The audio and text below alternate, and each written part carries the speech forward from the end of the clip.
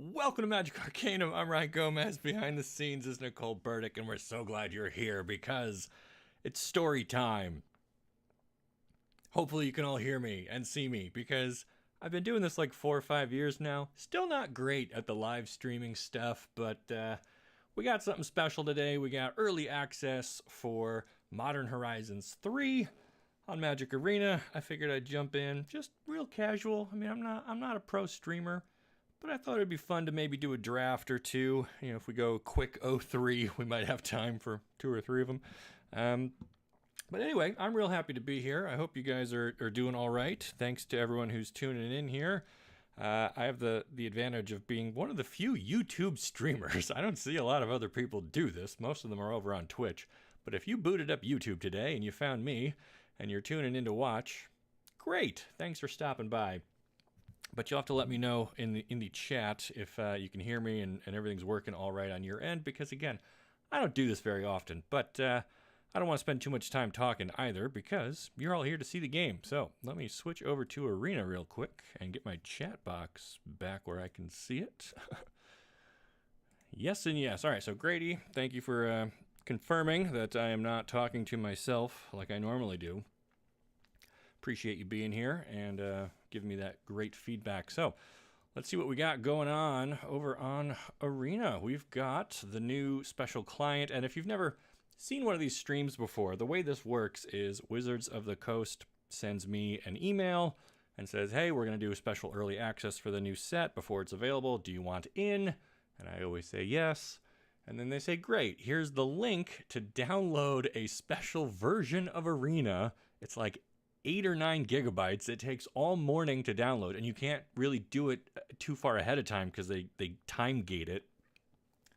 So you download the thing, you got to log yourself in, go through a whole like tutorial setup, whatever. It's a huge pain. And then finally the whole thing comes up for you, and this is what you get. It's a special version of the Arena client with other streamers and YouTubers and stuff all logged in here. So we're going to get matched up against other celebrities, and that's it. We're just all kind of hanging out in here having a good time. And Vince says, hey Ryan, thanks for the deck for Ashiok. Decided to mill the commander deck for that. That sounds awesome. I love coming up with just wacky decks like that and sharing them with people because the card pool is huge, and I get so annoyed when I see like the same 4 or 5 lists over and over using the same cards, and you're like, why do that to yourself? There's so many cool things you can do in this game, like we're going to find out with our premier draft for Modern Horizons. So let me fire off one of these, and you'll see. So this account that they give you, they call it like a god account or a master account. They gave me 62,000 gold and 61,920 gems. More than enough to queue up and do a few drafts. So that's what I want to start with. I don't really know all the cards in Modern Horizons. I kind of just was focused on Thunder Junction and wasn't really keeping up on previews. So I know that there's Eldrazi in here. I know there's energy cards in here. I know there's a bunch of stuff. I know everyone wants to play Eldrazi, but that means other people are going to kind of be fighting over those cards as well. So I don't know how well we're going to be able to force that strategy, as cool as it is. Although, I mean, if Pack 1 has like Emrakul in it, then that's a sign, right? So then we'll try and make it work. But otherwise, I'm just going to kind of click around here, and I don't know if I'm going to even be able to like read every card as I'm drafting it because some of them are quite wordy, and this is like on a timer. So we'll just do the best we can. But as you can see, it's taken a minute to find enough people here because there's a limited number of streamers who got invited to the early access, and if they're already all in drafts because they loaded up their software a little faster than me, we kind of got to wait until enough people stumble in here. So good time to check in with chat and see how people are doing. Spellbound Tutor says, hey Ryan, I hope you get some fun and interesting draft picks, as do I. And this is such a cool event because, when else can you draft for free? Like, I don't get to keep these cards. This account is only good for one day, today, from 9 a.m. to about midnight Eastern. And then they delete. It's like it implodes like a Mission Impossible, your mission should you choose to accept it message. It only is good for the one time, and then it's gone forever. So still, it's a neat way to get in and poke around with the set and see what's good before I spend any of my own gems or gold. All right, we finally have a full table. We're going to ready up See who else is here. See if we recognize any names. Start off with a sip from the green cup. We'll see how long that lasts. So for anyone who doesn't know, I live in western New York, I guess, technically. A city called Rochester. And it's about 80, 85 degrees outside today, I think. It's currently 81 according to my weather app. But that's hot for me. I'm more of an indoor basement, nice and cool kind of guy. So I got all the fans going, the air conditioning going. I'm trying to keep my lights low so I don't like cook myself sitting here. But yeah, that's why if things abruptly stop, it's probably because my computer just melted from the heat. I don't know. All right. Whenever else is drafting Eldrazi and energy, then exploring other niches can be great. Yeah, that's kind of the plan. Is just read the packs, see what's there, pivot into what's available. And my dear friend Ben Hill is watching. Let's go. Ben and I learned how to play Magic together back in like 1998. He's a dear old friend, and I love it when he stops by for chats. Hi, Ben. Great to see you. All right, so do we have people ready to do this or what? I clicked ready. Live in Maine. 85 sounds terrible, miserable. It weighs on you, you know. And this region is known for like harsh winters and lots of snow and everything, and that's just how I grew up. So I'm used to the cold. And for anyone who has not heard my whole life story, briefly, 2 years, wife and I and my kid, we lived in Texas, and it was like over 100 down there for many days, and I hated it. Anyway, all right, here we go. Our mythic is Disa the Restless, a Jund-colored 5/6 that cares about Lurgoyfs, oh boy, or we can take Ugin's Labyrinth, but I don't really see any Eldrazi, so no, pick one, Emrakul. Our signpost uncommons, we got the white-blue energy monk or the red-blue energy artifact. I like the bestow enchantment thing. That's one of my favorite like mechanics and whatever. Man, this is tough, and I've got 30 seconds to decide. Do I want to go with a 3-color mythic legendary, a colorless land? Man. I kind of like starting with like an uncommon, one of the signposts. I don't really... Oh, here's removal. I also tend to start with removal. So Wither and Bloom, -3/-3 instant. This might be my pick, actually. I think... is that weird? First picking a common? Yeah, I can't do that, right? All right, we're taking the Jund Lurgoyf legend. No way, this backfires on me. All right, Flare of Malice. So this is one of those spells that you can cast for free if you sacrifice a non-token creature. Each opponent sacrifices a creature or planeswalker with the greatest value. So that's more removal. That seems pretty good. And it's in our color. I mean, more removal. I didn't take removal. But that works at least with like our, I'll say our commander. It's not a commander, but... So Disa says whenever a Lurgoyf permanent card is put in your graveyard from anywhere other than the battlefield, put it onto the battlefield. All right, so if we mill or discard or something... And whenever one or more creatures you control deal combat damage to a player, create a Tarmogoyf token. Okay, so we could just make tokens. That sounds great. Jund them out. Yeah, live in South Florida. It's been hot. Yesterday was in the 90s. I mean, in Florida, at least you've got... No, I'm not even going to say at least you got. You don't have any... It's humid down there. It gets swampy hot. It's not even like a dry heat like Texas was. 90s in Florida is pretty rough. I feel for you. That's bad. All right, we got to find some help for our Lurgoyf strategy. But at least we got 3 colors to pick from. I don't know. Consuming Corruption, double black. Deal X damage to target creature or planeswalker. You gain X life, where X is the number of swamps. So that's going to be hard to pull off in a 3-color deck. Quest for the Necropolis. Landfall, add a quest counter. Sack this. Put a creature from the graveyard onto the battlefield. Yeah, I don't know. A really expensive equipment. No. That guy's not in our colors. Not in our colors. I mean, I say our colors, but whatever. We're just going to force it, right? Reveal the top 4. Make a spawn token. Gosh. Like, this set is cool and crazy, but I think I like this. I like this horror. We can adapt it, draw cards. That's what I like to do. I like paying life for advantages. The Dross Claw. Equipped creature gets +1/+1. Living weapon. So if you've never seen a living weapon, this comes in with a 0/0 germ token that it attaches itself to. So it'll become a 1/1 by itself. Hydra Trainer. Whenever it attacks, you can exert it. When you do, give something else stuff. Man, there's just so many words on these cards, and I've got 20 seconds to make sense of them. Glimpse the impossible. This is cool. Exile the top 3 of your library. You may play them at the beginning of your next end step. If any of them remain, put them in your graveyard. So that would trigger our thinger. Okay, I mean, we'll try that. It's got cool art, at least. Frogmere Enforcer. So that's kind of an artifact thing. Horrific Assault. Where's all the Lurgoyfs at, man? I was promised a Tarmogoyf for somebody. We can have an Ooze. Do we want an Ooze? Not really. Do I want a Dream Drinker Vampire? That's fun to say. Got lifelink. Okay, I mean, that's like maybe it.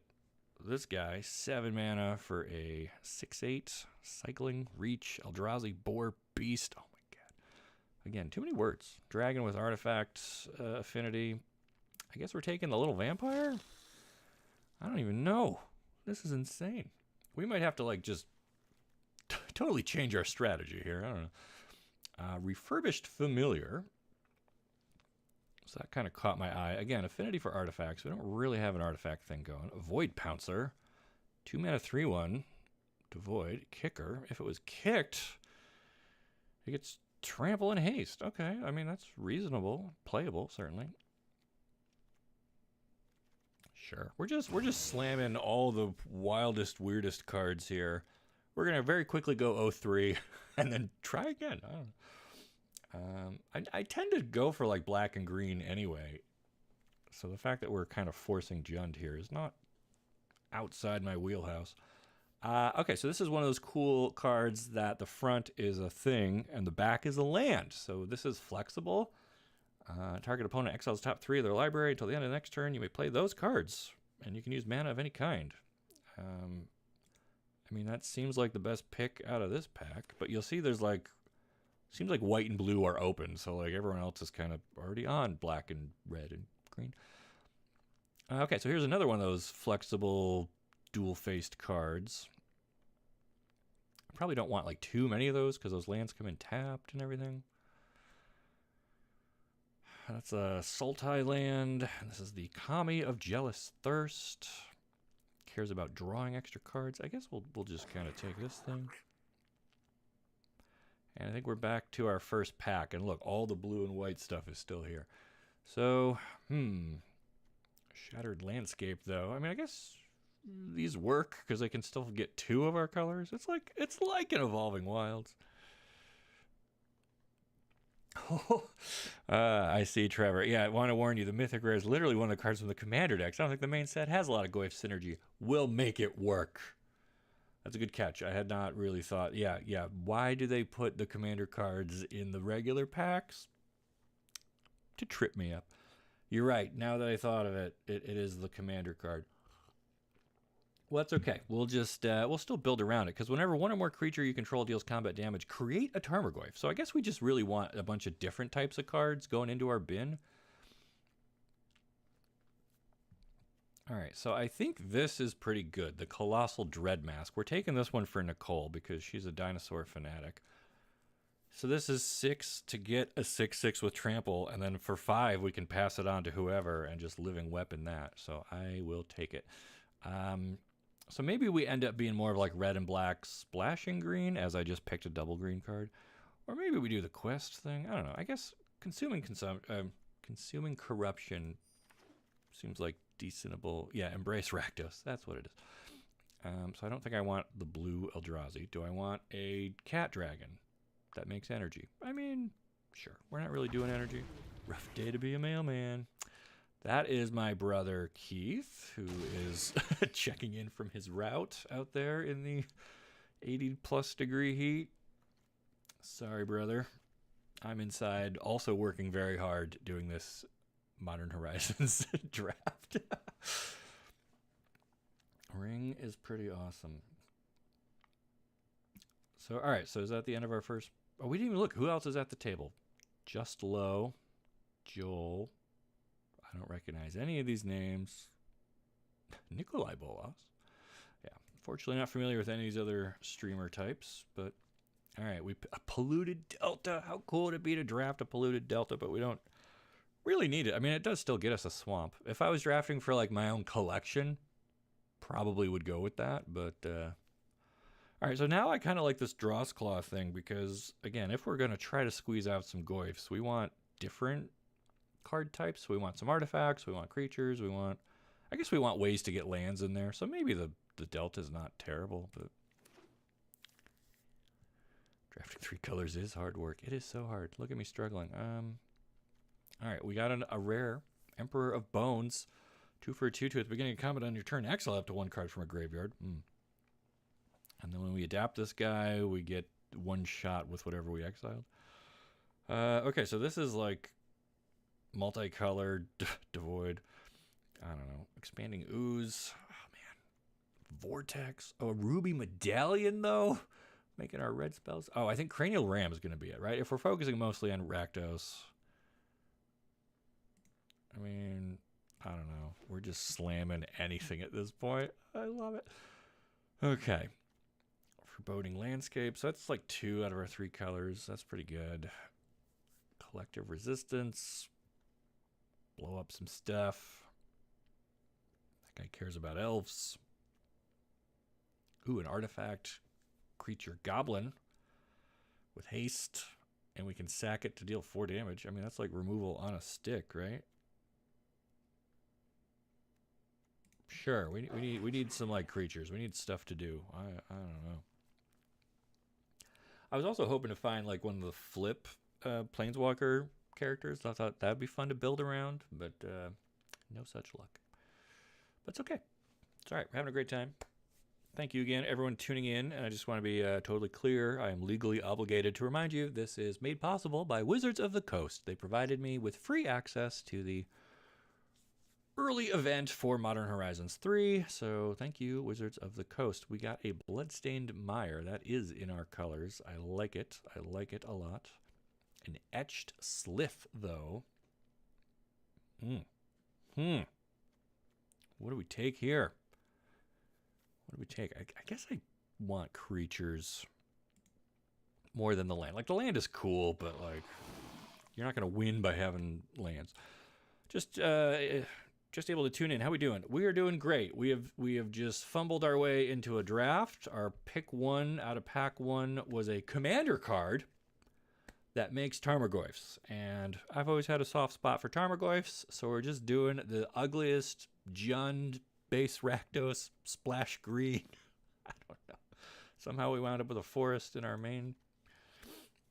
All right, so now that we are... Ooh, Gravedigg. This is such a clever card. Maybe too clever, because it's like Gravedigger is a 2/2 that brings something back, and this either makes a 2/2 or brings something back, or if you pay 4, which is what Gravedigger costs, you get to do both, and it's build your own Gravedigger. I don't know if we really want that. We're not trying to pull stuff out of graveyards. How about this Infernal Captor? I don't know. We get to exploit, gain control of stuff. No. I think we'll just take... No, he's loud. Do you think Nashi was meant to have a card in Thunder Junction since he gets the whole story? Well, Nashi has a alchemy card for Thunder Junction, so I don't know. I don't know if that was supposed to have been a paper card or if it was just kind of always planned to be that way. It's hard to say. But we also just got a Nashi paper card in Aftermath, right? So, like, how many Nashis do we need in Standard? What does this do? Destroy an artifact or give something a buff? That seems fine. Appreciate the Jund deck. Just a Jund deck. I mean, I don't know what I'm doing. I didn't study for this. But again, I'm seeing a lot of like white cards kind of go late here, which tells me that white is probably open, and maybe I should be doing that. But we're gonna try to dial this in going into our 3rd pack. We'd love to find more removal. Like, we don't really have any burn yet. We don't even really have like a good kill card except for this Consuming Corruption and something else. Polluted Delta tabled, so that's good to know. I guess we take that. Right? Yeah, I mean, it puts a land in the graveyard, so if we ever do get our commander out. She'll make bigger goyfs. Okay. Ruby Medallion. Again, this would be like cool in a money draft. I wouldn't mind adding that to the collection, but I don't get to keep anything here. Whenever you cast a creature spell, power 5 or greater, discover X, where X is that spell? No. Wumpus, 4 for a 6/6. And if I don't spend... Oh no, what happened? I didn't want that. I ran out of time. Ah. Fine. We'll just do this fast. Arena, you robbed me of a Wumpus. I needed 2 more seconds. This thing's cool, but doesn't really fit with what we're doing. A little horde shadow spinner. Jolted awake. Yeah, that was me this morning when my alarm went off. Okay. Phoenix goes in our graveyard. This is just a hot soup of mechanics. Bestow, collect evidence, flying haste. Ugh. I don't love it, but it's probably... Or do we want just like straight removal? I mean, we kind of need to be able to kill stuff. Or we get a twisted landscape exactly in our colors. Oh, man. Choices. All right.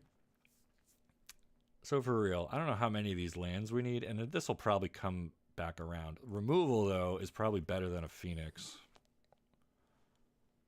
And everyone watching is like screaming at me that I'm terrible at Magic. It's true. Removal. All right, thanks, Grady. I feel so much better now that somebody agrees with me that we actually need to be able to... What is this guy? A 9 for a 6/6 with a merge, and when you cast it, you can exile your hand. If you do, draw 3 cards. Oh my gosh, that's pretty cool, but I don't know. Nightmare, you get energy and do stuff. Lion, Umbra. Destroy each artifact. Come on, where's like... the playable cards? I don't even know. 3 for a 3/3. When you cast a spell, and when it dies, make a spawn. That seems all right. That's like a nice middle of the road 3/3 for 3 that does stuff. I'll take it. Whenever you cast this spell, whenever it attacks, put a 1/1 counter on each colorless creature you control. We don't have a lot of those. Warped Tusker. Probably not. Do I want another Repurposer? Whenever this enters the battlefield or attacks, it connives. Like this set is just every mechanic ever made. I don't know how you're supposed to like do this. It really is just like a Commander Masters in disguise, right? Like most of these cards are reprints or seeds for other formats. I don't know. Does this really shake up Modern? Maybe it does. I don't play Modern myself, so. All right, a Bestow dude with landfall and something and something. Each player sacrifices a non-token creature. I'll take that. That's removal with legs. One important Magic lesson I've learned: an ugly deck can take you to 7-0, and a deck that seems amazing can decide to draw you 6 lands in a row. Yeah, you're totally right. This game is wild. And okay, do we want a Flare of Malice? I mean, that's pretty good. We already have one. Do we want double flares? Or do we want, like, our land? I guess we want the flare. Because now there's 2 of these going around, right? Flare's a little expensive. I don't know if we're going to have anything to sack to it. I guess we got some little things. But again, this is me showing up for the final exam without having actually studied for the test at all. I don't know what cards are in here. I don't really know the synergies of this set. Look at this guy. Destroy target creature with flying, but also reinforce. I mean, that seems pretty good. We don't have a lot of our own flyers, so maybe just being able to knock something down. Or a 1/5 that puts everything counters on stuff. Man, a little baby dragon. Grady says fixing. Well, I missed it. I didn't take the land there. I took extra removal. We'll get more fixing. We'll be fine. We're fine. We're totally fine. This is a cool island. I like that art. Reveal the top 4 of your library. You may put a permanent from among them into your hand. The rest in your graveyard. Make a spawn. I mean, that's all right. That's like a little bit of ramp and whatnot. No need to study. Just have fun. I'm having such a great time. This is so cool. The early access stuff. They stopped doing it for a while, and now it's back, baby. So we're gonna get the most out of it we can. Creation of Avacyn. Search your library for a card, exile it. Lose life equal to its mana value. So this is basically our second copy of our 5-drop. Do I want to go and get that? Probably not. Ethereum Terramander. Can only block creatures with flying.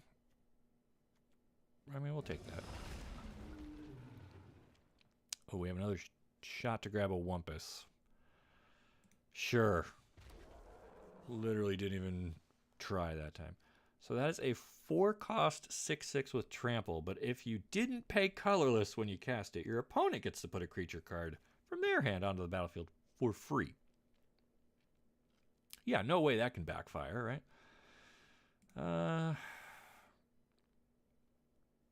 So maybe I do want a couple of these lands because they can make colorless as well and help us out. Not excited about any of this. This thing needs Elf, which we don't have.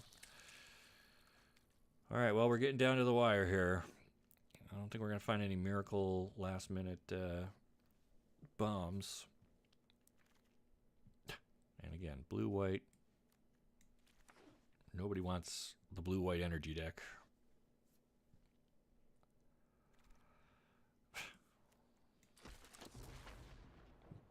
Guess I should have grabbed one of those Jund lands. Oh, well, okay, that works. We'll take a dragon. All right.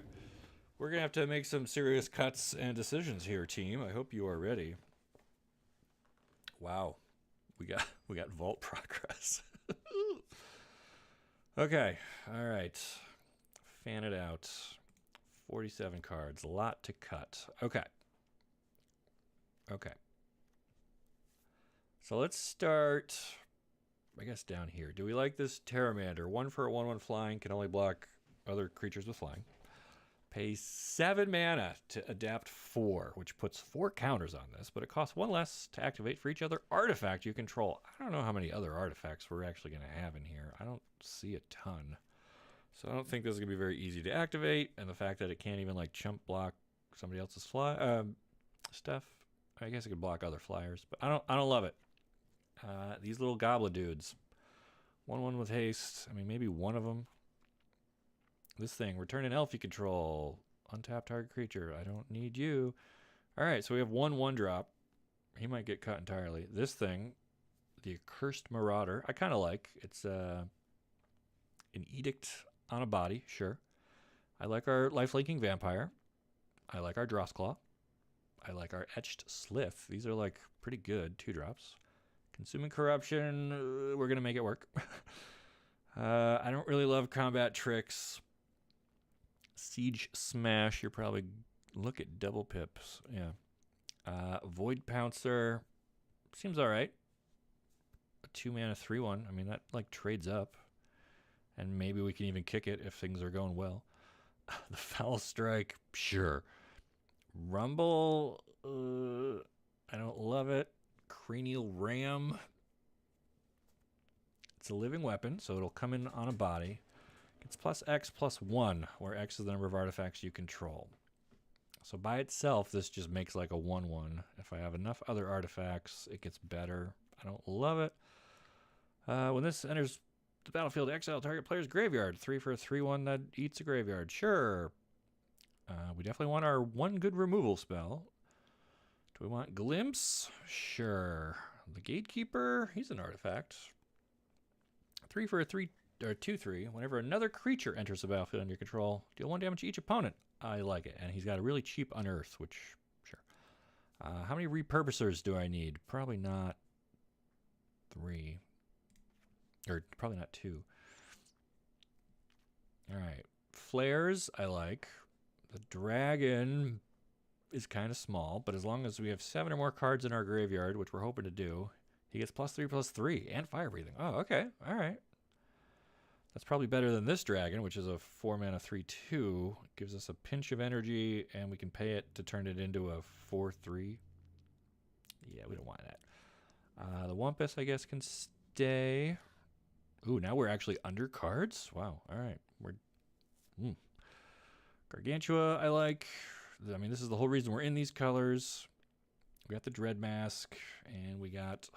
This is really just a land, as far as I know. Spell costs 1 less to cast for each 1 life your opponent will have lost this turn. Target opponent exiles top 3. All right, so if we can hit him hard, we can make that cheaper. I don't know. We'll keep it. All right. So I got to put something back in now? That's insane. What do I want back? The Pteramander? Another Goblin? Maybe the Rumble? I think I like that, actually. Because we don't have a lot of sorceries. Okay. And then our lands, we got 5 swamps, 4 mountains, 5 forests. This can get us black or red. This can get us black or red, which are kind of our main colors. And then the polluted delta, which just gets us a swamp. I mean, is it worth running a polluted delta? It puts a land in the graveyard, which might make our Tarmogoyfs bigger, assuming we ever get them. I don't love it. We'll try it. I mean, we're here to try stuff out. All right, so we have a curve. We have a bunch of 2s, some 3s, 4s, 5s. It kind of tapers off. Do they give me a companion unlocked? No, they don't. Thanks. We got a cool avatar sleeve thing happening here. What kind of sleeves do we want? What's a good Jundi sleeve? This guy? Sure. Okay. So this is what I'm going to submit, friends, unless we've got some other ideas here. We're going to try 1 little goblin, a bunch of 2-drops. It's kind of an Eldrazi mid-range thing, and then pow, switch up to the Tarmogoyfs. Maybe we do want that little flyer, actually, because this says, whenever 1 or more creatures you control deal combat damage to a player, create a Tarmogoyf. So maybe that 1-drop flyer actually sneaks in. What do I cut to make that happen, though? Or do I just run 41 cards and just really... I mean, that's okay, because it's counting this as a card, but it's also a land. I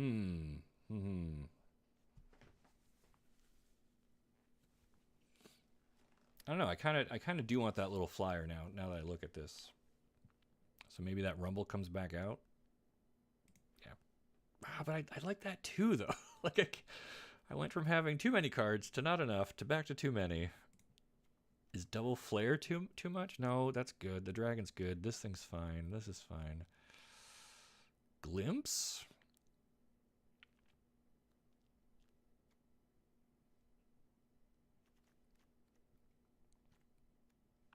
I don't know. Maybe it's just the goblin. Maybe the goblin goes. And we'll just run that as our 1-drop. Let's try that. All right. No looking back. We're jumping into our first game here.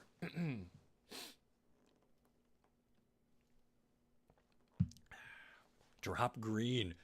No, green is so good. Green is making this whole thing possible. You watch. We're going to need that green. We're going to be grateful for the green. All right. We're up against Nicole Dubin. And look, we drew our bomb, and we've got plenty of time to find green. We got red and black. We got a 2-drop. Oh, man. So we have 1 playable card, but 4 lands. So, like, no way this doesn't work out, right? No way. No way we're getting punished here. And, of course, we draw a double green. Okay, so we're going to start with the mountain. I think our first real play will be this Void Pouncer. It's a question of when we use the delta. I think I want to hold on to that as long as possible. Because the shuffle effect and thinning out land. Well, maybe I should use it early because I want to get lands out because I've got so many already. Yeah, maybe that'll be our turn 3. Alright, so they have the Living Weapon Dross Claw. Whenever this attacks, each opponent loses 1 life. Obviously, we're not going to block their 1/1 with our 3/1. They've got, Grixis. And the Vexing Bauble. Whenever a player casts a spell, if no mana was spent to cast it, well, joke's on you. We're a very fair deck. We're paying for everything. Sack it, draw a card. Okay, well, that's cool. Good for them. Not going to slow us down. Cranial ram. All right. So I think I like the delta here.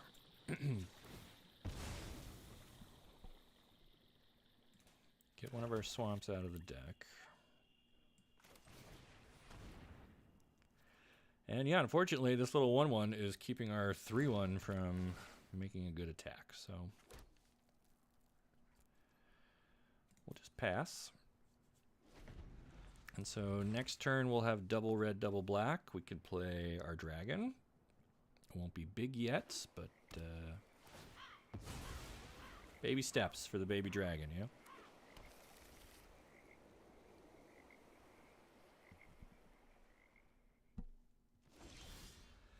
All right, opponent on 4 colors. Cool. So I kind of like trying to get this Slith going rather than the dragon at this point.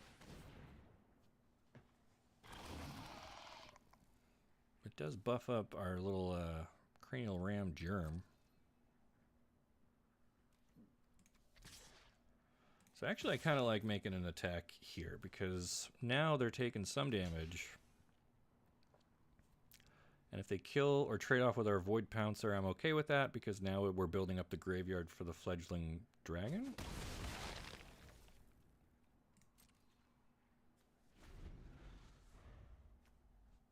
And so the Slith is a 1/1 with Menace. Whenever it deals combat damage to a player, put a 1/1 counter on it. And when you do, you may remove a counter from another target, permanent or opponent. So this thing can like eat energy off of opponents.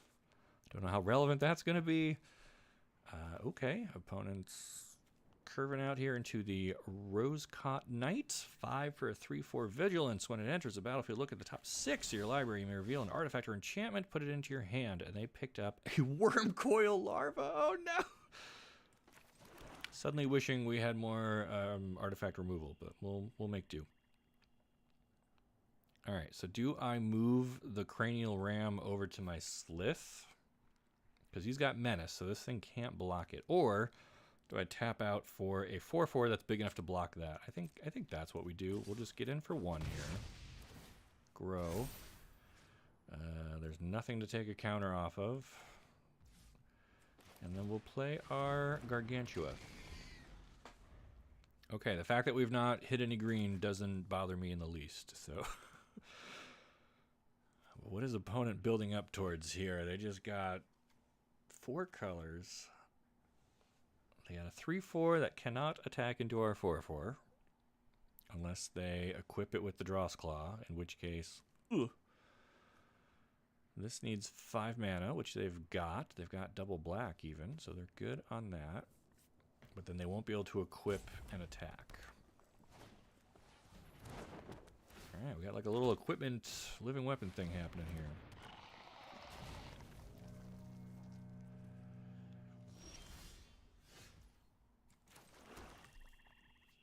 Okay. So do I adapt this and just draw more cards? I guess we'll start there. Yeah. Pick up our own Dross Claw and a Pteramander. Okay. So we didn't really build with artifacts in mind, but like we kind of do have enough. And so now, do I move this over to my Slith and give it +2? So it'd be a 4/2 with Menace.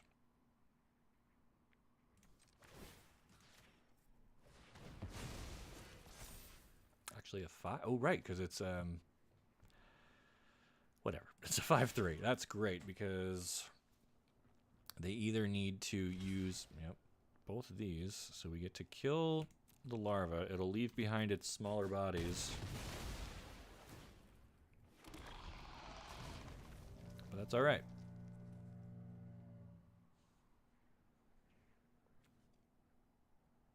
For each other artifact you control. Oh, so I guess this is only going to cost 5. But we might just throw our living weapon onto the Pteramander now and start beating up in the sky? I don't know. I mean, we have a 6/6. The only thing we're really afraid of is a 1/2 death touch. But they did just...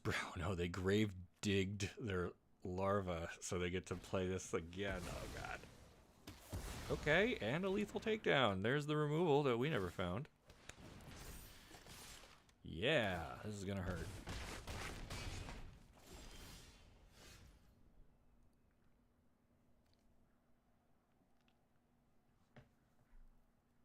Okay. Okay. So we can gain 4. That's good. Maybe we play dragon. Or do I want the Dross Claw? So we have a chump blocker.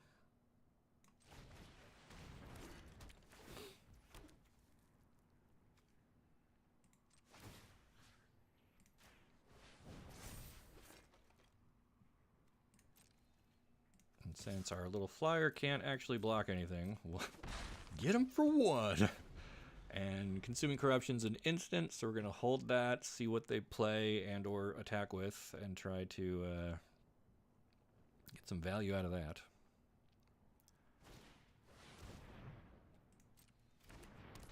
Oh my god, I clicked OK. I should have, in response, just... Oh my god. Okay. That was a mistake. No. Now we're getting punished, for reals. Well, I guess we kill that. So I'll just casually let them throw a +2/+2 lifelink and flying. Oh. You see why I don't do a lot of streams? You see why I don't do a lot of streams?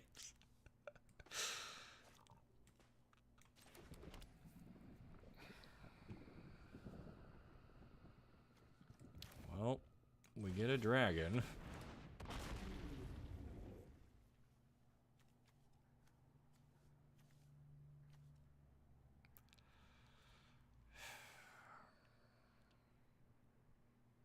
And I think we maybe like move this up to here.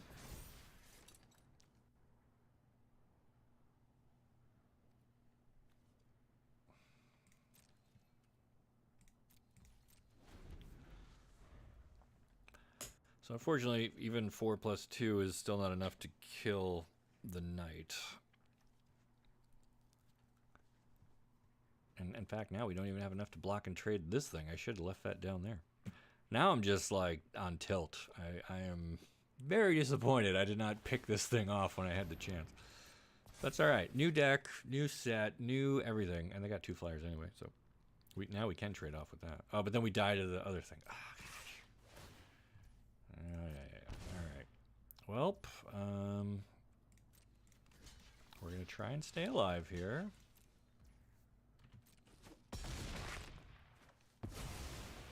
I don't know how we actually kill this. We need to draw our, like, 1 of removal spell. I think we try and thin out our deck here. Down to 5. We're not dead. We're not dead. Just down to 5. I mean, do we have outs? We just need a way to kill that. That ain't it, Chief. Yeah, unfortunately, even if we suit this up, we never did find a tree to play our Disa. No attacks.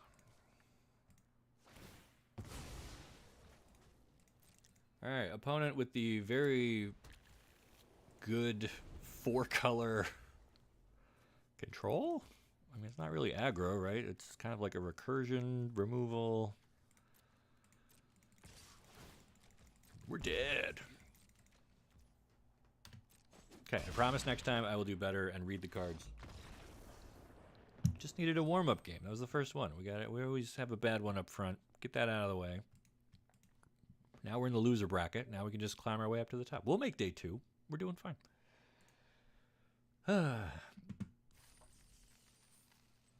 Okay. No changes to the deck. It's Not the deck that's the problem. It's me. It's me. 4-color value. Yeah. Clearly, that person did their homework. They know what's in the set. See how long it takes to find another opponent.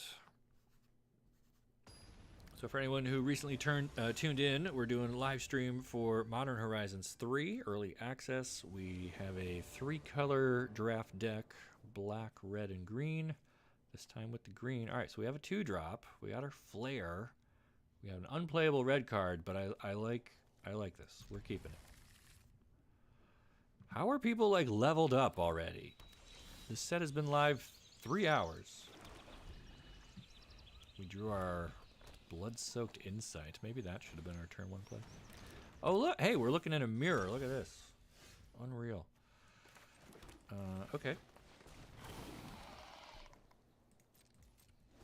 So this is cool, right? So you may sacrifice a non-token black creature rather than pay this spell's mana cost. Each opponent sacrifices a creature or planeswalker with the greatest mana value.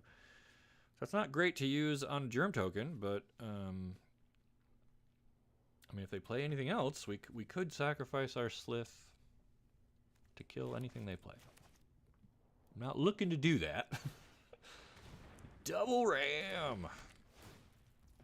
Cool. Alright, so I'm fine if they attack here. Because we have Menace, so this will grow.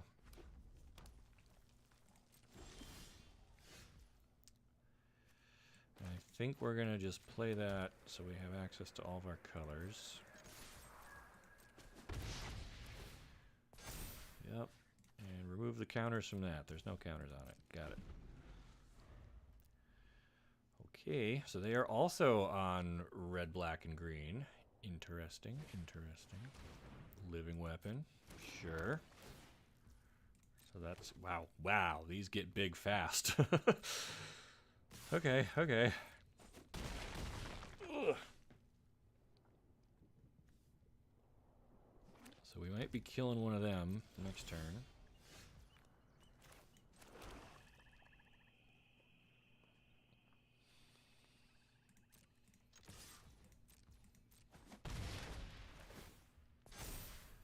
Grow. I mean, again, no counters to really take away. Yeah, I think we'll just keep our Breathe Your Last to kill one of these, which will actually save us a good amount of damage. Oof. Alright, that's another artifact. Cool. And hey, they got some energy that we can eat off of them with our Slith. Okay. They go to attack. We will kill one of these. Or try to. All right. So unfortunately they still have an artifact, which means the other one stays big. Alright, we take 5. Not feeling great here.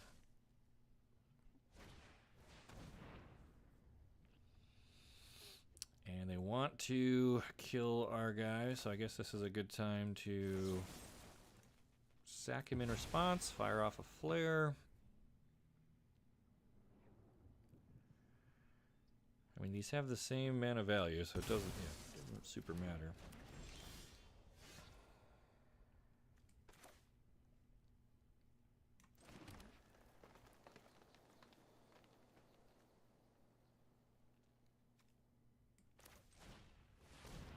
Well, guess we'll play our Molten Gatekeeper and try to block this germ. So what does their amulet do? Enters, get 2 energy. Whenever you cast a spell from anywhere other than your hand, deal 1 damage to each opponent. Pay 2 energy, exile the top card of your library. You may play it until you exile another card with Unstable Amulet. Cool. Alright, our only hope now is that they are stuck on 4 lands and have a bunch of 5 mana spells in their hand. But I don't think we're that lucky.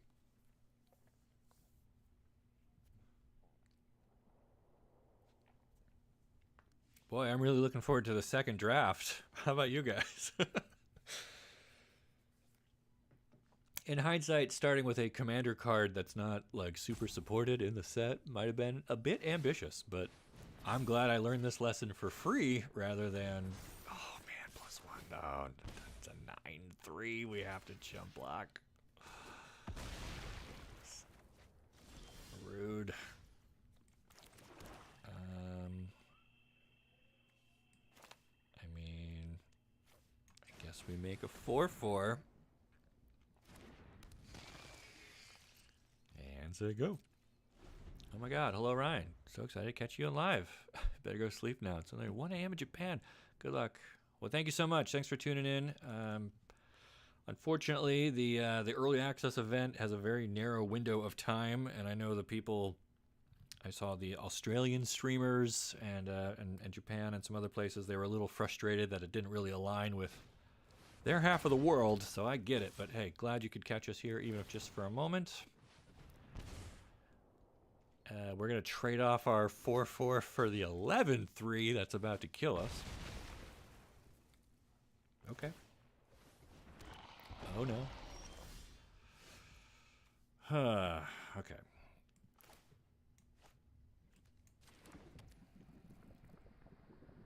So, unfortunately... Oh, maybe I should have used that for the colorless so I could have played this kicked. It would have been a 5/3. It still trades on that. So I think we just play this. So we at least have a blocker again. We're hanging in there. We're not looking too great, but this is where I would sideboard in was it Molten Burst or something? It's like destroy X enchantments. That's what I need right now. Well, you don't main deck that. Oh, right, and they're going to suit this up so we don't trade. This just lives and kills us. Ugh. Yeah, you get more energy. We go down because of that Dross Claw, which we can't find ours. Okay, all right. This is going to be land off the top now, right? Glimpse the impossible. Cool. Exile the top 3. Ooh! Play a swamp. How long do I have to play these? Play them this turn. Okay, so... I would love to save that until they... That didn't kill it! We only had 4 swamps! No! I counted 5 black mana, but this isn't a swamp!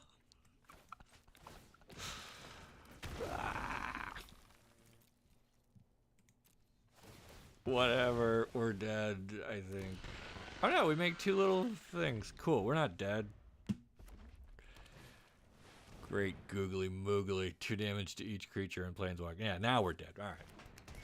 What do I think about the set? Well, as I said earlier, I was a little caught up in Thunder Junction, so I didn't really follow the previews and everything for this set too closely. Because I don't play a lot of Modern, so I wasn't really thinking like, oh, what's this going to do for my favorite Modern deck? I'll probably pick up some cards here for Commander and such. And I'm excited to play for free with the account Wizards gives me. But, I mean, I don't know. It's a weird set because we've got Eldrazi is like the main thing. Which they're such a cool story element and they're such a cool part of Magic overall for them to just be like, hey, here's a bunch of Eldrazi with no context. You figure it out. I feel like that's kind of a waste. Like they should have saved it for something more impactful. I like getting the flip walkers, but again, very little context provided. I mean, the original ones came from Magic Origins. So we got like the Jace that starts as a creature and becomes a Planeswalker, but in that same set we got, Ala Maharet, the Sphinx that tortured him until his spark ignited. We got to see cards set on Vryn, his home, and there was so much more cool stuff in that set to support the idea of those transforming Planeswalkers. Here, none of that. It's just, oh, hey, here's Sorin, and remember how he used to be a vampire and now he's a Planeswalker? Okay, hope you remember, because he's in a set with Energy and Eldrazi and Modified and Bestow and 1,000 other things. And there's just no want to say no flavor to it, but there's no cohesion, right? It's a stew with just 1,000 ingredients that individually are fine, but collectively probably don't taste all that great. All right, I think we have played. Oh no, this person was in the draft pod, right? I remember this name. Yeah, this Hydra trainer is familiar. Okay.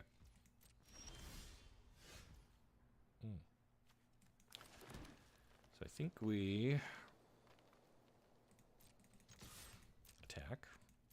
I think we play our Dross Claw. So I guess one cool thing. Oh no, because Flare, it can't be a token creature, right? We can sacrifice a non-token black creature, so we can't sacrifice the germ tokens from the living weapons. Hey, that's also in our deck. Dartboard design. That's a good way to look at it. Yes. Yeah, they just kind of were like, oh, we know people like all these things. Why don't we just smash them all together? And surely people will enjoy that experience, but we don't. We don't. Reveal the top 4 of your library. We put a permanent from among them in your hand. Let's try that.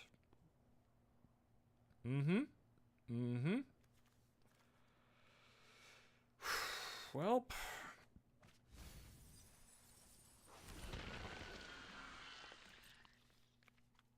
not even a mountain so that we could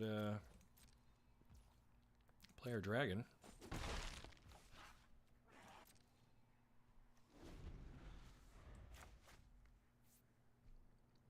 Although I guess technically we need a second swamp to play the flare. I grabbed another forest in case we pick up our 6-drop mask thing. Alright. So they adapted their Hydra Trainer. It's now a 3/3. They may exert it as it attacks. When they do, target creature gets +X/+X till end of turn, where X is the number of counters on permanents you control. So if they exert that... No, they're just going in for 3. I will happily take 3 damage here. I mean, I guess they can exert it to buff itself, but I don't see why they would do that.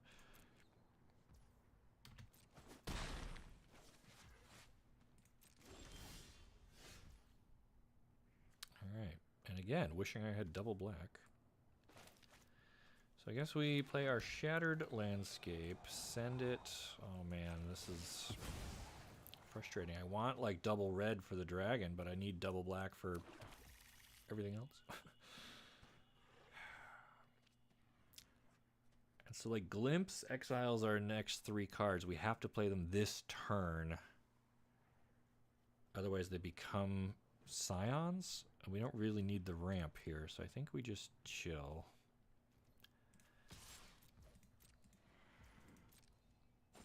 Get in for 1. Tie it up at 17.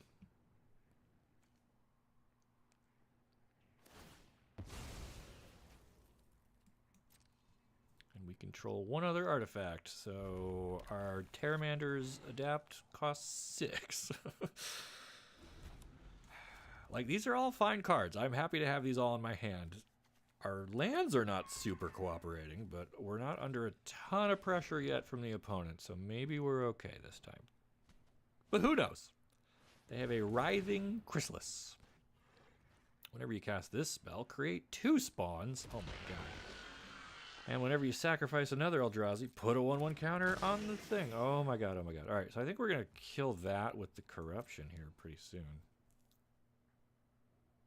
As soon as we find a 3rd swamp, because it has 3 toughness. Oh my god, maybe this was like a bad pick. Do we block either of these? Sure. I mean, you're just hanging out down there anyway.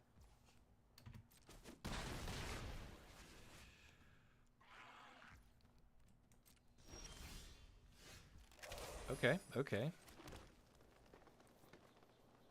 Breathe your last. That's... okay, so destroy target creature or planeswalker. Gain 1 life for each of its colors. This is a 2-color guy. No, it's not. It's devoid. It's 0 colors, so I will gain no life. But I do get to kill it. That might be worth doing. I don't know. We still only have 2 swamps.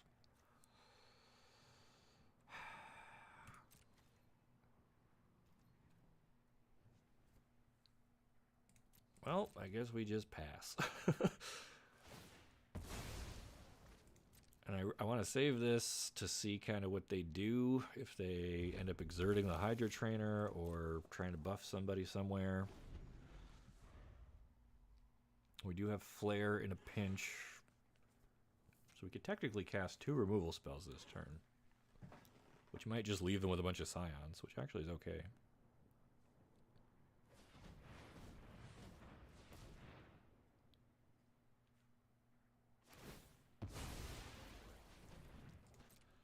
Yep. Sacrifice the Scions. Yep. What are we playing? What's our big bomb?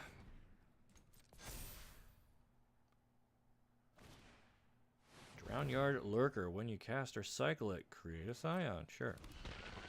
That's it. It's just a 7/7 with Vigilance. Good lord.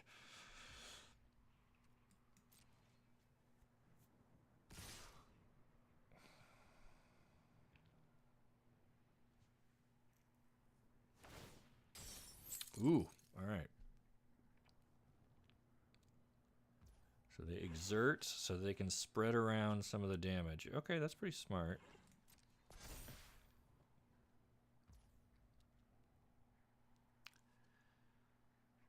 So I think we kill that. And then take 8. I mean, I could use the Scion to block, but we might want it for something. Oh. Oh, and they've got a Tameo. That's awesome. Good for you, opponent. Curious. I must investigate this scroll further.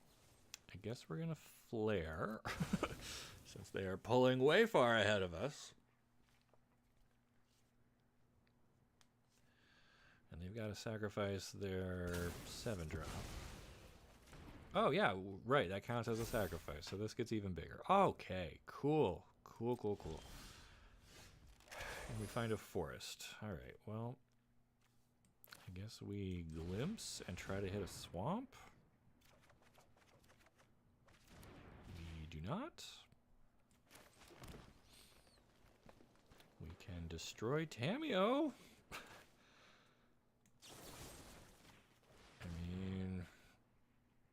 We're not dead, because this exerted, so it won't be able to attack. So they'll only have this thing, which we can just jump block.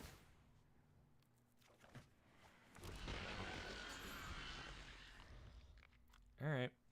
Well, the good news is, now we have a dragon that if we ever find a mountain... Why? Why? Okay, block. Still alive, still alive.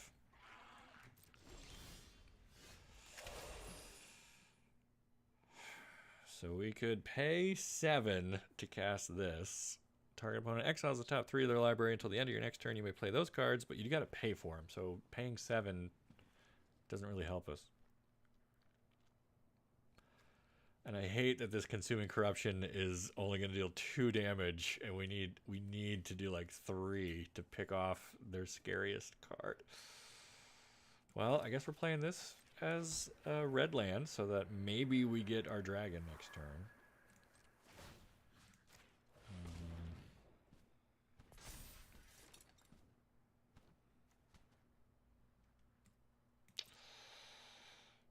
Yeah, we're just gonna be chump blocking with some Scions again, or maybe not. Wait, that was okay.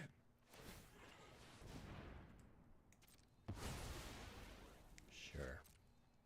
So they used utter insignificance to enchant our Scion, turn it into a 1/1, but then pay another 3 to exile it. All right. So we, oh, interesting. Oh, I see. So now we actually have a target for Consuming Corruption. Deal 2. We don't get to gain the life. For shame.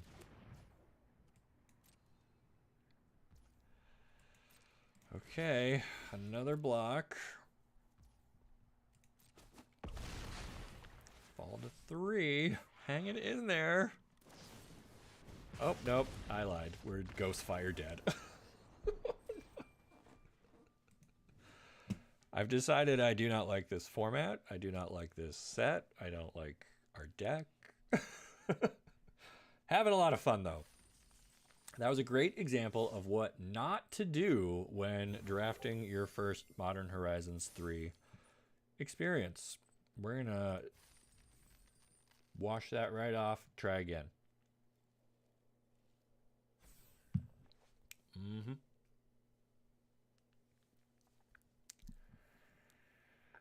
Okay, good. A perfect 03. Just, that's the warm-up, like I said before. I thought we had to have one game of warm-up. We needed one draft warm-up. Now we know what the pitfalls are. We will not draft a 3-color commander card as our pack 1, pick 1. We will make smarter choices. We will employ good drafting. This time I will aim for like 3-3. We're going to try to get at least 3 wins before we lose 3 times. But we need 2 more butts in seats. So this might take a moment to find 2 more drafters. We could also do sealed instead. I think that's available, but I suspect the queue on that one is even worse.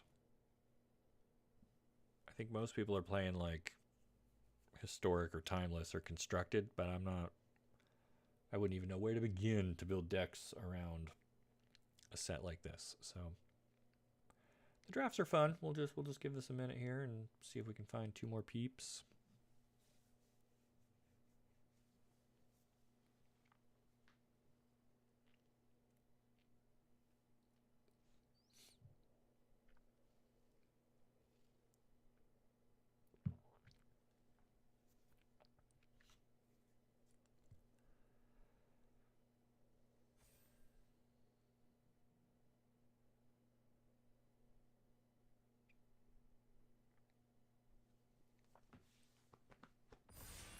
Okay, look at that.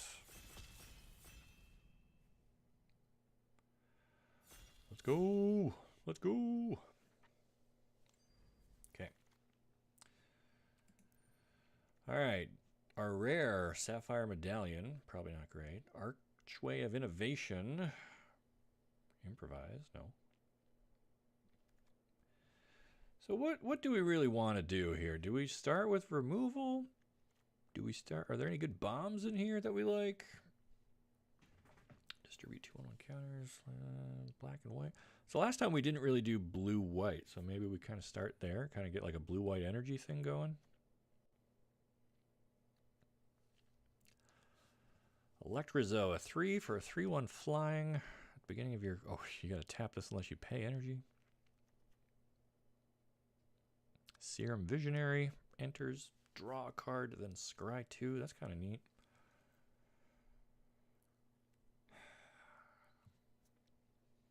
I don't know. I don't want to waste my first pick again. We're taking the Marionette Apprentice, a 1-mana 1/2 with Fabricate that wants to see creatures or artifacts put into the graveyard. We can make that happen, right? And we got Kirk. For each black and a cost, you can pay 2 life. Whenever you cast a black spell, he gets bigger. I mean, he's super expensive. I don't really want to do that. Muster the Departed. Make a spirit token at the beginning of your end step. If a creature died, populate. Does she care about it not being tokens? Whenever another creature or artifact you control is put to the graveyard. So maybe like a black-white kind of a aristocrats tokens thing here? Yeah. Yeah, Grady is 1 step ahead of me again. So let's try and make that happen. As I pigeonhole myself after just 2 picks. Okay, so Marionette Apprentice. Pretty cool. So Estrid's Invocation, I don't think really helps us. The Evangel, 2 for a 3/1. Whenever another non-token creature enters the battlefield under your control, proliferate. This thing has populate. which will make more tokens. Hex Gold Slith. You get energy when it attacks. You can give it first strike. And it just keeps getting bigger.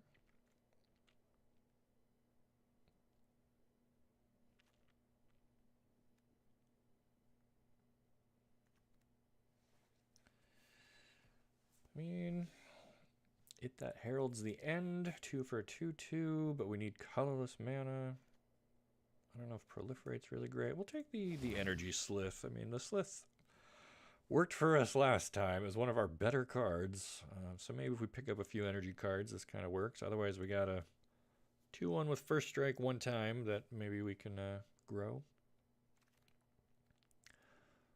Spawn our creature tokens. Good catch. Okay. Okay. So maybe this archetype has more support than first appears. Static Prison. When it enters, exile a thing. You get 2 energy. Okay, so this is like a really cheap, flexible removal spell that requires more energy.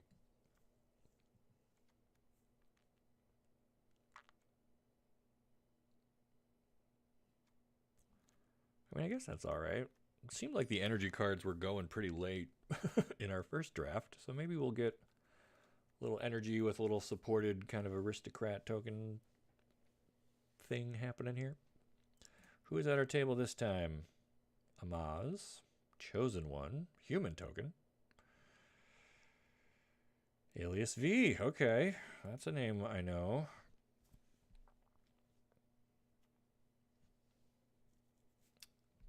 I think I like Insight here. Sack an artifact or a creature to draw 2 cards. It's got flashback. Seems to fit with what we want to do here.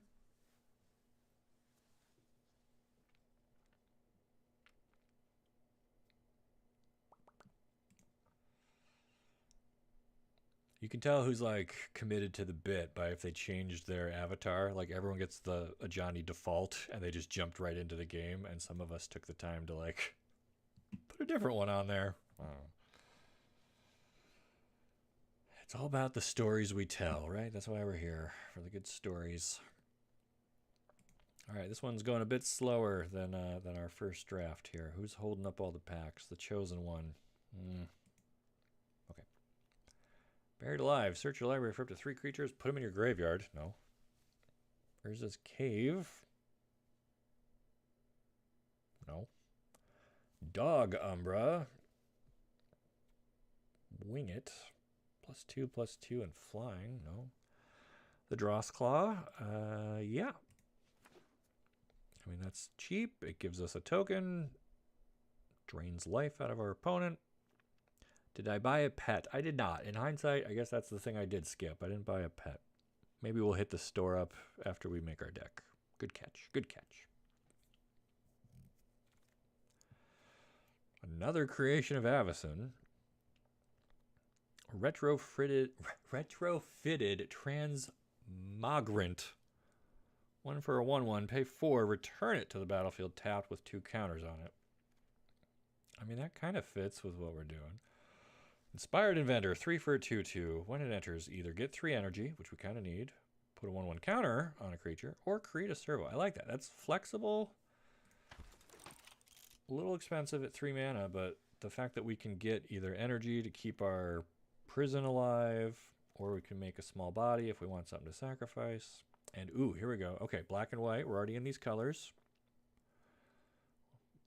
He can throw counters on stuff. He can grow. I like it. All right. Undo Knot Master. Does he undo the knots? Does he do the knots? You don't want your Knot Master undoing his knots, right? It's a joke. It's a dad joke. Bad joke.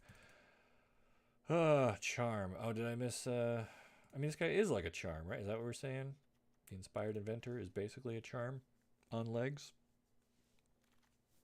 I think so. All right, we're back to our first pack with the Sapphire Medallion. Nobody wants.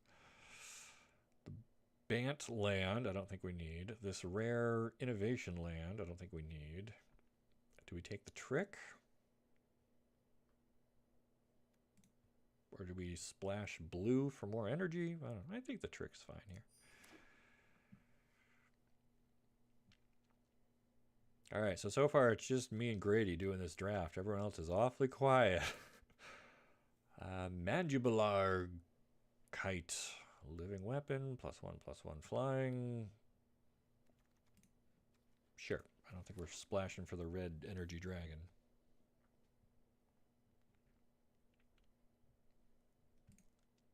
Oh my gosh, chosen one. What are you doing? What are you doing? Choose one and move on. Okay, so if we did splash blue, I guess we would get the energy gargoyle, which is kind of neat. I don't think I want a 7/7. I guess we take the land. Maybe that will help us kind of splash thing. Germs are also tokens, yeah. The trick leaving a flying counter. Yeah, that's a good point. I mean, sure, we'll take that. I don't think we're playing it. I don't think Creation of Avacyn makes the cut. We'll put it in the deck for now, but what's this fairy do? When you draw your third card in a turn. All right, and we got 2 Wingets. Okay. We have a rare merfolk. No. A cursed mirror. No. Arcbound Condor. 4 for a flying modular 3. Whenever another artifact enters the battlefield under your control, target creature and poker. Doesn't really work. We don't have a ton of artifacts this time around yet. The Nyxborn Unicorn. 2 for a 2/2 with Bestow and Mentor. I mean,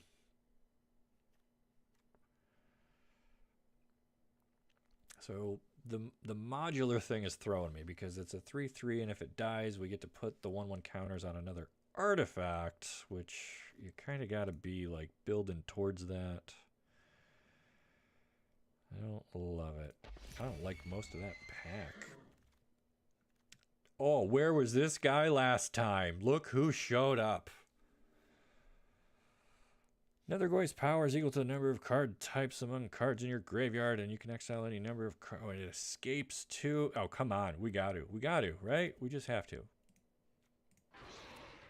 Goif, baby. I mean, we'll make it work. We got creatures. We'll pick up some lands. We got the instants.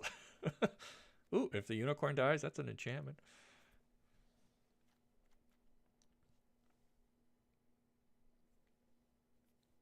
Man, so Tarmogoyf, 1 in a green, right? And this guy's just black, and he has the same stats. So that's power creep, baby. Plus, you can escape him. Exile any number of other cards from your graveyard with 4 or more card types. So when he escapes, he's going to be tiny. Ooh. Ajani fells the Godsire. So this is removal. Makes a cat. Gives vigilance. And then we get to give something double strike. Is that worth 5 mana, though? I truly don't know. I liked the Gargantua last game. We don't really have... Oh, only my grave. Is that the catch? Number card in your grave. Yes, okay. I did not read the card closely. All right, so that's why it's cheaper. It only cares about your own graveyard, and the original Tarmogoyf looks at all graveyards. Bingo. All right, so Grady and I disagreed on that last one. He wanted the Saga, even though it's a 5 mana removal spell. It might come back around. So do we take one of the lands that can get us both of our colors? What's this guy? When he enters, you get 2 energy. Sounds good. Or the Charm. Deal damage equal to twice the number of creatures you control to target creature. Destroy an enchantment. It's a tough one. I guess we want bodies and energy and Rhino. Rhino role player there. He'll make the cut probably. All right, so things I'm looking for. There, we get another shot at a Johnny. We could also pick up Wither and Bloom, though.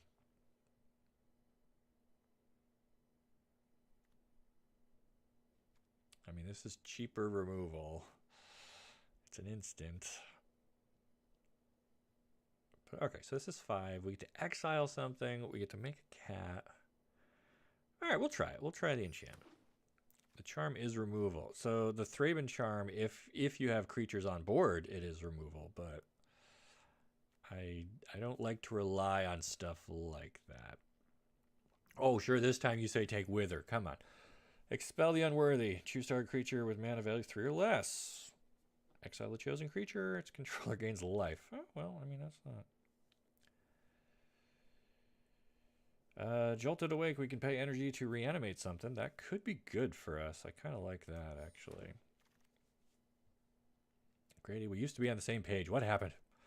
Charitable Levy. Non-creature spells cost 1 more to cast. Whenever a player casts a non-creature spell, put a collection counter on this. Then if there's 3 or more counters on it, sack it. If you do, draw a card. Then you may search your library for a plains. Put that on the battlefield.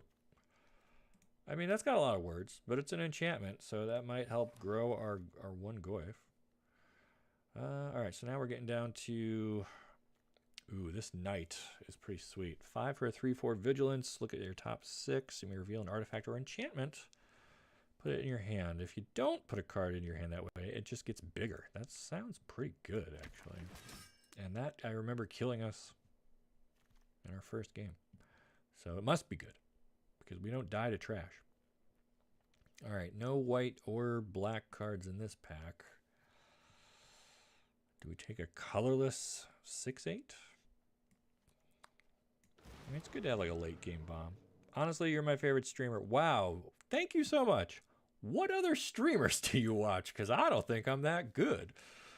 I guess we'll take another Jolted Awake here. We're having fun. Another Johnny Fells the Godsire. None of these really fit with what we're doing at all. I appreciate you saying that. I mean, I don't stream very often. It's just kind of when it comes up. The early access stuff in particular is a lot of fun, but I like doing it. I should do it more. I got the stuff here. I might as well. I got a decent webcam and a decent enough computer, although it is starting to show its age. I play on a PC I built myself using budget parts like 6 years ago, 5 or 6 years ago. So they were budget parts then. So I don't know. I don't know how much more mileage I can get out of this thing, but when it works, and we're doing it. We got 40 plus people tuned in for early access of Modern Horizions 3. We are drafting a black and white kind of tokens energy thing. I don't really know. This set is confusing AF, as the kids say. Do we want a Bear King? No. Do we want a Shrieking Drake? No. No. No. No, no, no, no, no. I think this is going to be Breathe Your Last, right? Just solid removal. Missed the doing daily streams. Ooh, that was a while ago. I could get back to doing that. I could do that again. Do we want a Pearl Medallion? Do we want this menacing human knight rogue that connives?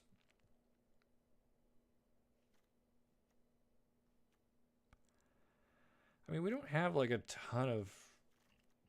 I don't know. I mean, I guess the medallion makes it. And if our opponent blows it up, that's an artifact that goes away, so that triggers some stuff. I don't know. Hey, my budget PC lasted me 10 years. Well, that's good. Congratulations. I built mine when I was living in New York. Then I had to throw it in a box and drive it down to Texas. Then I had to throw it in another box and bring it back to New York. So it has a lot of miles on it, both literally and in terms of usage. So I suspect some stuff has gotten jostled around and some dust has probably settled in weird spots. I should open it and clean it, I guess. That might be a good idea. All right. I don't think we need a baker's dozen Jolted Awakes. A vampire, a little lifelink vampire. We could put counters on it. Menace.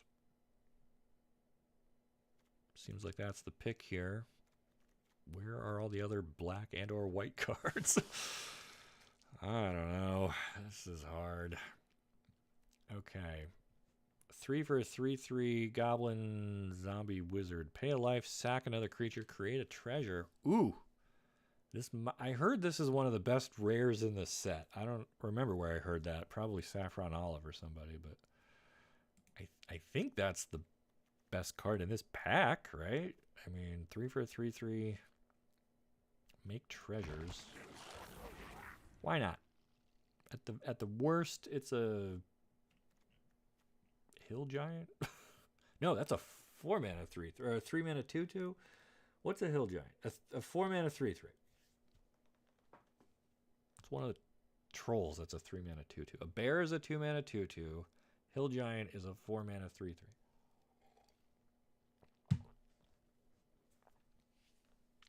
Goblin.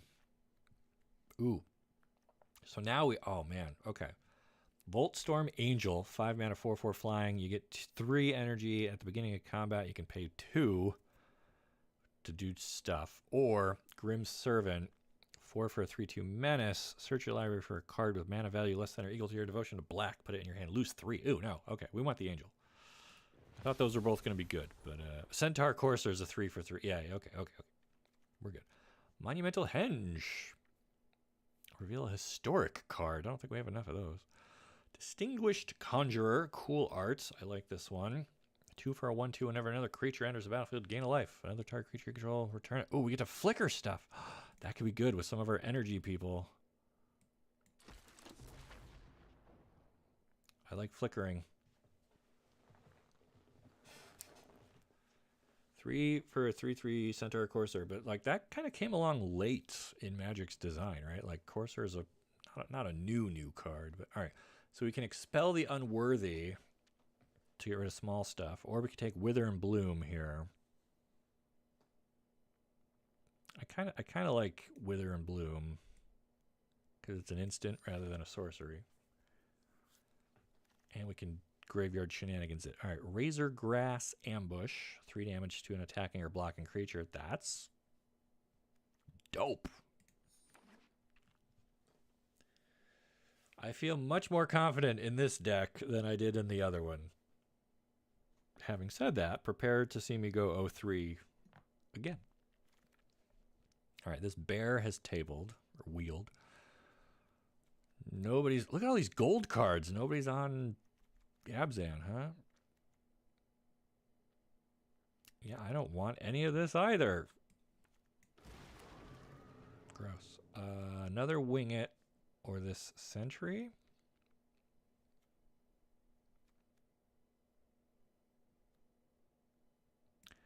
I don't know. Wing It, I guess. Jilted Awake again, I guess. We're getting stacked up on way too many tricks. But we got an Angel. We got some stuff. We got this Knotmaster I'm excited for. The Knight.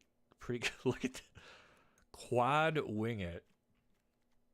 4X. We got a constructed deck now. Insane. Courser's, yeah, Future Sight. Okay. Well, to me that feels like not that long ago, but I guess it was in true Magic. You forget this game's 30 years old now. I've been playing since 1997, 98, something like that. Exodus was my first memorable purchase. I remember buying the Exodus pre-constructed starter deck and playing that for hours. And I had a friend in middle school, who tried to teach me how to play, and he wasn't a great teacher. And all I remember is at one point he slammed down a green card called Crash of Rhinos, which is from Mirage. It's an 8/4 with trample. And it costs like a bajillion mana, because back then that's how they did it. And so he plays this Crash of Rhinos, and I kind of look over and I go, what's trample mean? And he goes, pretty much means I win. And I just started scooping up my cards, because I don't know, how am I going to block an 8/4 with my... I was playing like a red and white Pegasus token deck. I was making like 1/1 flying Pegasus tokens, and he hits me with an 8/4, and I'm like, yep, can't beat that. Okay. What do we do with this deck? We got to trim some fat here, my friends. We probably don't need 3 Jolted Awakes, right? Choose 1 target artifact or creature card in your graveyard to get 2 energy. Then you can pay any amount of energy equal to that card's mana value. If you do, return it or cycle it. I mean, we'll keep 1 of those. How do we feel about this Mandibular Kite? I mean, I don't love it. It's 1 for a 1/1 flyer, though. But we got like the flying tokens coming off of the wingets. It is an artifact. I don't love it. I don't love it. Static Prison, I think I do want. The Goyf, absolutely. Charitable Levy just seems like a fun, chaotic thing. The Conjurer, pay 5 and tap it to exile another target creature, then return it. Ugh, that's an expensive blink. We'll think about that one. We did pick up a copy of Expel the Unworthy, which has some pretty sweet art. It's a sorcery. It only works on cheap things until we kick it, and then our opponent gains life. I'm going to say no for now. I like our Slith. I like the Unicorn. This I really count more as a land. We don't need 4 wingets. Let's try 2. The Vampire is, I mean, could be good, especially if we wing it. +2/+2 and flying. We build like a little flying lifelinker thing. The Amulet isn't great with 1-cost things. True, true. Check the 5s. Yeah, we do have a lot of 5s. The Dross Claw, I'm a little unimpressed with now. The Insight seems okay. The Apprentice was like our first pick. Wither and Bloom seems great. The Medallion, it depends how many 4 and 5 drops we end up doing. So this also kind of is a land. Inspired Inventor, I like. This is going to make us spirit tokens and then keep populating those tokens, I hope. Energy Rhino, cool. The Warren, sure. Breathe Your Last, yes. I don't think we need the Creation of Avacyn. Search your library for card, exile it. Okay. Turn the exile card face up. If it's a creature, you lose life. Ugh. You may put the exile card onto the battlefield if it's a creature.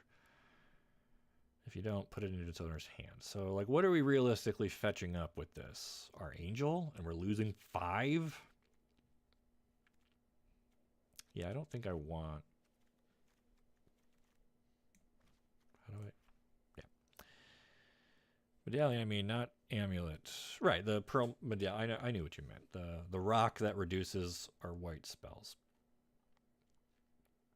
All right, 4 more to go. I think we keep the Knot Master. He seems pretty good. I really like this Knight. I don't know if we need 2 of the Ajani things. I do like the Angel. And I do like this Gargantua. And we do kind of have some extra lands with our trick lands here. So,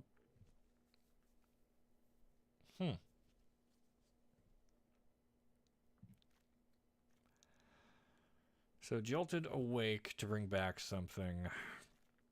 I'm just not feeling that.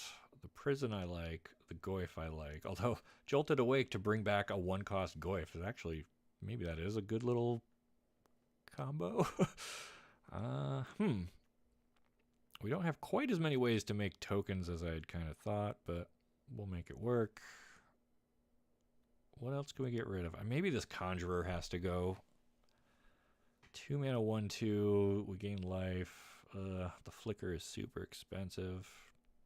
It doesn't even like work with the Medallion because it makes white spells cost less, so that doesn't really help with her activated ability. All right, so we'll get rid of that.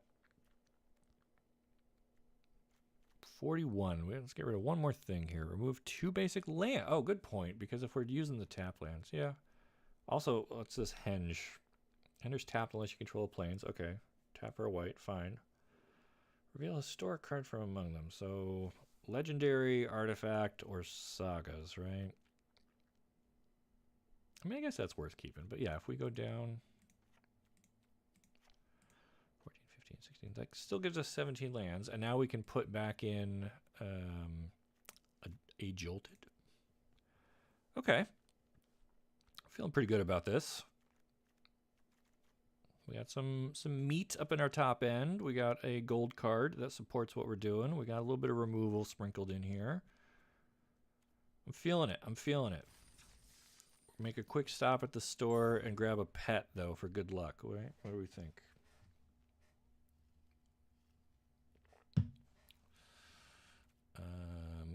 Do I want pets? Pet? No. Cosmetics. We can get the goldfish. We could get a dragon. Brushwag. Those are our choices. Well,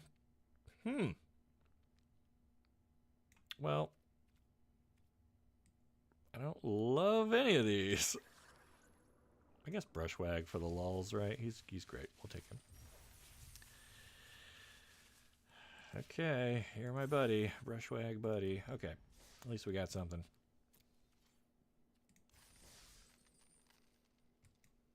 All right, place your bets. Are we going to do better or worse than our first draft, which went 0-3? I will remind you. I think this is much better. We actually... Oh, was Soul Ring a choice? It was part of one of the bundles. I didn't look that close. Yeah, Soul Ring's probably better. But Brushwag, I mean, that's pure magic, baby. Place your bets in the chat. Are we going to at least win one time? Are we going to win 2 times?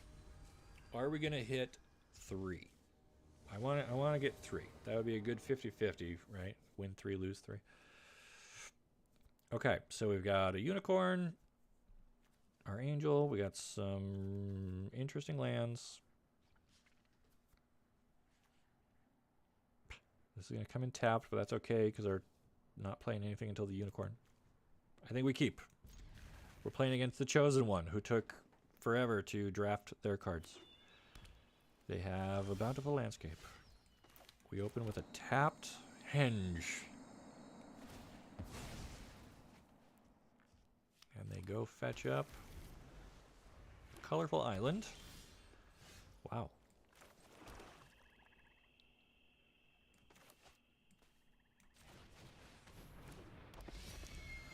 So a case could be made for like keeping this to bestow because it's way more powerful when you use it as an aura and then it pops off and becomes something else. But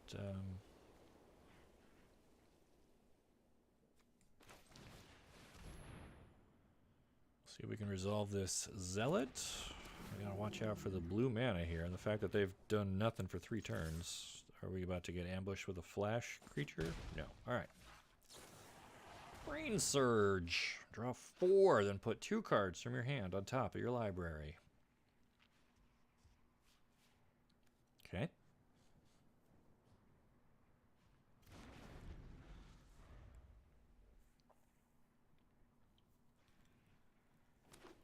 Alright.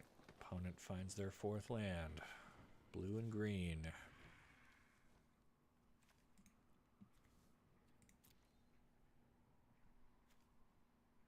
What are they doing with it, though?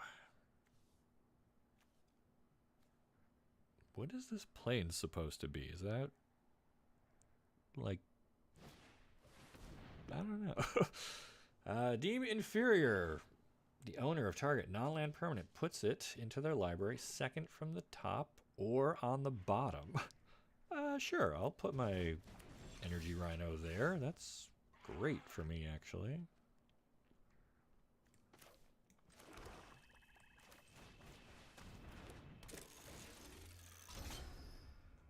And I think we go with the token.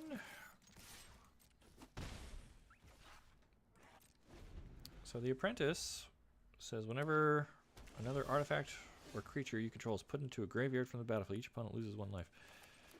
And fabricate means we can give her a +1/+1 counter or make a 1/1 servo. So we will mentor her, I guess. Get in for 5. Feeling pretty good. Okay.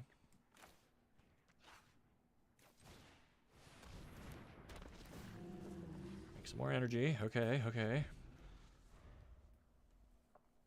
I mean, blue-green doesn't have any board wipes that I'm unaware of, does it? Just a Dread Mask. Rip. Okay.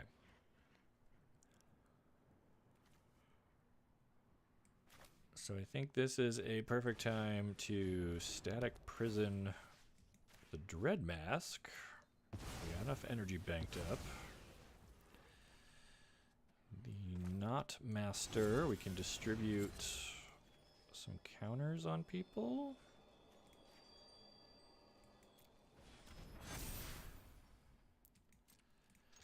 and then attack, and we get to mentor. Look at that. We have a whole modified board here that hits for one short of lethal. Okay. Okay, guys. We're this close to the W. I think we got there.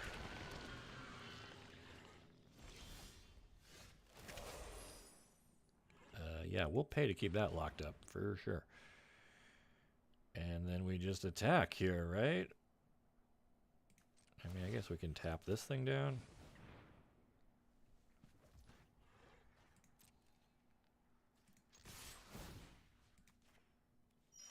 And yeah, they've only got one blocker. We've got 3 attackers. I think that's a win for the black-white energy aristocrat deck. Boom shakalaka. Good start, good start. Love our deck. Feels great.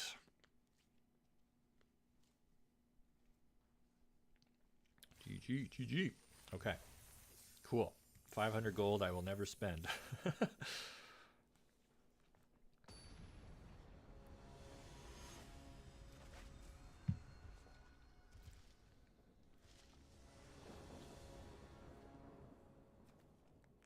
Okay, plenty of 2-drops. We got our big angel.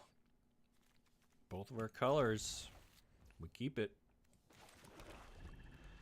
So here's a question for you guys. If you have, like I just had, 3 lands, right? 2 plains and a swamp, and it doesn't really matter which one you play first, is there one that you will typically play first? Like, I play whichever one I have less of for some reason. I don't know why. Not like... There's not a lot of ways to be forced to discard a land early on. But if I only have one of something, I guess I'd rather get it out right away. Just feels better to me for some reason. I don't know. Okay. Are we playing against Numot the Nummy? Is this like... Is this Kenji? We don't need... Oh, wow.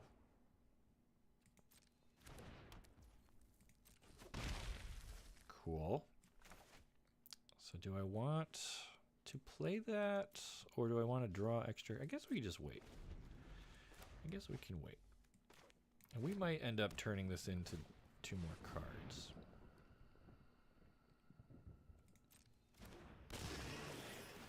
Yeah.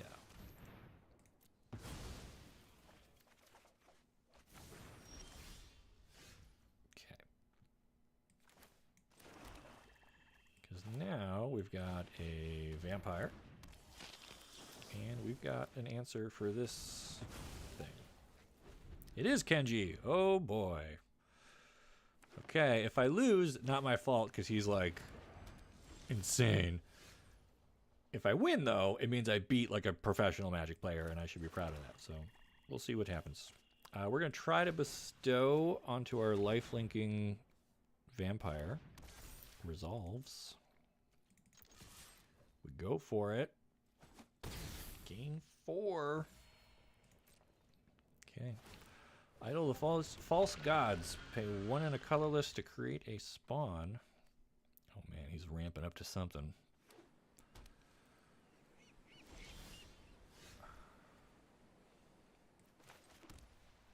So this is interesting. Do we wing it and try to go over the top of this token?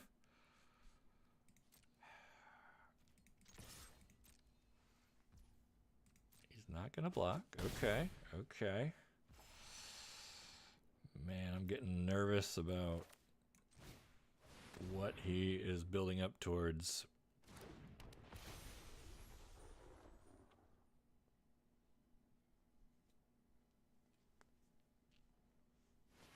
I go with Wooburg order. Okay.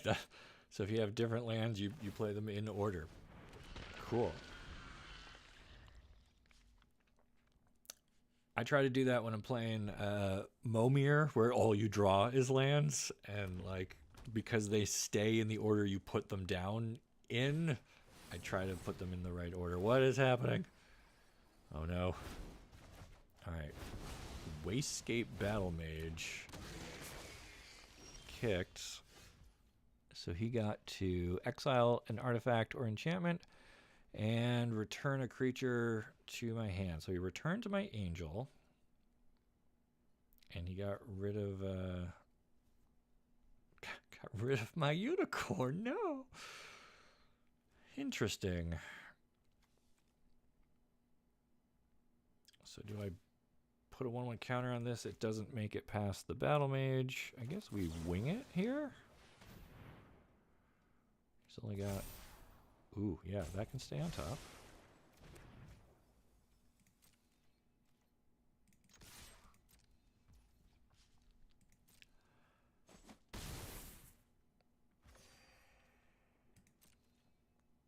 I guess that probably was a good time to use the Wither and Bloom to put another counter on and just maximize our damage and our life gain, but since we don't have enough mana to really do anything else. So I kind of like holding on to a Johnny Fells the Godsire here because clearly he's building up to something big, which we might just be able to exile.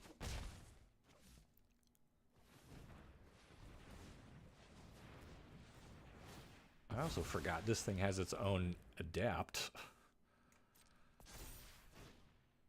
Ooh, Null Drifter, very nice. Okay. So he evoked that. Got a bunch of mana. Plays another idol. More spawns.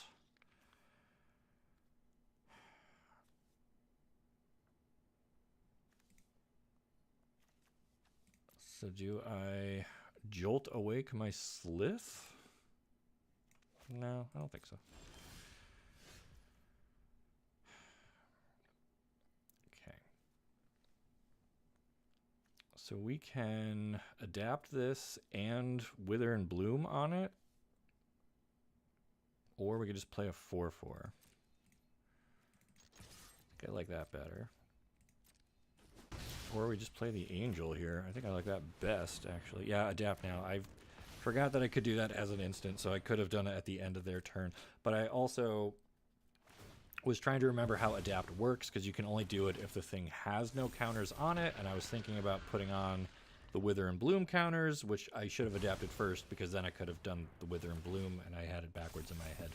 But it's totally fine. We're just playing against, like, a world-ranked professional Magic player, and I've got 32 life and he's got 5, so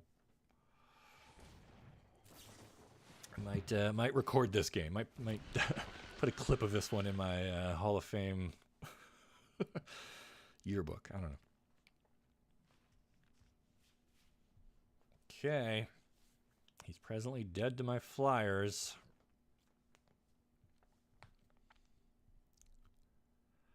Still winning, right? It's okay. We give ourselves like 3 punts per game because it's a new set and we're streaming and chatting and butterflies in our tummy because we're playing against Newmont here. But otherwise, doing great. Doing great.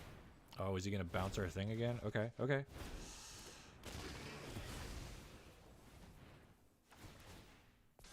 What did these ultimately do? As long as it has 8 or more 1/1 counters on it, it becomes an 8/8 with Annihilator. Oh gosh.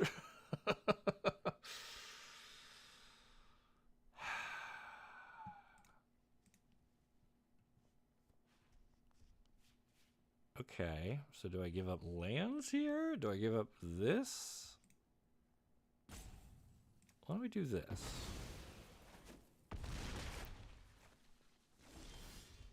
Oh, Jolted is a sorcerer. Why did I think this was an instant? What was I...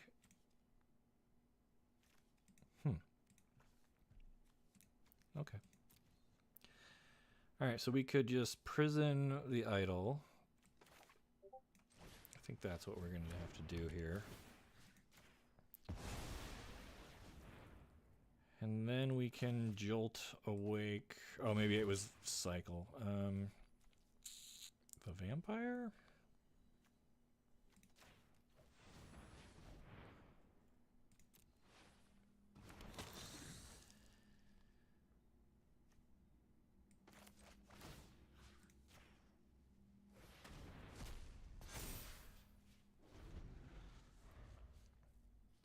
Doing fine. Just take your time. Right. It is, it's getting warm under these lights, I gotta tell you. All right, so he's got 5 cards in hand. We've got 3. We've got removal for anything really big. We've got our own big thing. We've got an angel, which he seems to be most scared of because he keeps bouncing this back to our hand. So maybe just playing the angel would have been better than trying to get clever with Jolted Awake and bringing back our vampire. I mean, I kind of forgot this doesn't fly anymore.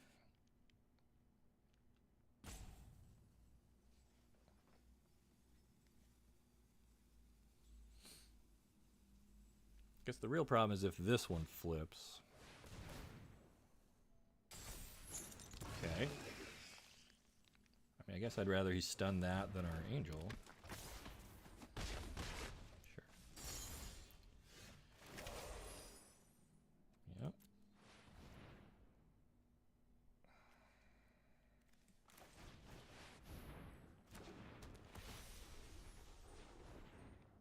Okay.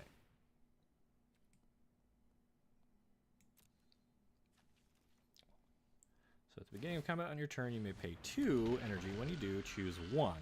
This thing gains vigilance and lifelink, or other creatures get +1/+1. And now he's got a 4/5 with reach. So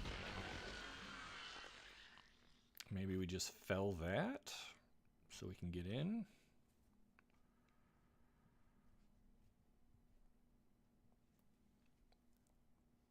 I guess that's what we're going to have to do here, right? Oh my god, he's got all the biggest stuff in the world!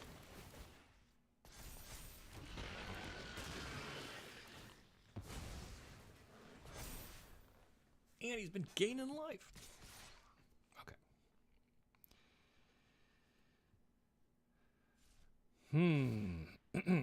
Okay. So actually we're okay losing this because it's going to come back with no counters on it. And I think I need the 5 mana. So I'll take 8. Oh my gosh, you guys, this was going so good for us. +2/+2 won't really get us there.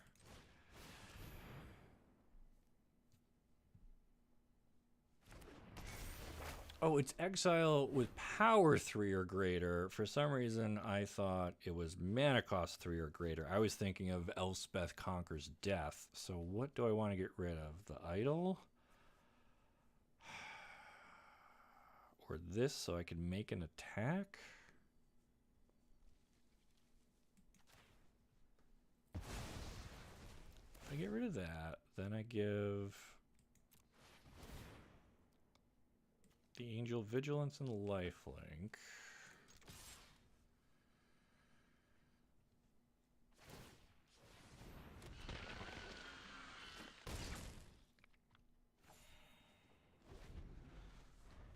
So unfortunately, this still gets to attack. I'm going to have to give up 2 more lands and chump block.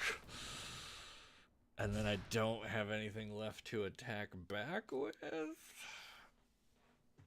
So I think we are going to lose to this incredible army of Eldrazi. We were in such a commanding lead, and then I just kind of fumbled on the 1-yard line. Or I give up that and land. Oh, man. Right? Because I got to block.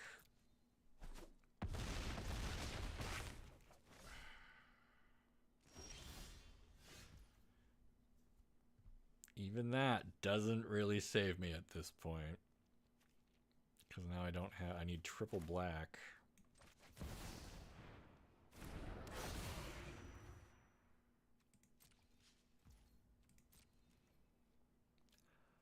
Okay, well, that's what I get for talking about putting this one in my highlight reel. I am, of course, going to lose to one of the best players in the game. I guess it's only fair.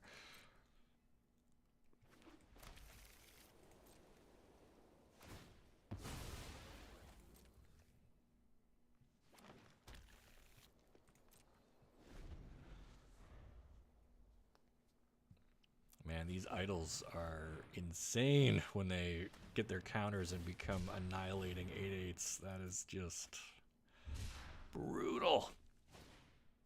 Okay, we're gonna be 1-1. We're fine. And again, losing to somebody of such stature.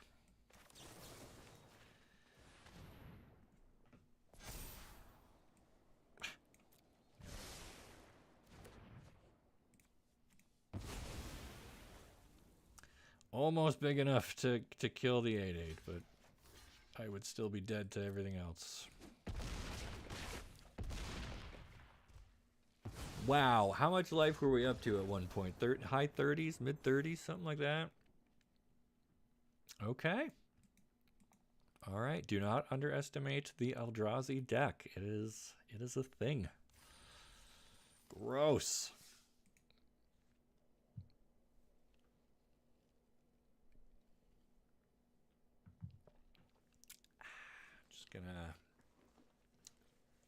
Just gonna shake it off like Taylor Swift says, right?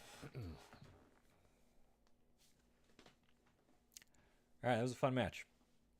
I liked our previous one where we just steamrolled our opponent a little better, but 32, maybe 36. We'll go back and review the tape. We'll make that Nicole's job. Okay.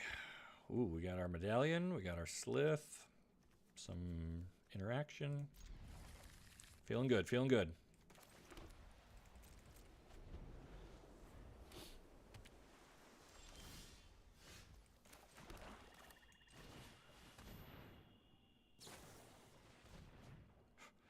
I was like, what is the 1-mana counterspell? No, it's tune the narrative.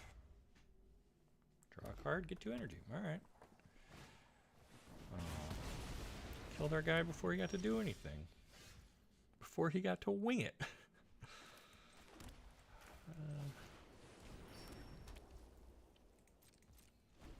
All right, so the medallion's actually kind of cool here because now we get to play our knight a turn earlier. And so she can find us an enchantment.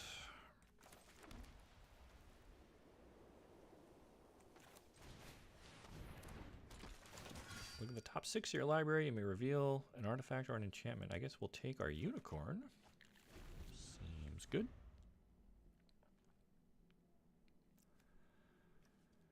And so white spells cost less, but bestow, you can cast it for its bestow cost.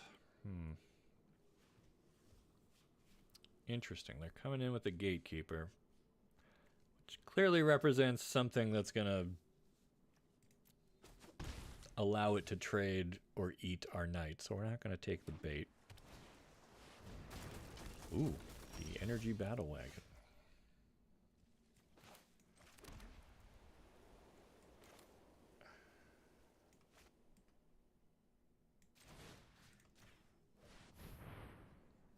Oh, so the bestow does still get discounted. Okay, cool.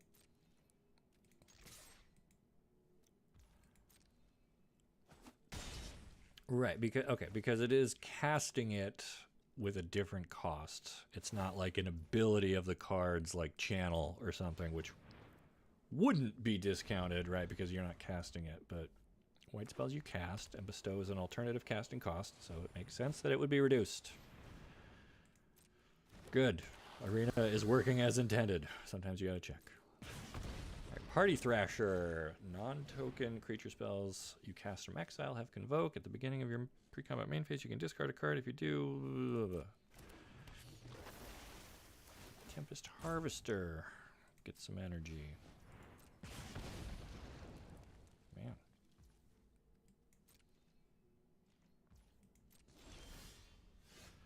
Double Wing It.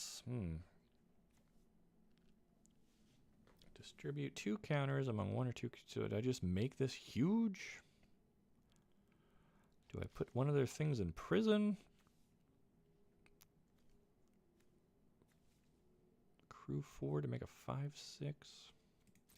Let's just attack and see what they do here first, I guess.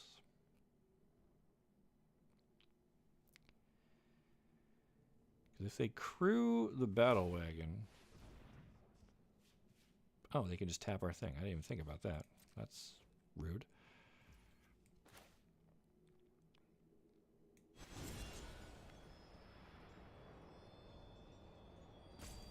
Let's play our Knot Master.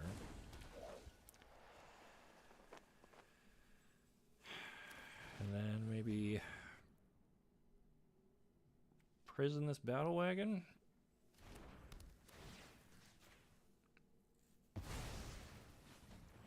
I guess that's a little risky until we find more energy, but we're going to scry 2 off of this wing it.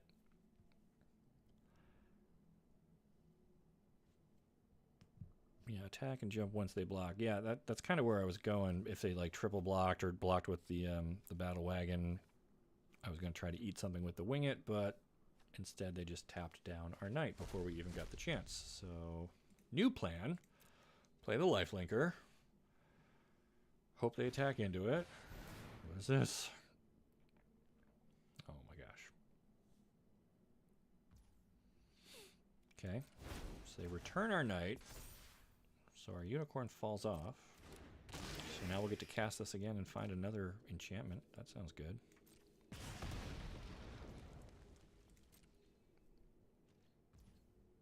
No attacks. Okay. It's like, is it worth winging it to put a counter, a flying counter on our Knot Master? It's not. Oof.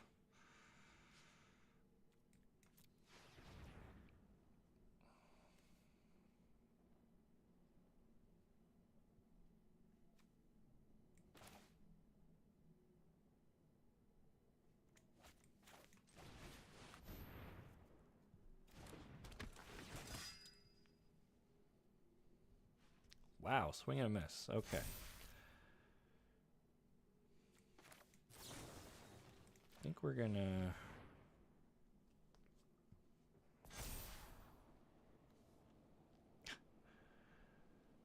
I don't think I really want that. That's way cooler on turn 2 than on turn 22. Alright, hit, gain some life back, offset this Molten Gatekeeper.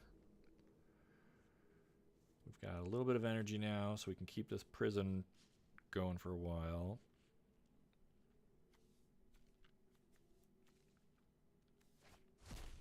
We got a 4/5 Vigilant Knight.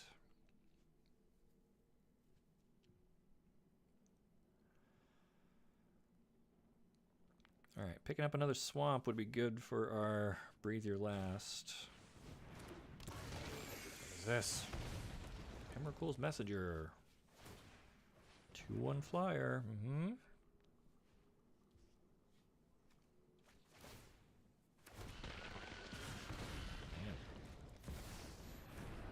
Okay, they have a Titan. Fantastic.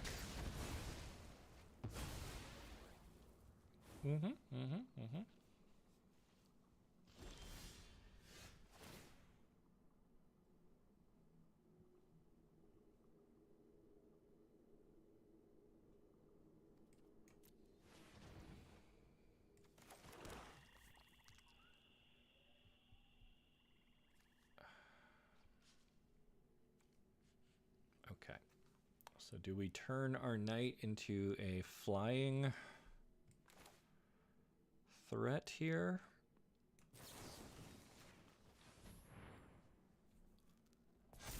I guess we do. I don't particularly need that.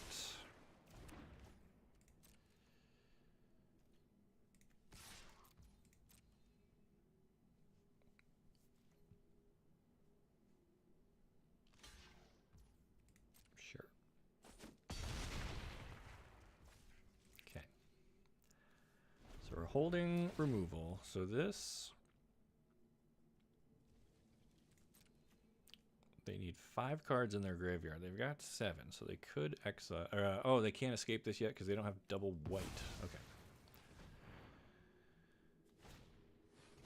Aether Revolt. As long as a permanent you control left the battlefield this turn, if a source you control would deal non-combat damage to an opponent, it deals that much +2. Oh my god.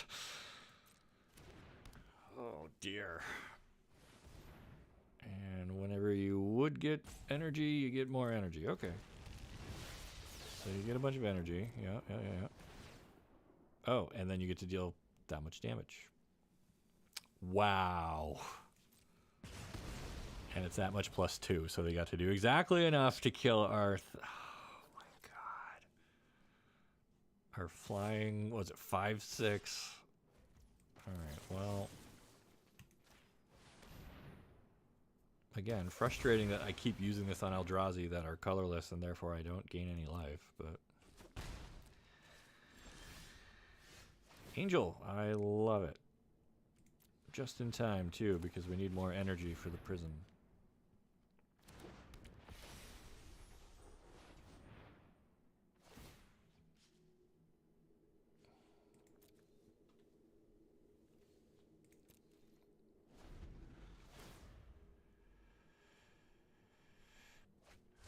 Alright, looks like they're probably digging for a plains, if I had to guess.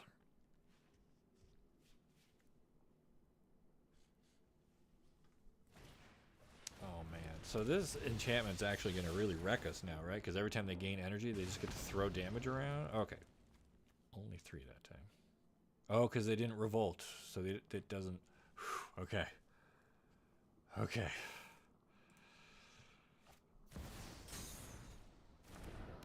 Wait, how did that happen? Oh, because this makes 1 mana of any color.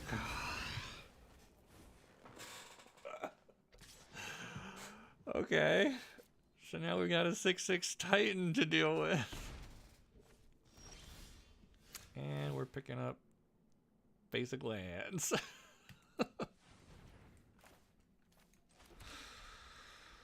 What happened? We were doing good again, and then we're not.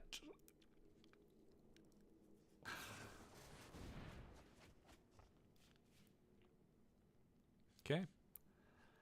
Looks like everyone else's deck is just a bit more optimized, a bit more synergistic, a bit more loaded with bomb mythics. I mean, Aether Revolt with the Solar Transformer gaining energy combo is good. The Titan getting in. Yeah, look at that. Unreal. Okay, we're 1 and 2.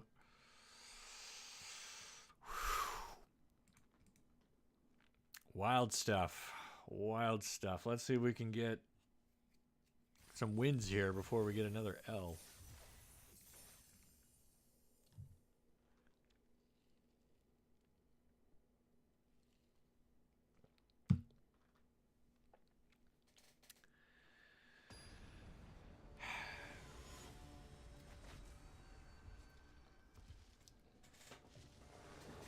Well, thanks everyone who is deciding to keep watching. You are watching a second-rate streamer with a third-rate deck. 2 swamps, and, well, technically 3, I guess. And, oh, we have a vampire and that thing. All right, I think we can make this happen. We will actually open on this inundated archive.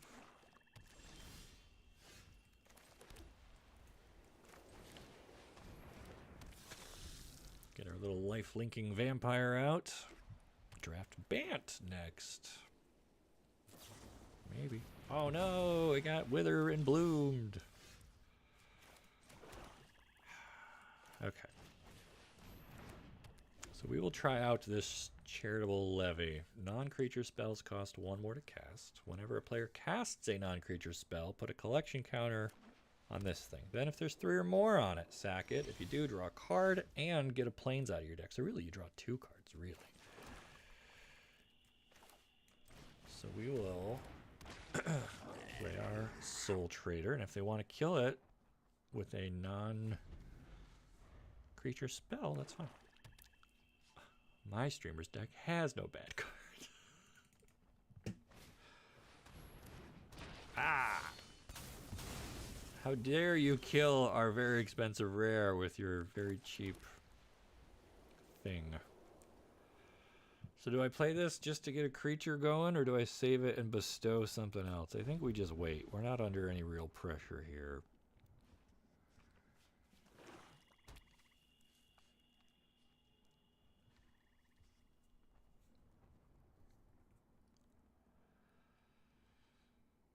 Okay. Opponent's got our knight. Oof. And they pick up, ooh, the gargoyle. 3 for a 2/2 flying as long as it's modified. So I think we just kill this now.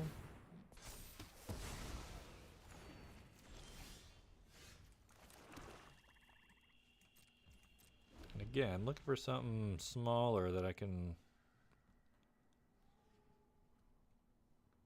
bestow the unicorn on. So this has persist. There we go. This actually works out pretty good. I think I make the servo.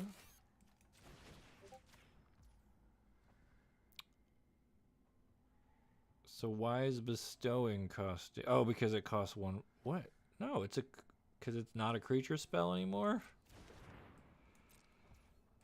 Okay. I guess it becomes an enchantment, right? Yeah. It's an aura with enchant creature. It becomes a creature again if it's not attached. So bestow costs more when you have your own enchantment out there messing yourself up. These are the lessons that you want to learn when doing a free draft and not after you've paid 10,000 gems or whatever it costs. Oh, man. Do we discard this expensive unicorn now? Nah, I guess we get rid of the saga because it's not like they have targets for it.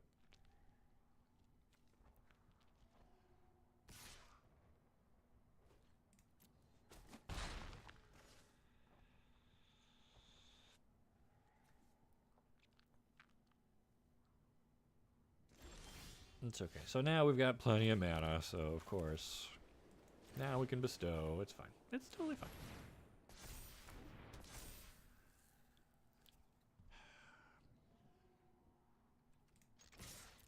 And now you even get to attack and mentor, and if they double block this, leaves behind a unicorn. Oh, they trade.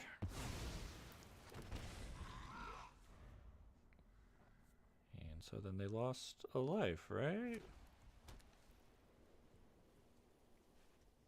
Or not, because this did. Whenever another creature or artifact you control is put into a graveyard from the battlefield, each opponent loses a life. Yeah. Cool. Yeah, I'll get a plains out of my deck. Pick up a static prison to lock up this thing. Ouch. Ouch.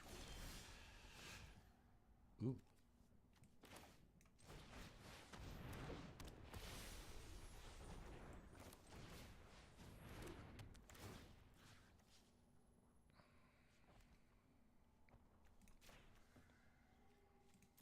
So we get to static prison their gargoyle. We're not going to pay the energy. Get in on the ground. And hope our 4/4 can hold back their board. They can put a 1/1 counter on somebody. Or they can just dog Umbra us, which acts as a pacifism when you put it on an opponent's creature.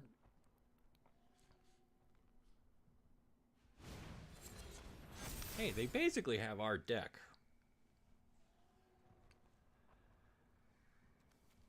Right? Wither and Bloom, we don't have these things, but we got that guy.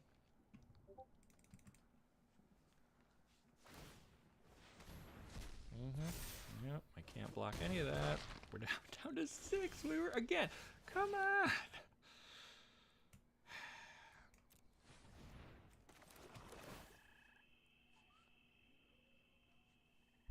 Man, the fact I can't give this Vigilance and Lifelink now is so annoying.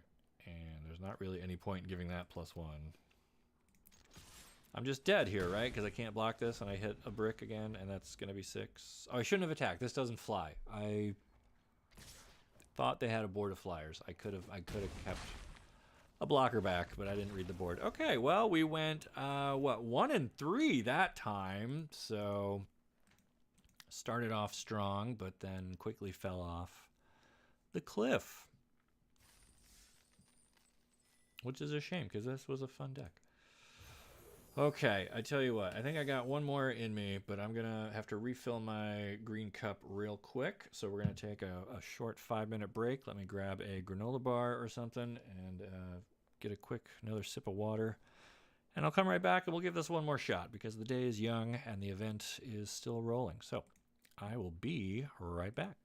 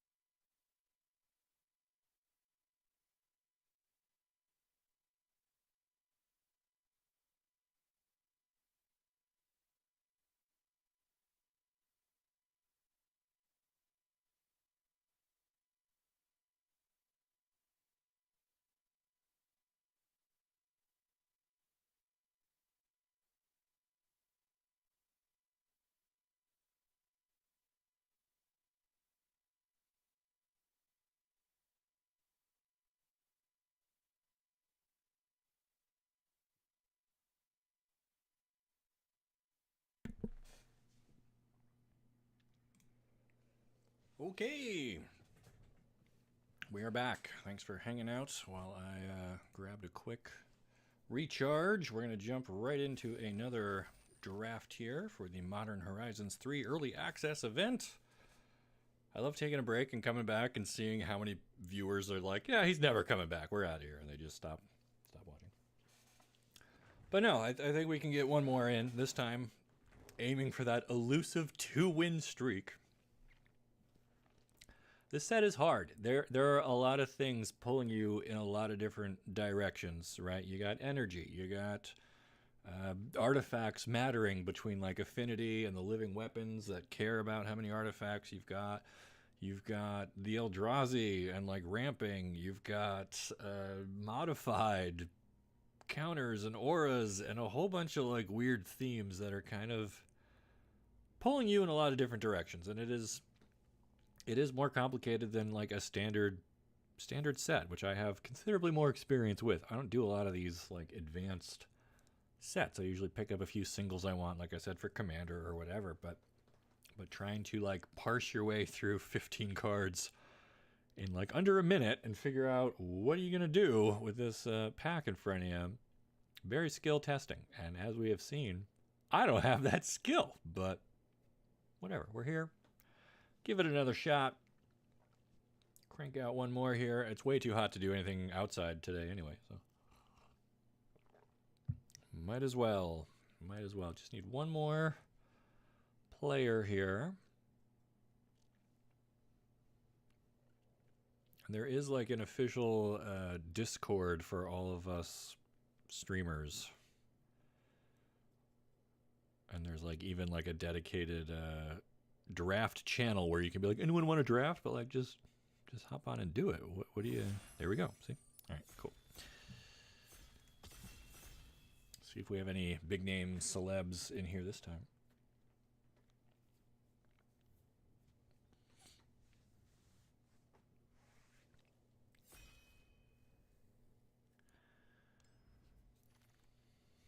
Okay, and so Polluted Delta, a Johnny Fells the Godsire, Ghost Fire. We haven't really done like any colorless kind of stuff here. Cyclox Superconductor. Get 3 energy. When it dies, you may pay 3. When you do, deal damage equal to its power to any target. Hydra. That's pretty cool. Is there enough elves in this set to do an elf thing? I don't think so. Why don't we try... We haven't really done red yet, right? I guess we did. We haven't done... What haven't we done here? I don't know. Red, blue? Or just big Eldrazi?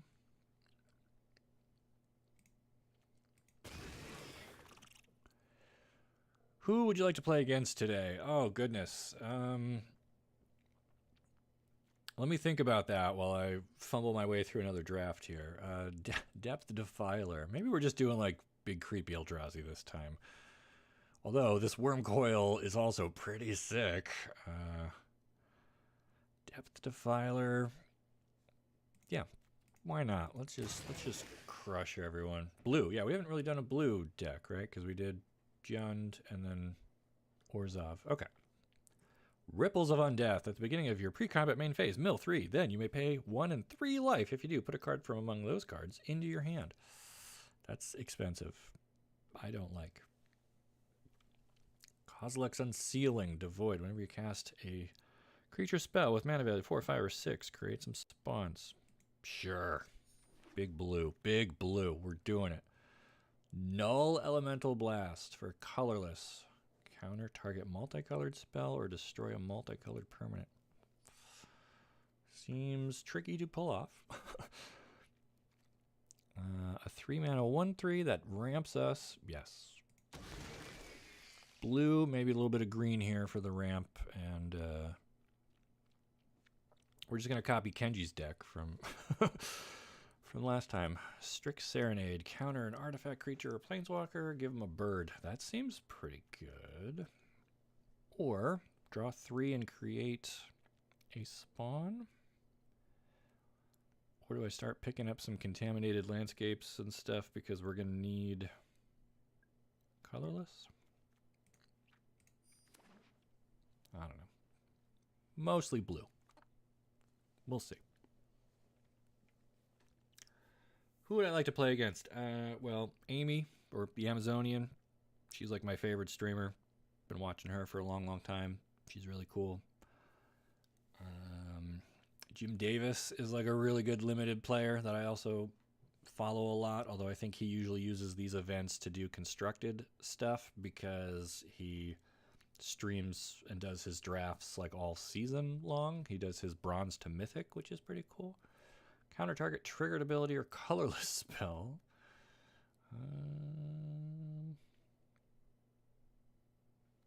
I mean, Power Stone to ramp? That's kind of neat.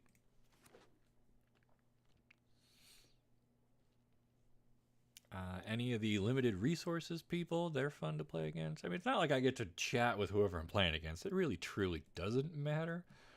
But we got another Nicole, Nerdy, MTG Monster, LLR. Is this Graham? Maybe?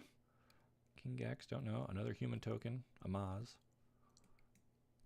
Yeah, I'm happy to play against anyone. I'm just happy to be here.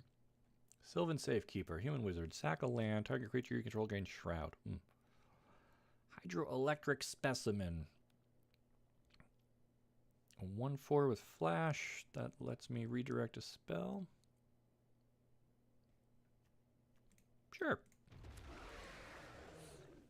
Ramp, I didn't see a ramp in there. Maybe are we saying the Power Stone is the ramp?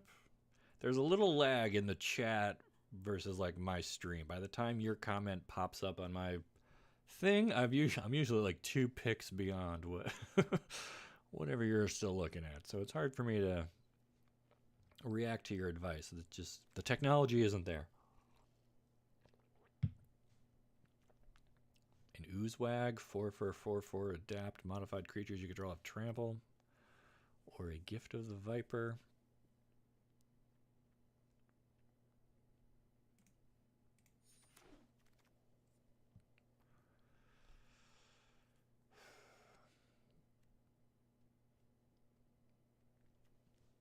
Hunger Tide Rises. A saga. For 3 chapters, you create a insect token, and then you can sacrifice any number of creatures, search your library and or graveyard for a creature card with mana value less than or equal to number. Blah, blah, blah, blah. I don't think that's going to work for us. We'll take the land here, I guess. Because I suspect we'll want some colorless. Aether Spike. Choose target spell. You get 2 energy, and then soft counter. Tempest Harvester. Energy Looter. Ooh. Alright, we're going to take the Malevolent Rumble, which makes a Scion. I don't love any of these.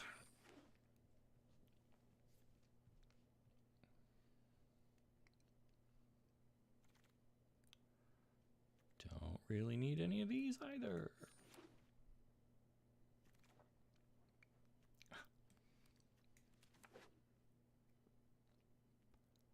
I haven't seen any of the Eldrazi Titans yet, right? Not either in our draft or play against. Okay, so the mythic here is the shapeshifter that just makes everything into everything. I don't think I need that. Riddle Keeper is kind of cool. Another Power Stone, or the Repurposer, which is just kind of right in the middle of the curve and gives us a Scion. Yeah, Graham is drafting, but is this him in our pod? Is LRR Graham him? I assume it is.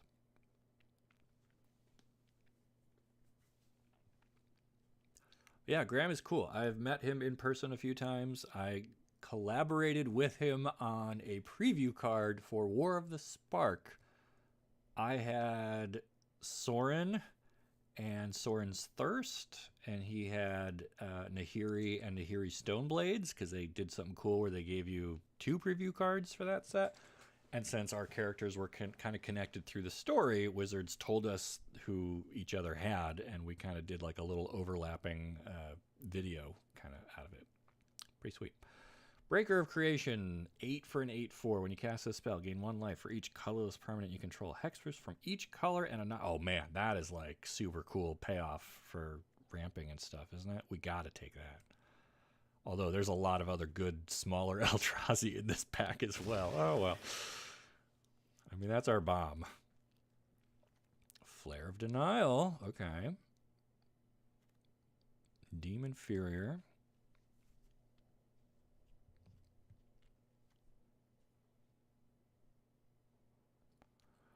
So many choices. I feel like these repurposers are pretty generally good. Or do I want the flare? See, I don't really want to be sacking my non-token creatures because most of mine are going to be kind of expensive. Hope Ender Codal. Yeah. Yeah, that sounds great. So this is 3 for a 2/2 flash flying snake Eldrazi. When you cast it, counter target spell. Any spell. It doesn't have to be like non-creature. This is the second time I've seen her going around.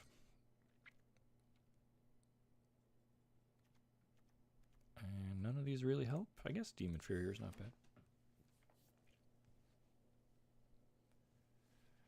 Yeah, War of the Spark remains one of my favorite sets. The fact that they had so many Planeswalkers in there. And I remember getting the email from WotC where they're like, listen, this set is going to have an incredible number of... This is before they posted like anything about it like anywhere. Like there was no previews yet. There was no mechanics teaser. We didn't know how many Planeswalkers were going to be in the set. And the fact that there were like rare and uncommon Planeswalkers and everyone's like, what? Do I want a Reef Worm that just keeps making bigger fish? That's kind of cool. That might be better than this Meddler, right? Sure. We're doing Eldrazi and giant sea creatures. So yeah, when they message and they're like, hey, we're doing a ton of Planeswalkers in this set, more than you could possibly imagine. And they're all going to have like a named card also in the set to like reflect what they do. Like, that was super cool for me. Okay, Triton Wavebreaker, a 1/1 with Bestow, Prowess. I think we take this Bountiful Landscape because we can use it to get either of our colors and make colorless. This is your most interesting deck thus far. Is it? I thought the last one was a little more interesting myself, or it was more catered towards what I like to do. In that, you know, we had some removal, had a good plan, had like that angel as our bomb, had a decent enough curve to it. That was kind of more where I felt comfortable. And it's like, okay, we got some energy, we got some tokens, we got some kind of aristocrat thing going on. This, I just feel like it's the big stuff and then ways to ramp up to the big stuff. And it's kind of on rails. This might be not the easiest one to put together in this set, and I don't think I'm doing a particularly good job either. I'm missing probably some really important like ramp cards. But like when it works, we're gonna be like, heck yeah, Breaker of Creation, get him. But now I'm like, okay, so he needs double colorless. How many colorless sources do I need? Like, do I take this landscape just to get another colorless? I guess I do, right? What's this guy? This one becomes a 3/3 flyer, 2/5 vigilant, 0/12 defender. Okay, so he's like a thing. This is a weak counter spell. I mean, that, okay. Running out of time to read these. I don't need any of those. Don't need any of these. It's okay. We're only on pack 2, so we've still got time to find some other goodies. Like Nadu. Creatures you control have. Whenever this creature becomes the target of a spell or an ability, reveal the top card of your library. If it's a land, you get it. Jeez. I mean, it's in both of our colors, and it's a 3-mana 3/4 flyer, so if for nothing else, it is a good card. Alright. Copy Crook. Nyxborn Hydra. I mean, do we need, like, cheaper stuff? I don't think I need the Hydra thing. I don't know how many more lands I need. This is where I start to, like, second guess myself and make mistakes.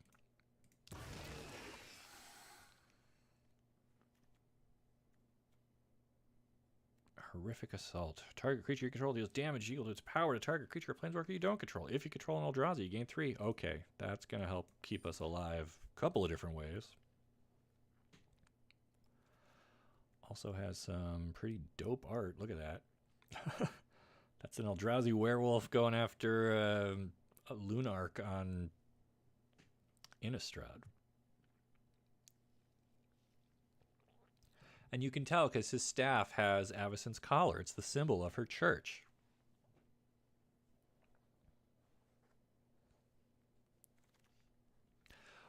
Ooh, jackpot. Ugin's Binding. All right.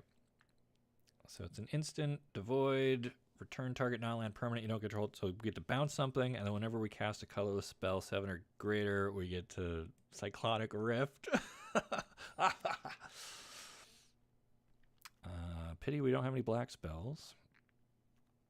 Glaring Fleshraker, 3 for a 2/2. When you cast a colorless spell, create a Scion. Whenever another colorless creature enters the battlefield, do a damage. I mean, it works. Now I just really got to keep an eye on how many colorless sources we actually have here. So I was hoping to like keep it as blue as possible, but I think the green is going to end up being very helpful to our game plan. Drowner of Truth. 7 for a 7/6. Or a tapped land.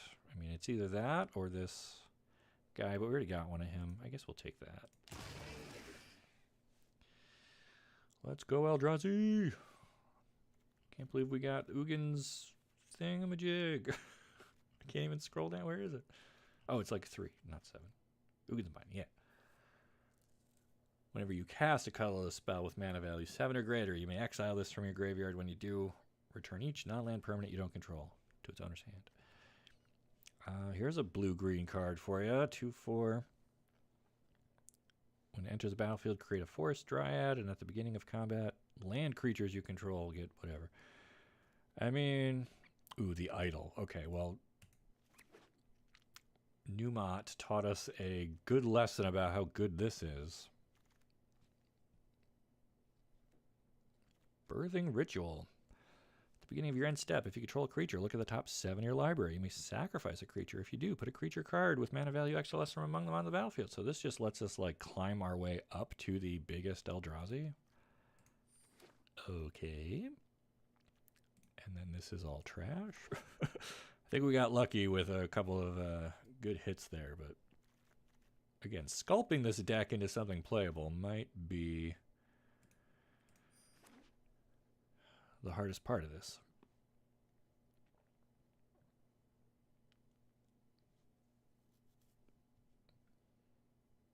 Oh, we also have 5 jump-in tokens in case I want to do that. I do not.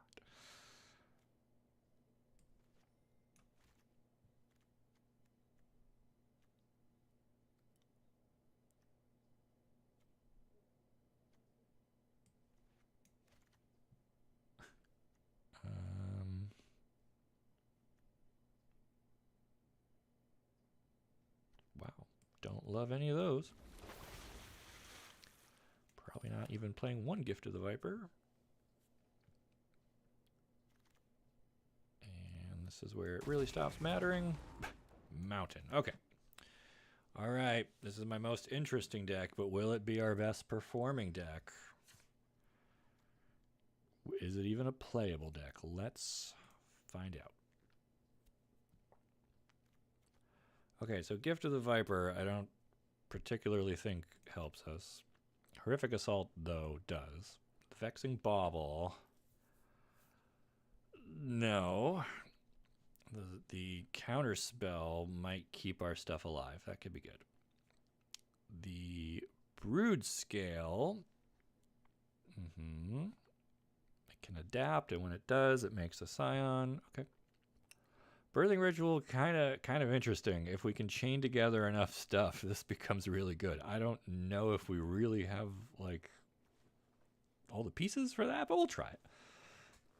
The rumble, look at the top 4, put a permanent from among them and make us thing. Yeah, that sounds good. The idol we know is good. This I like. This guy I don't think we need. Kozilek's unsealing. So how many do-nothing enchantments do we need, right?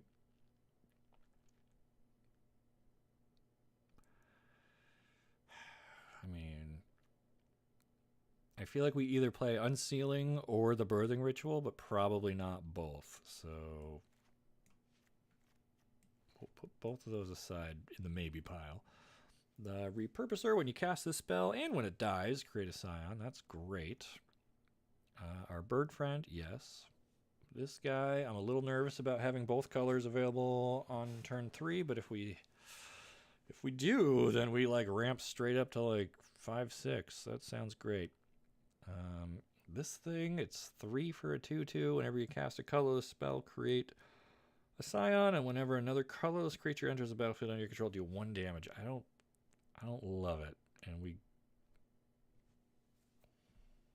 don't need to cut anything. We're right where we should be, so maybe that guy does make it. These are fine. The reform is fine. Everything else is fine. Okay, so I guess maybe we keep both of those. And do we even put in like an extra land or 2?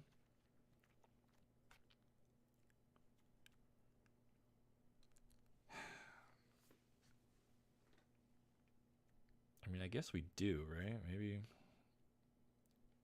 we do have to put something back in. Maybe we put this thing back in. And we'll keep both of the weird enchantments. Okay. Blue-green devoid. Okay, there it is. The most interesting deck so far. And this time we're going to even name it.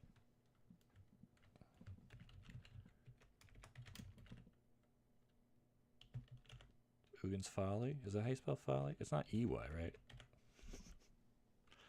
I'd play the Unsealing since it can make the spawn that gives you colorless mana. Yeah, well, we'll try both. We got room for both. Ugin's Legacy. Okay, cool. And do we have any better sleeves? Do we have any Eldrazi sleeves? We do! Windmill Slam. Do we have an Eldrazi avatar? I have a hippo? No. We have great. Oh, we do again. Okay, cool. And I guess Brushwag. Can I buy? I can't. I have to go to the store. I don't want to go to the store. I want to play this game. Okay. How many of these lands do we got? 1 colorless, 2 colorless, 3 colorless, 4 colorless sources. Okay. I'm feeling pretty good. Feeling great, even, dare I say. Although that might be the shot of whiskey I took in between games. I'm kidding. I didn't take a shot of whiskey. I don't drink whiskey. I drink vodka. All right. We're up against David L. LT. David LT MTG. We have a bunch of 3-drops and 4-drops. Nothing to do on the first couple turns. I hope we're not playing against an aggro deck. This is where I find out mono red goblins are a thing in this format. All right, we get to go first. Hello. I guess this is even worse because none of these make blue. Ugh, all right.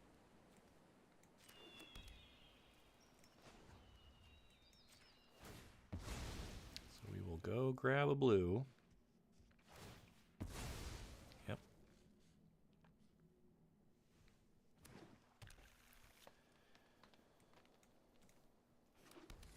Okay. So now next turn, we can do the Repurposer. We can hold up. Oh, I could have played this thing tapped, too. I forget that's a land. Or we can play Nadu. Oh, hey, what is going on here?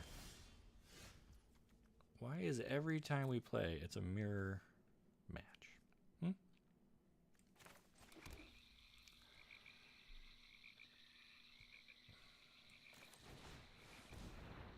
Alright, so I'm going to play Nadu because they're tapped out and they can't counter it. But if they target it, we might get to ramp ourselves, which would be dope.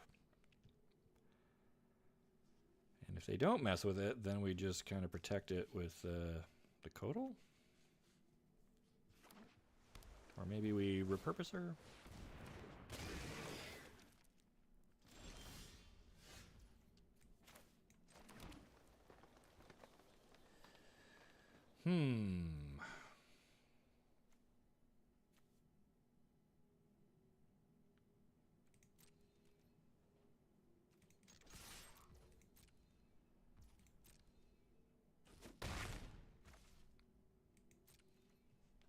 So I'm gonna pass and see if I can catch him with my Hope Ender.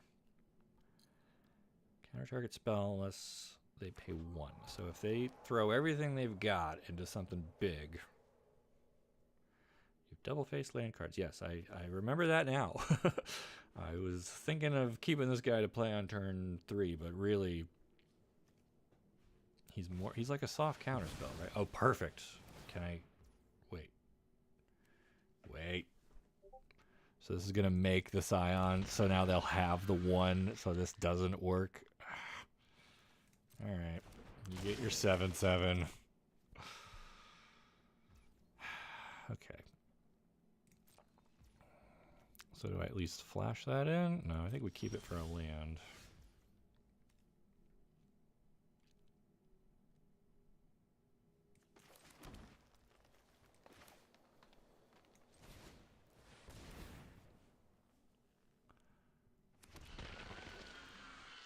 So we're going to do the repurposer.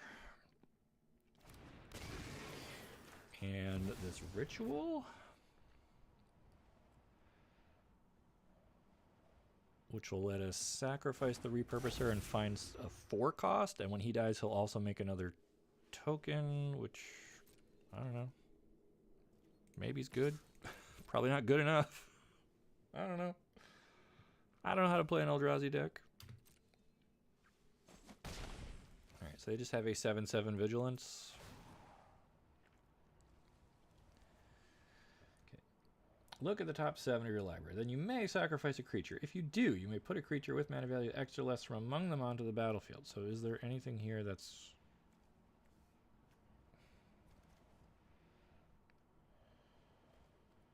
I don't think I want... X is 1 plus... X or less. So, okay. Okay, so I can sacrifice that to get another one, which makes another one. But I didn't cast that one, so I don't get that one. Oh my god. Could respond to the trigger to counter. I don't... Ugh. No, because when they cast this, it was a cast trigger, so that put the Eldrazi thing on the stat. Oh, I see. So if I had responded to that, then mine would have resolved before the... Yeah. You're right, guys. I should have countered in response. I would be playing a very different game right now had I thought about it. I just went straight to, well, they're going to get this token and they'll be able to pay for it. But I could have responded to the token. Okay. Do we get a free land? We don't.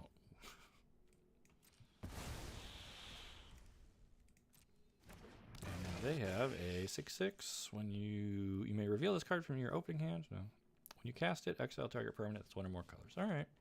So we are quickly falling behind. They have 4 lands, but they've got 13 power, 14 power. So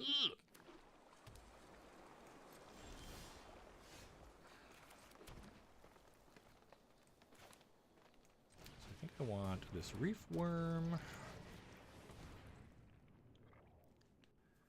And we will take...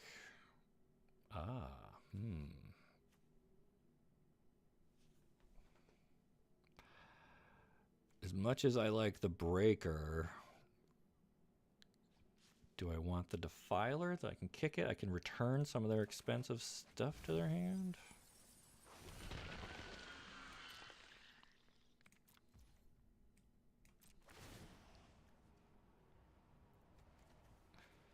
And then, wow, big whiff. But we're going to sacrifice the Reef Worm because now it becomes a 3/3.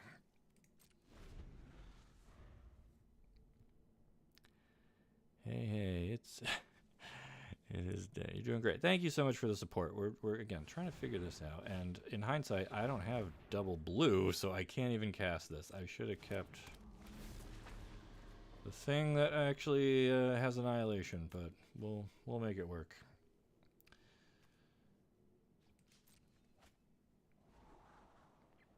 So now I'm thinking against blue, maybe this token wasn't a great play, because if they have a way to bounce that, then we're just kind of... we lose it. Unless I have this thing ready to swoop in and change the target. That'd be great. Alright. Oof.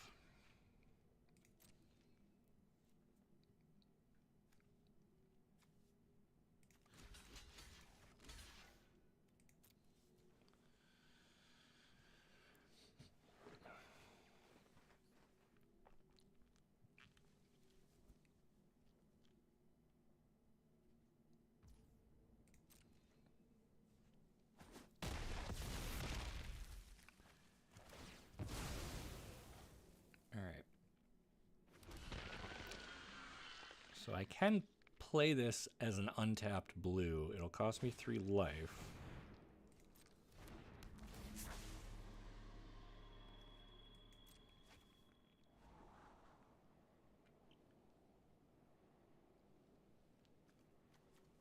And I do what? I don't think I want to bounce their Devourer, because, or do I? Because then they just keep destroying stuff. They get rid of my ritual. Maybe I don't need anymore. 5, 6, 7. Or do I bounce their little ramp dude?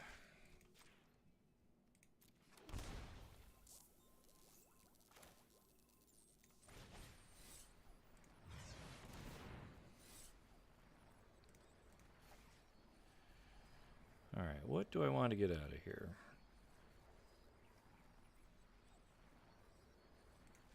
I guess we'll get rid of that.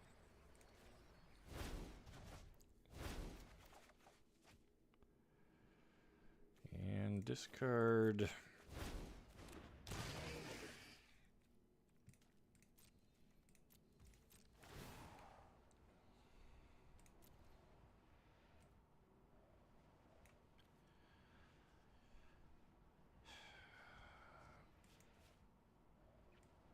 And yeah, none of these are gonna work for me because that's a 7. And I got a 5 cost, so decline. Right, because if I sack the token, it's 0. So I would get like a 1 cost, which doesn't help. Okay, okay. We might be stabilizing here. We've got our own 7/7 vigilance about to drop, which maybe we can even protect a little with this thing. They can make a ton of mana, but we don't really have a good target for this, because when they cast it, it gets to exile a permanent that's 1 or more colors. Most of my stuff's colorless except for the fish, which will grow, or the ritual, which we're not really using.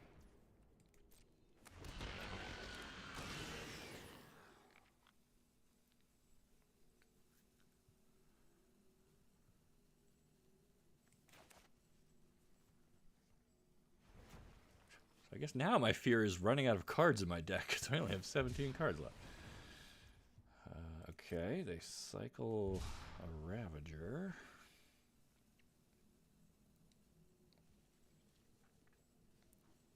Okay, cool. Did not know this card was a thing. Oh dear.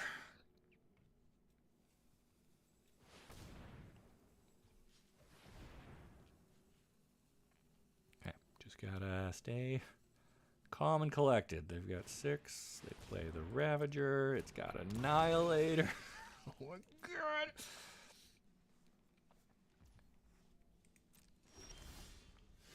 And you pick up an idol. Okay. So what does this do? Pay 1 and a colorless, tap it, create a spawn. Yep. Okay. 2, 3, 4, 5, 6, 7. So do I just play out this?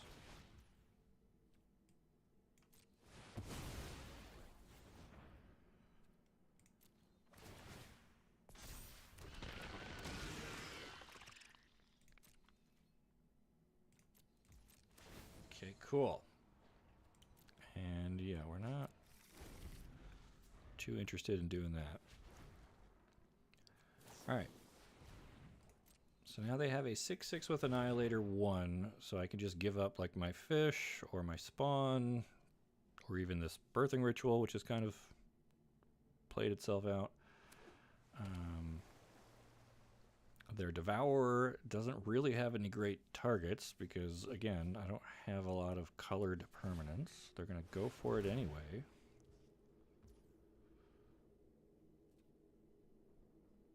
Oh, it does exile my token, so I don't get the bigger token. That's unfortunate.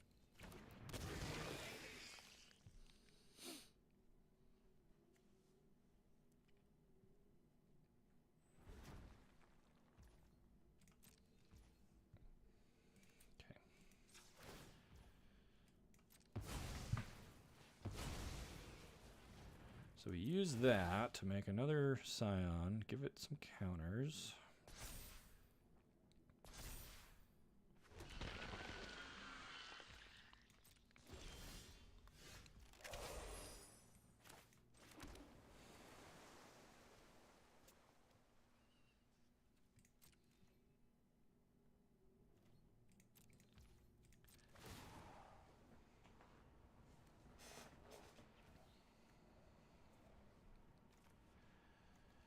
And again, no good hits coming up because we don't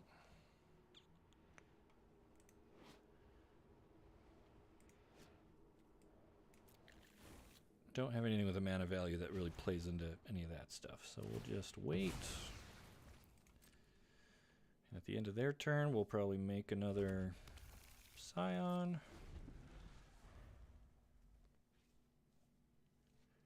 And so now my plan is to just hopefully build up this idol and I don't know, try to outlast them. They have 14 cards left in their library. Okay.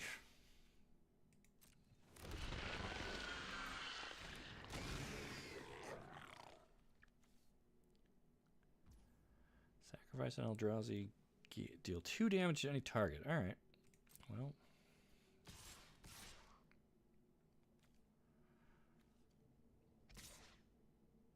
Interesting.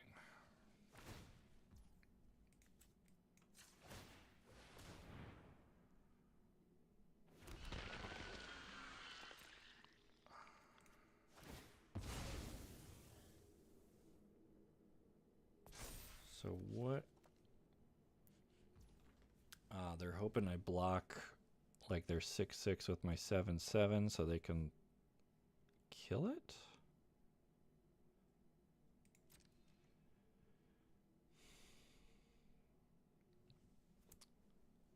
I mean, I guess I still need to force that to happen, right?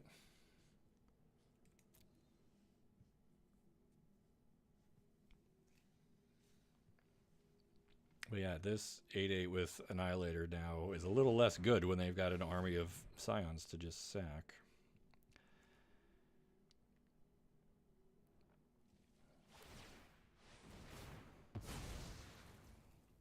Ooh.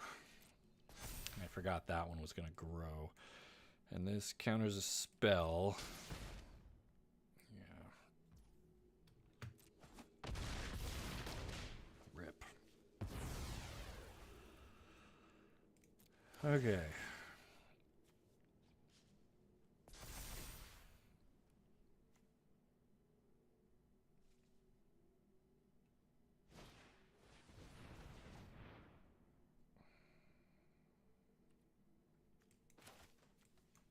Well, this is kind of not useful anymore, so we'll at least put another body on the board.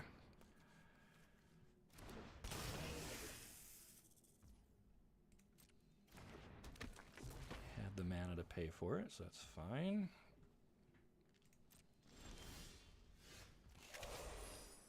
Of course, it's a forest.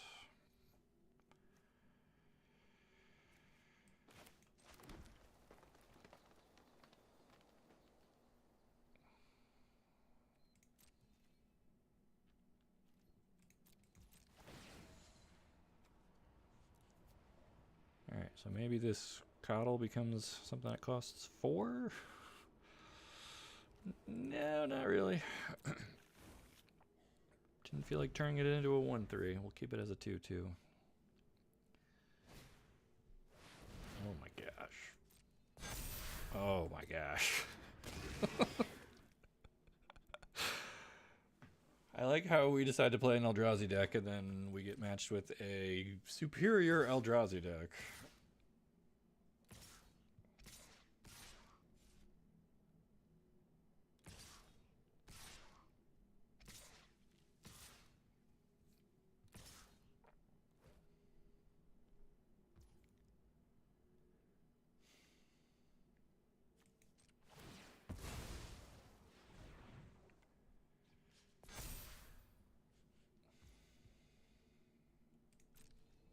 So let's see, you block there.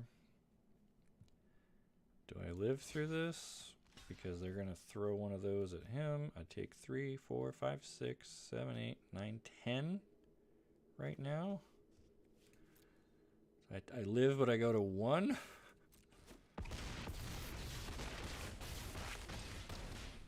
Oh no, I assumed that they were going to throw these away, so they just had lethal. They just had lethal. Okay. Ulamog was defeated. Still looking for that elusive 2-win streak. Alright, I have a much better handle on how to play this deck, though, and how to sequence stuff. And again, had I not thrown away that opportunity to counter their 7/7 on, like, turn 4... Okay. I mean, I don't know. Do we want a hand with lots of lands? What do we want in our opening?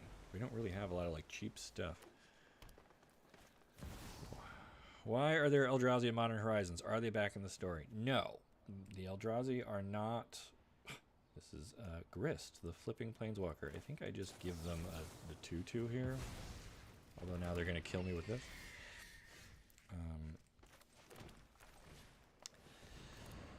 The Eldrazi are not back in the story. The Horizon sets are not part of the current Magic story. They're kind of just a look at things that we maybe missed, or things that could have happened but were like off screen.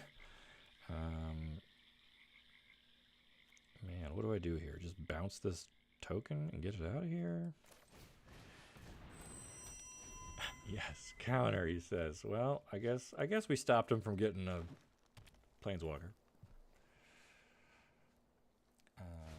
So yeah, just because we're seeing Eldrazi now doesn't mean that they're part of the story. This is more of like a flashback to when the Eldrazi were a thing. And it's kind of like that.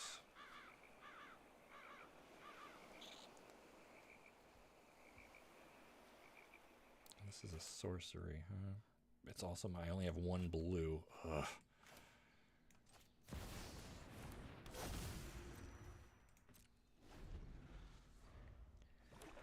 I think I'm flashing this thing in to trade with a 3/1 here. Yup.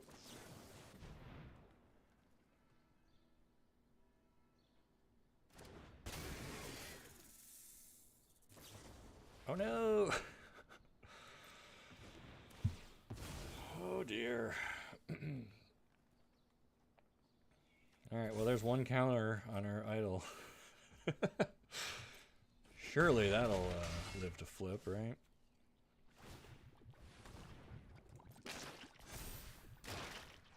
Mm-hmm. So maybe keeping a hand with this many lands was also not a great idea.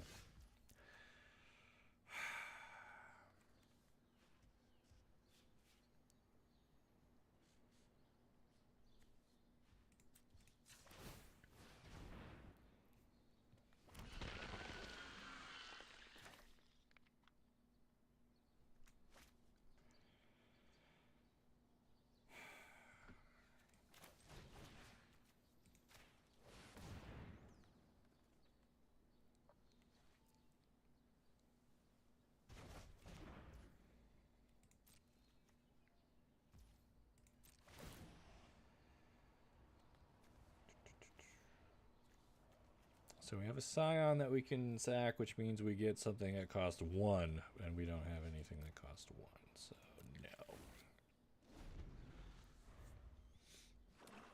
Okay, not fair. I mean, they just... Yeah, that's a big boy. And we're going to take 2 more here when I jump block. Oop, oop, don't click on it to... There you go, okay. Alright, we're down to 5, and they've got ample stuff on board here. I think we sack this to get colored mana?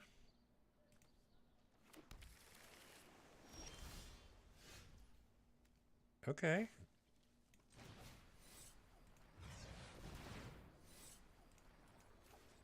We get to... bounce that, and we get to draw 2.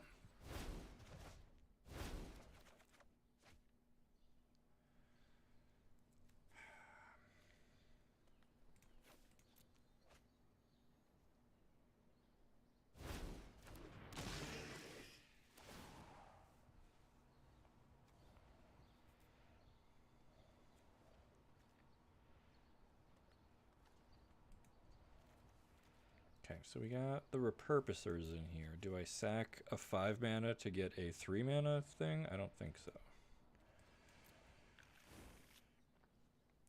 Just need 1 Eldrazi. Right, and then we can horrific assault, gain some life back. They they have removal. We now take exactly 5, and we're dead. Yep. You don't need to put the counter on the bird. Promise I have no 0 mana tricks. Incredible. Incredible. Okay, alright. What did we learn that time? Don't keep a 4-land hand?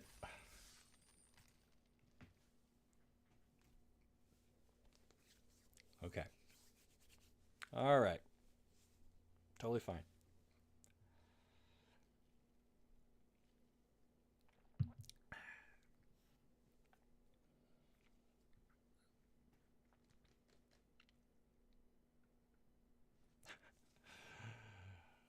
No.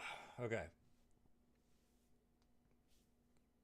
Just forget about it. Just on to the next one, as Legend would say. Oh, he'd be good to play against. I like him. I watch his videos a lot. Legend or LVD. Luca Von Doon? Von Doon?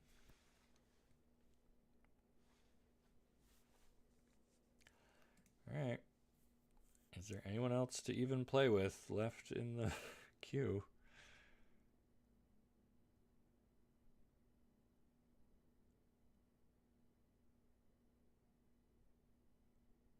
I'm just checking the group chat here, and I don't see anyone saying anything weird, so... Oh, entering match. Here we go, here we go. Who do we got? Elliot Dragon. Not familiar with them. Okay. Alright, so we have a lot of blue mana. I think we start with our tapped thing. Okay. Opponent's giving us time. We need that. We need time.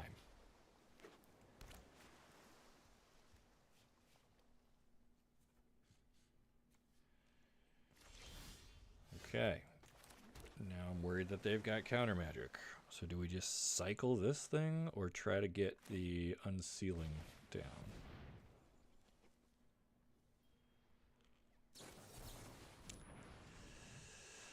Here we go. Okay, that's actually not the worst. Like, that would be nice to have, but I think I'm okay without it.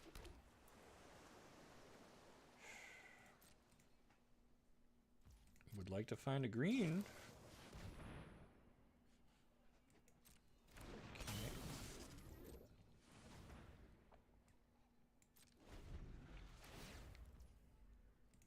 I mean, maybe we cycle this, because it'll make a scion and draw us another card. Wow. They didn't pay the energy to be able to attack with this thing. I kind of don't want them to have that.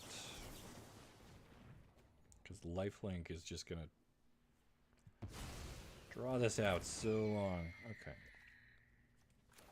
And then, yeah, I'll cycle this.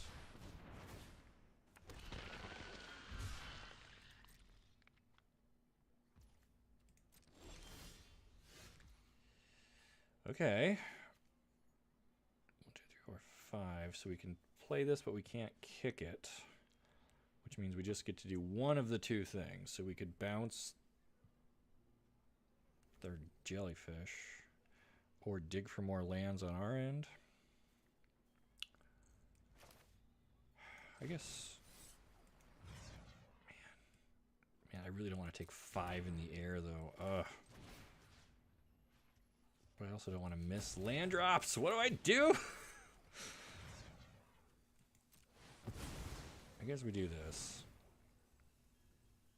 And we return the token. Or at least try to. Okay. Alright, sure. They had another counter spell. The sooner we can burn them out of those, the better, I guess.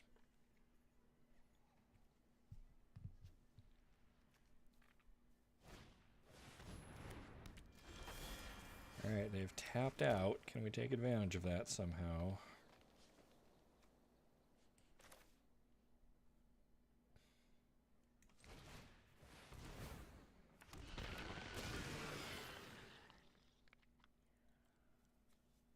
So they have Genku. Whenever another non-token permanent you control leaves the battlefield, choose one that hasn't been chosen. Create a thing. I don't particularly care for that. We are going to get him out of there. As much as I need these scions to play my other stuff. I feel like we gotta just keep them off their game plan. It's kind of an interesting, what is it, like Esper energy kind of a thing? I haven't encountered that yet, really. Okay, there's one of the colorless lands we're going to need.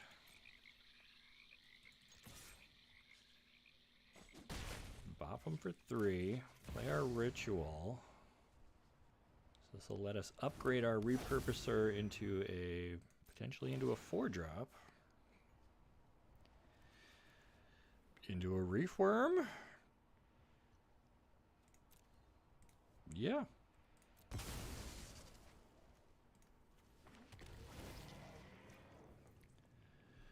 Which gives us a scion token when the repurposer dies. So now we'll have 2 colorless. So we could next turn play this, right? 1, 2, 1, 2, 3, 4, 5. Oh no, we're still 1 short. This is 8 mana and we only have 7. Okay, well. Hexproof from each color and Annihilator 2. There's some good words on there if we live long enough to actually play it. An opponent is now trying to figure out what they can do about our worm ritual. Ritual of the worm! It just sucks that this like really works one time. Alright, they're gonna go on the flyer beatdown plan.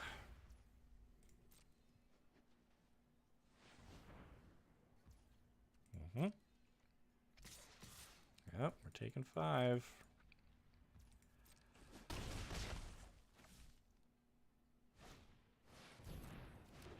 Alright, land off the top. Rip.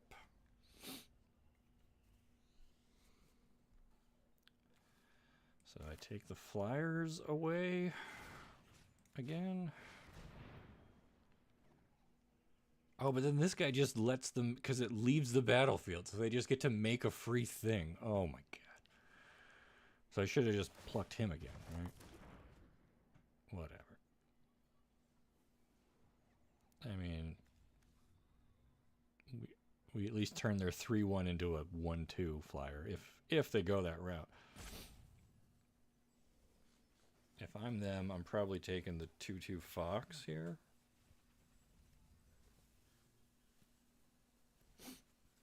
Excuse me. But they might just think about it for like a rope and a half.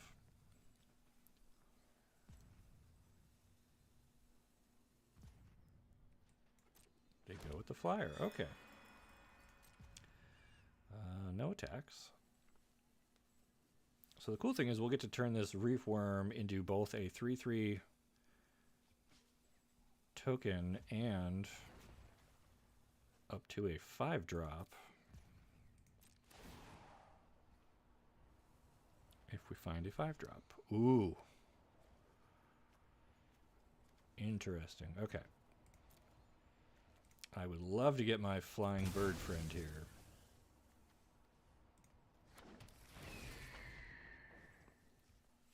Alright, this is what we want this deck to do, okay? We just upgraded our reef worm into something good.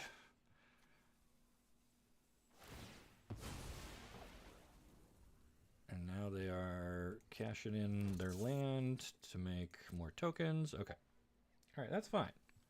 Because our stuff is bigger than any of their stuff. At least for the moment. And if they try to target any of our stuff, we get to potentially flip more cards into play, right? Sacrifices a non-token creature. Are you kidding me? I've got 2 token creatures.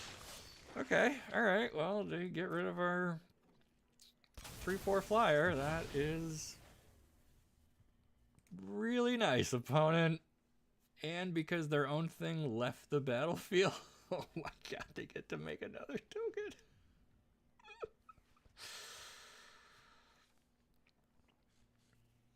Alright. I see now why they are on Esper Genku.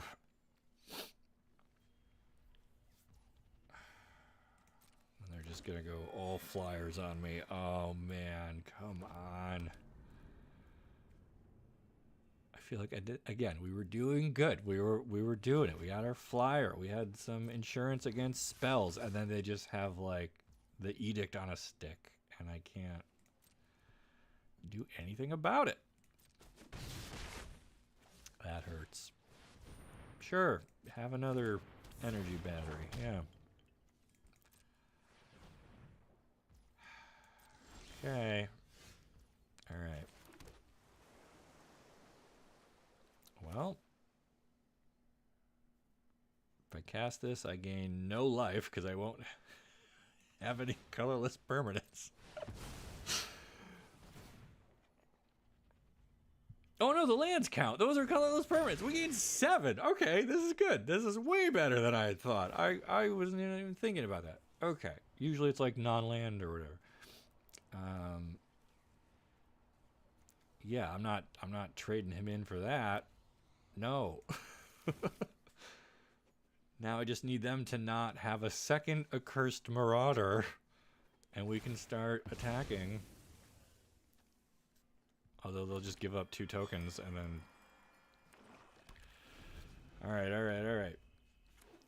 Okay, they hit a land. That's great. They put counters on stuff. Oh man, am I just dead to the flyers? 3, 4, 5, 6, 7, 8, 9. Okay. Of course. Well... we don't don't win by not attacking. But yeah, all they gotta do is give up, like, these two, which will actually let them make another token, and then he just puts more counters on stuff, and we're still dead. We didn't get there in time. We got there, but not fast enough. What a crazy game set match. Well, I think that's it. Yep, none of these are really gonna do it for me. 6 lands. Yep.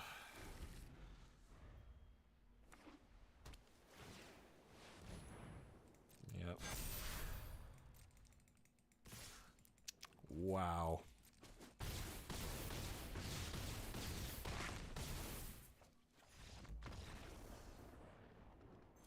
Good times, good times.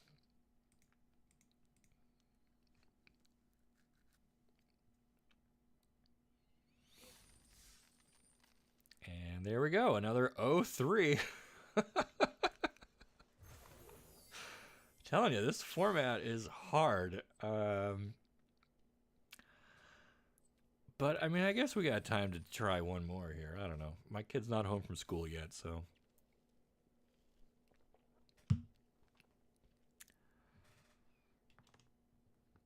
I don't have a lot to say about that. We tried something different. We tried the Eldrazi. Everyone else made it look so easy. But our build just didn't have what it needed to go the distance. Alright, so far we have seen the Eldrazi. We did the black and white, I don't know what that was, aristocrat token-ish.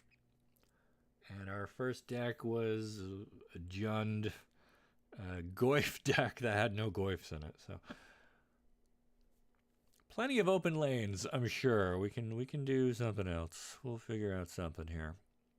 But yeah, my enthusiasm for this experience is kind of red-white. What is that? Like a bestow? They got the Phoenix. They got the Unicorn.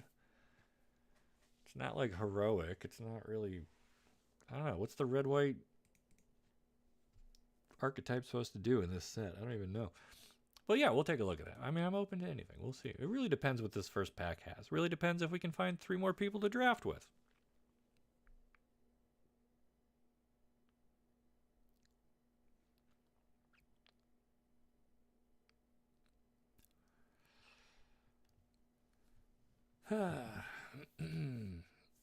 Yeah, it looks like a pod just fired off about 10 minutes ago, so that was probably 8 people got gobbled up right there, and now we got to find another handful.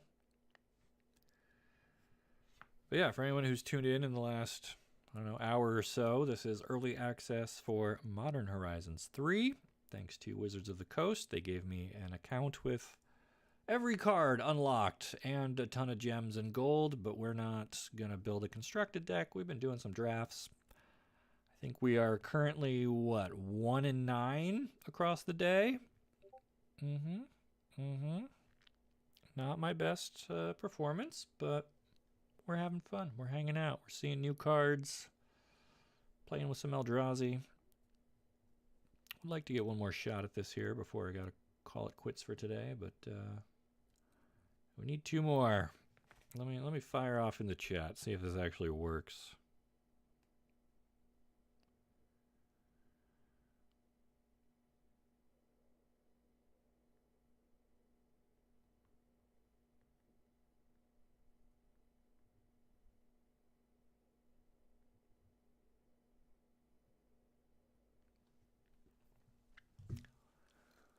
I don't know.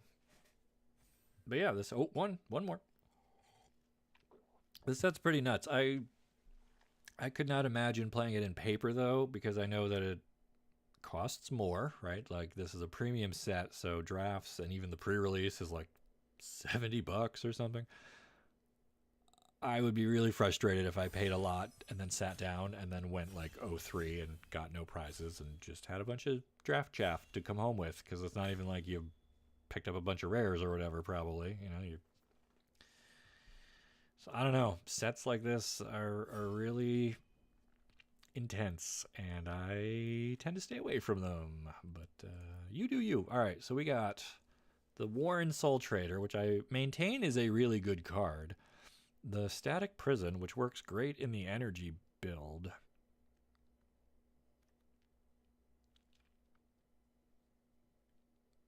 Do we want to try to amass zombies? What?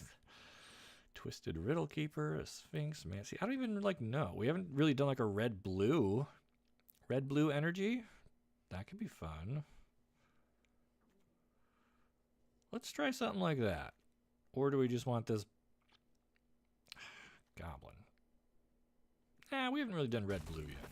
I know you said red white. Maybe we'll end up in like the Jeskai energy. Just kind of do a little Kaladesh throwback here. All right, who's in our pod this time? Not any names I recognize once again. All right. Oh, here we go. Scurry of Gremlins. When it enters the battlefield, create 2 1/1 red gremlin creatures. Then you get an amount of energy equal to the number of creatures you control. Interesting. I mean, we got a bunch of Eldrazi stuff again. Decree of Justice. Let's go for the energy stuff. That could be fun. Or maybe we drop the Cyclops and just do red-white. Depends on what Chaka passes us, I guess.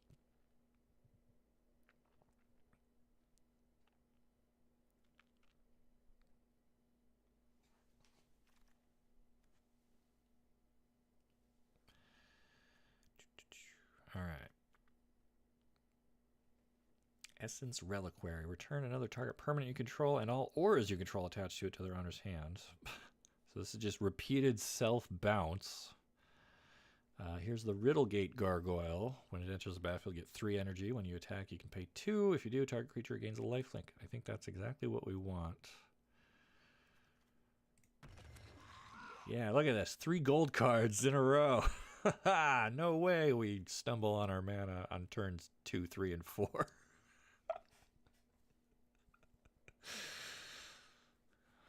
Jeskai energy for sure. That's where we're going. White, blue, blue, red, red, white. 3 different gold colored cards. You love to see it. All right. So we got the Rhino Cleric that just gives us energy. I think that's the pick here.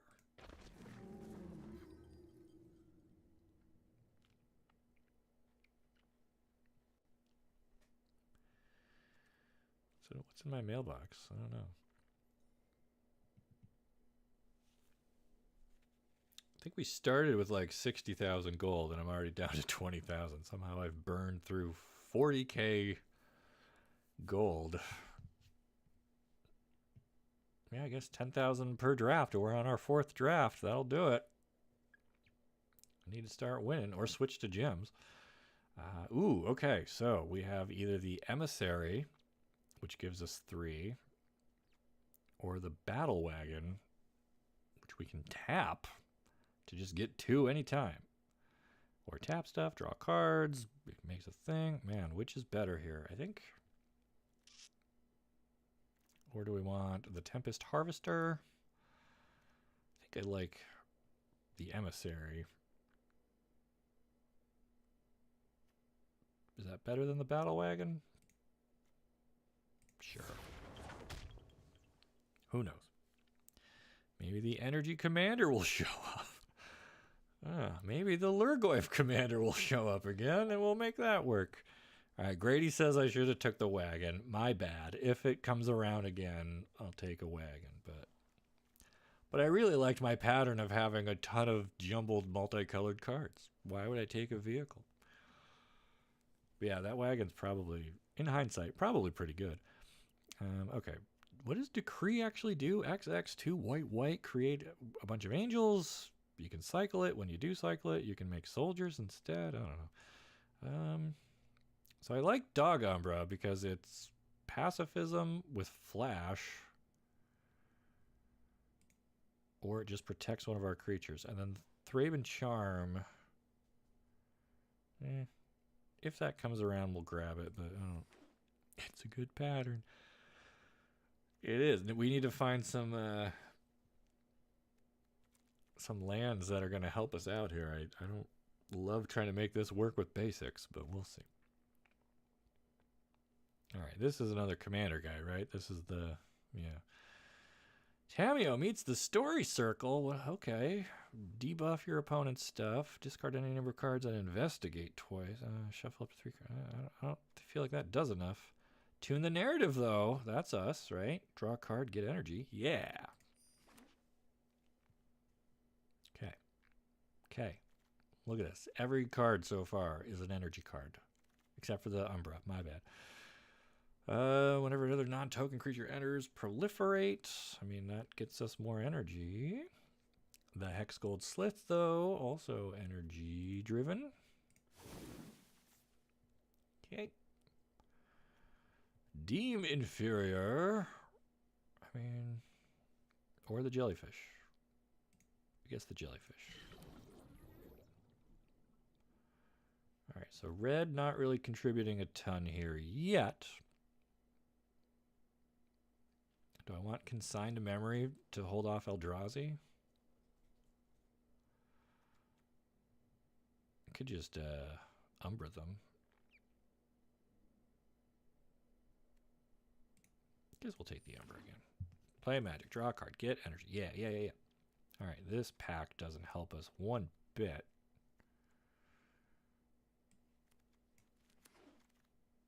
Ugh. I guess when your first 8 picks are so good, you end up with junk towards the end there. Okay. Oh, look, another Nethergoyf. Proud Pack Rhino. When it enters, choose one. Put a shield on something or proliferate.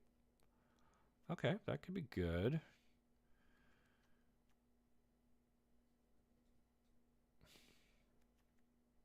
Ooh, the Aether Spike, though. Choose target spell. You get 2 energy, then counter it. Okay, that seems like that's what we want.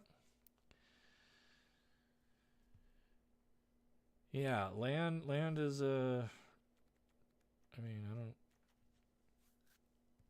land's gonna be a question we gotta answer at some point. Who's holding us up now? Well,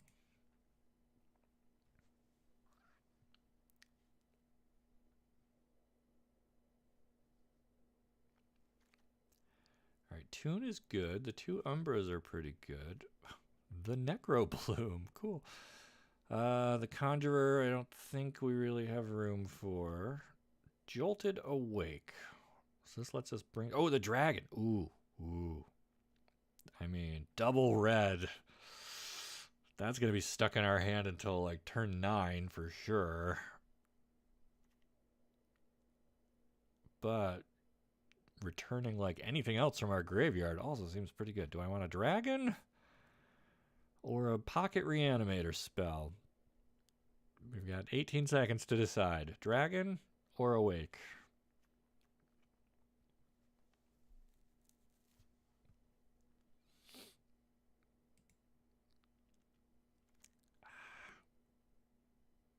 Man, I guess the Dragon. I'm going to regret that for sure, but, well. Okay, the Inventor. Or Galvanic Discharge. Choose target creature or planeswalker. Do some amount of damage to it. Or do I want the guy who makes more energy? I guess I want some removal, burn type stuff. This might be my favorite deck yet. I know we said the Eldrazi one was the most interesting one, but like a 3-color with energy tying it all together is something I would probably also not be brave enough to try in a paper draft, but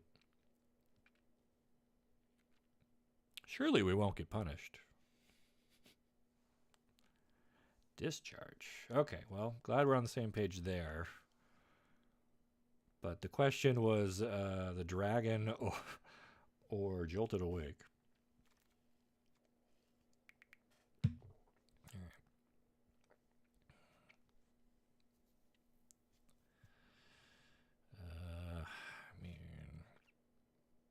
Inspired Inventor.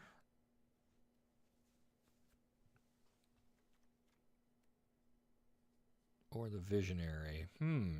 Enter, draw a card, then scry 2. That might help us kind of find and fix colors. He doesn't really do anything with energy himself, but sometimes we just need a good body. Not that a 2/2 for 3 is a good body. Whatever.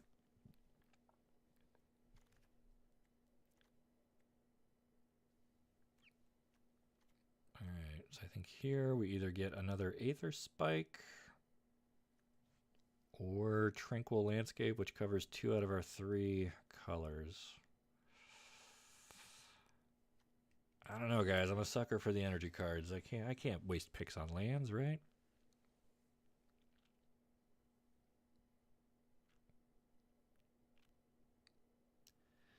Serum, good value? Yeah, I think so. Drying and scrying, setting up your next 2 draws. Pretty good. Alright, Party Thrasher. This is the one where you can discard a card and you get to exile your next 2 cards. Probably don't need 1,000 of these Aether Spikes. Probably don't need another Scurry of Gremlins. I don't even know how I'm casting my first. I guess we take the red-white land. I mean, it's got black as well, but we're not using that. I don't think I need a 3rd counterspell.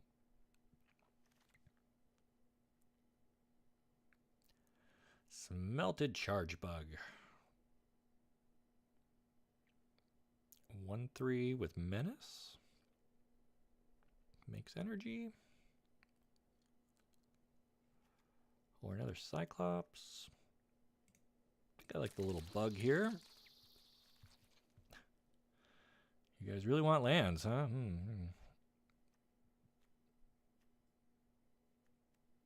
Another energy guy. Conduit Goblin, 2 for 2/2. Get 2 energy. At the beginning of combat on your turn, you may pay an energy if you do. Another target creature you control gets +1/+0 against haste. I mean, haste is good, right? Really, I would like another one of those angels to come by again.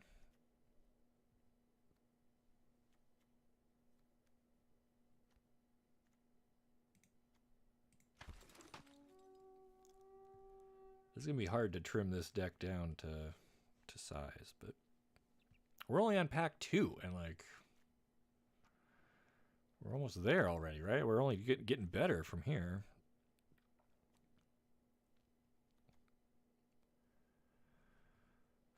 Don't love any of these. The colorless bird, I mean, that we can play with anything. And when it dies, we get another artifact back. None of these are really great.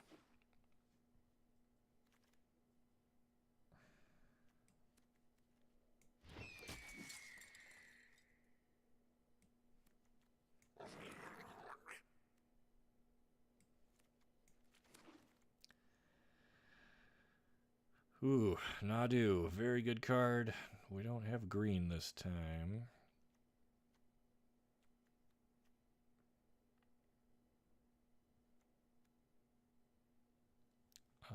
Red and blue land.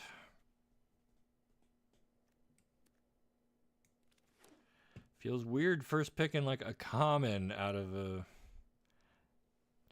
junk driver, probably a cut. I mean, we'll see. Yeah, probably. A 1/1 flyer for 3 is not great. And we don't have a ton of other artifacts either, but for now, we'll hold on to it for a minute. All right, the Dais.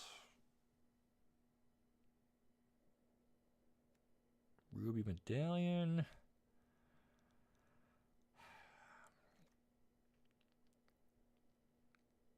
We don't have a ton of removal really, except for like our 2 dog umbras. So maybe we grab Expel here.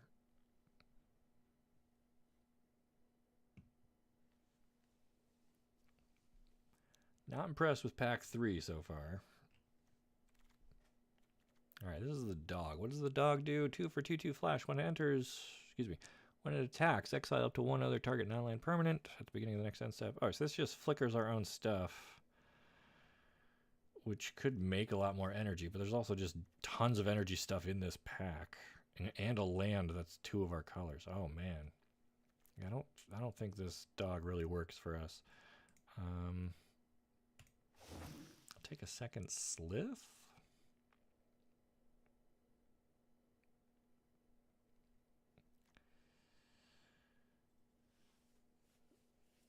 We'll take the land. Finally.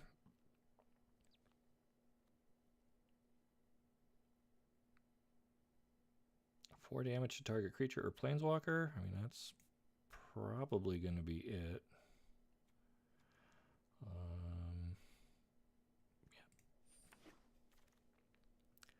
Wheel of Potential. You get 3 energy, then you can pay X. Each player may exile their hand and draw X cards. If X is 7 or more, you can play your own. Oh man, come on. That's going to be fun. That's going to be really fun. Or total trash. We'll see. We'll see. If X is 7 or more, you may play cards you own exiled this way until the end of your next turn. So we get to like keep both hands. Cool. Cool.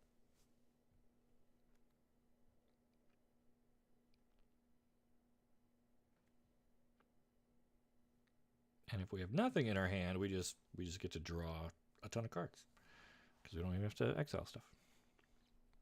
The jank is real. What are you talking about? This is a constructed energy deck. This is Pro Tour worthy.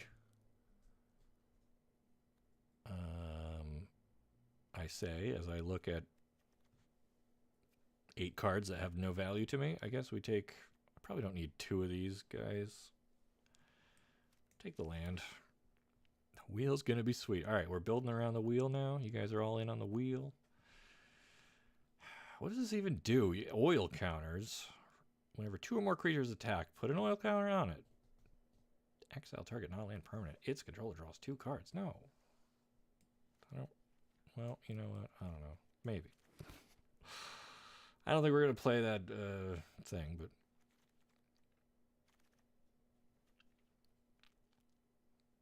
Okay. 2 for an 0-4. Sure. Probably getting cut.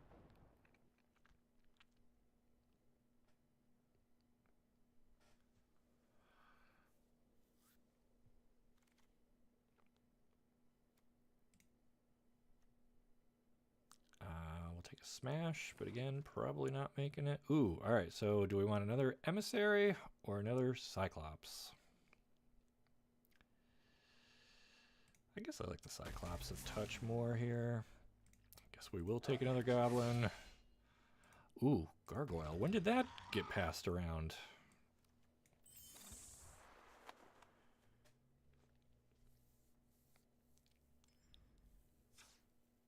Okay.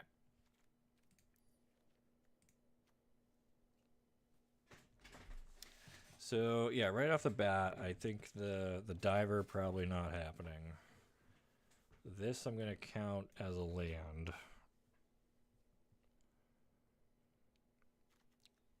So I like Tune the Narrative. I like the Discharge. The Umbras are basically pacifisms, which is fine. Maybe we don't need Expel.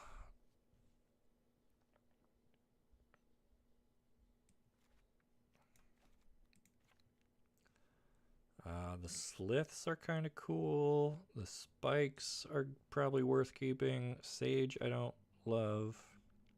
Play only the colorless and multicolored. Absolute mad lad. Fanged Flames probably want Pyro Surfer, a 2/2 with haste. Whenever a land enters a battlefield under your control, it gains Battle Cry. That's not really what we're going for. The ability to destroy an artifact might be worth keeping this around for. Charge Bug, sure. Gargoyle, I like both of those. I don't think I need 2 of these little dudes. I like the Rhino. This, yep. Visionary. We don't really have like a top end. We don't really have anything bigger than like 4 mana or 3 mana. I'm glad we took this dragon because that's all we got. Yes, let me look at my other pickups. The bird here that supports. Okay, I will put that in.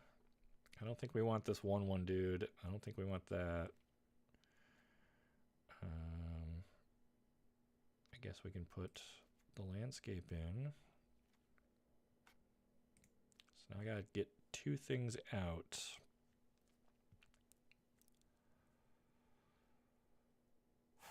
Do we like Scurry of Gremlins? 4 mana, it makes 2 1/1s, and then we get some energy, at least 2.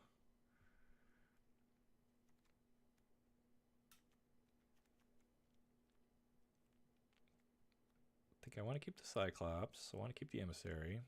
Definitely keep the Wheel.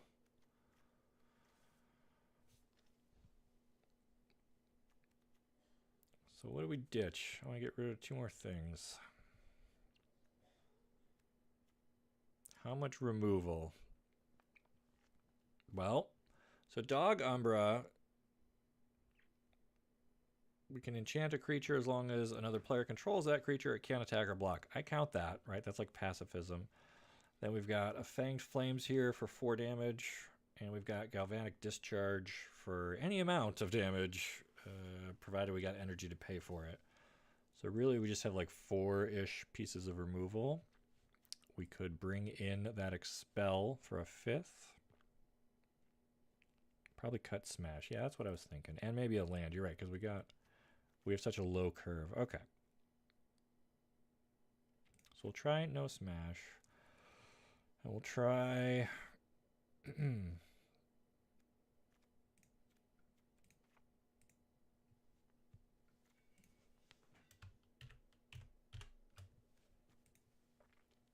try something like that. Okay. So it's 16 lands plus like the double-sided one. But really pretty low curve. Let's do it. Let's make some energy.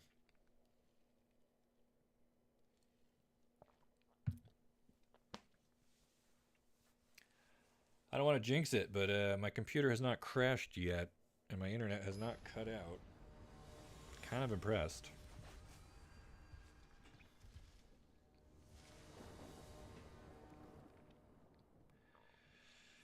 Okay, so we've got lands that will let us play like a couple of cards. So that's bang on. And we'll start with the mountain so we can get our charge bug.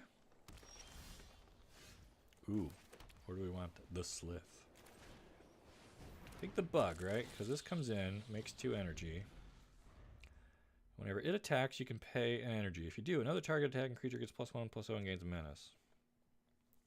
Oh, I thought this was the one that gave haste. That's the other guy. That's all right. That's fine. That's fine. Totally fine. Okay. Do we wheel for 5 already? No.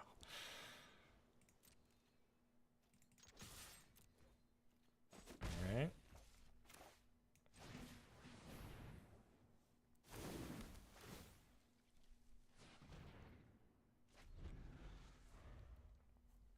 So a case could have been made to use all of our mana efficiently and play the bigger thing, but I really want this out as early as possible so that we can kind of grow it. How many games do you have in thus far? With this deck, 0. We just drafted it and are starting it, but we've done 3 previous drafts, and they were 0-3, 1-3, 0-3. So we've played 10 other games of Modern Horizons 3's draft. Only won 1 so far, so it's not been a great day. Okay, opponent with a 3-3. Sure, but we can give this menace and skate right by it. So this guy gives another target creature haste, so he can't even give it to himself. So I think we attack, yeah. Yes, I'll pay an energy to give that menace. I don't need to give it first strike. Okay. And I guess we'll just play that guy. Because now next turn I can play something else and give it haste.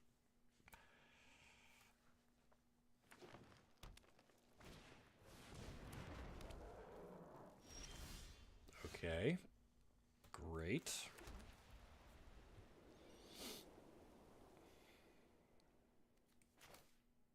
I mean, what do we do here? Do we just jam and swing and let them eat a couple of our guys?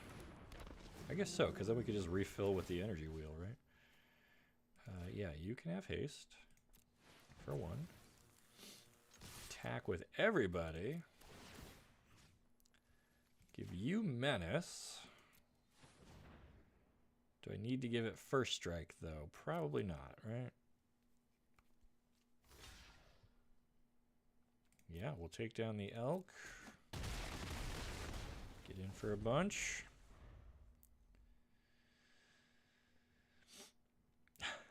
Good luck, have fun. Deck looks sweet. Thank you.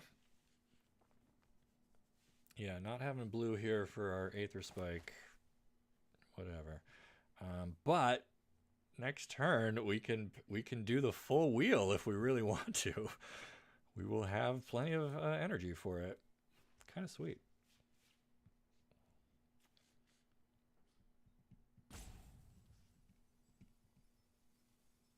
All right, so opponent hiding behind their 6/6 trample.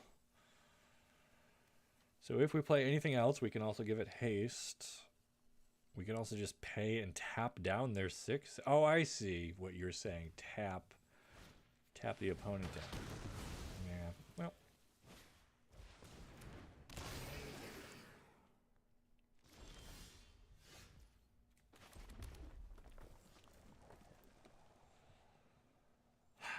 I mean, let's do it, right?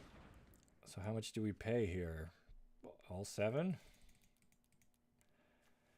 Each player may exile their hand and draw 7 cards. If X is 7 or more, you may play cards you own until your next turn. So we get to keep our counter spell, but otherwise, yeah, they'll have to discard 4 to draw 7, and we discard 1 to draw 7.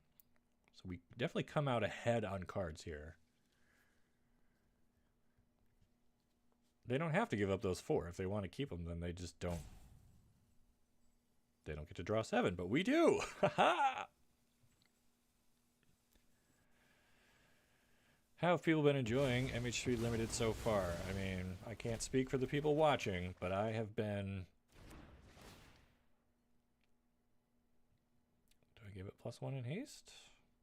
Yeah, sure.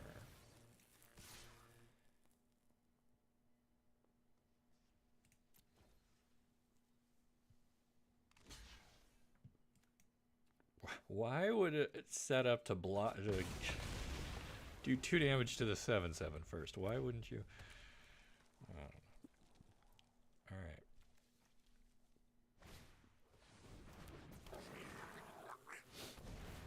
Oh no, opponent has found their footing.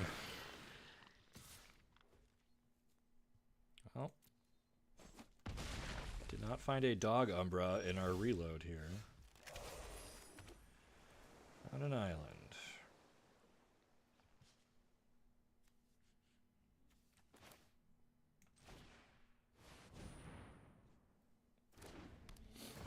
Get a dragon cat.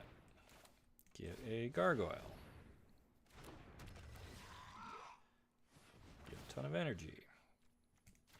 Give the dragon haste.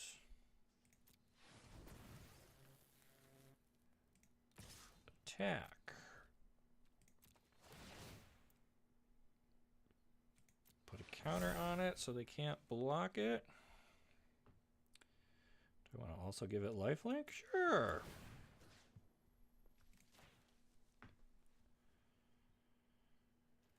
Flyers for the win, yeah. Well, here's hoping. Oh no, they're just gonna sack their spot. Watch the reach. I knew about the reach guy. I thought we were bigger than him. I kind of forgot that they could sack the drone to just grow it. Ugh. And then they board wipe us. Outstanding. We wheeled into a whole extra team of people. And now we are holding 99 lands. Draw 2, then discard a card at random unless you pay. Well,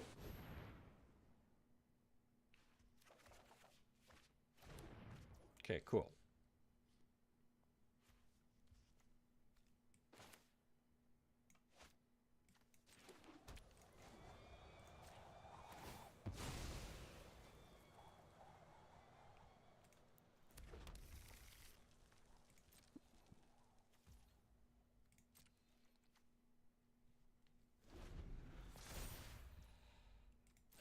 Okay. We're fine, we're fine. We discarded a land. We got a flash-in creature. We've got a counterspell.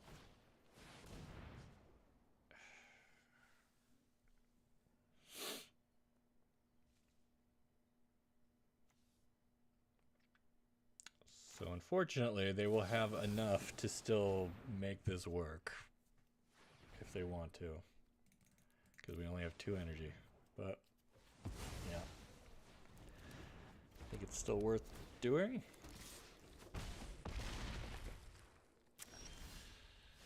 Okay. Not dead yet. Not dead yet.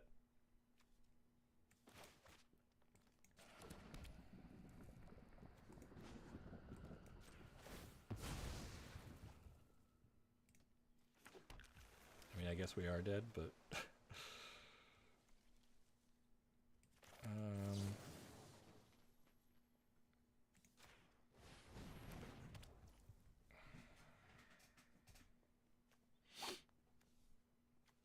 And so collectively we'll have 5 energy, not enough to kill a 6/6. So...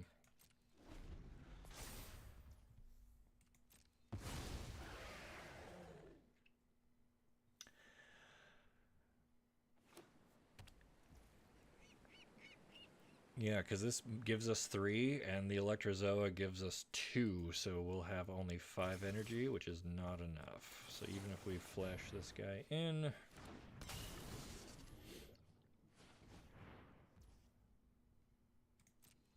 And even if we block... The trample is still going to be 5, which still kills us no matter what, so...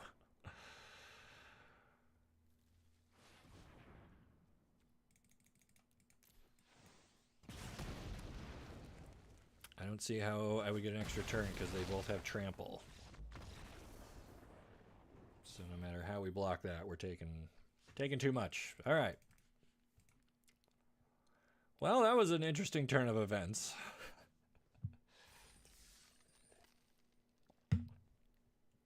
Guys, I'm starting to think I'm just bad at Magic. What do you think? Maybe I should have quit 3 hours ago and just had lunch.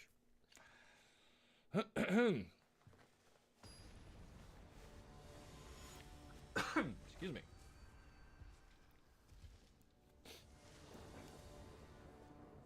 Killed by the meme card. Yeah. All right.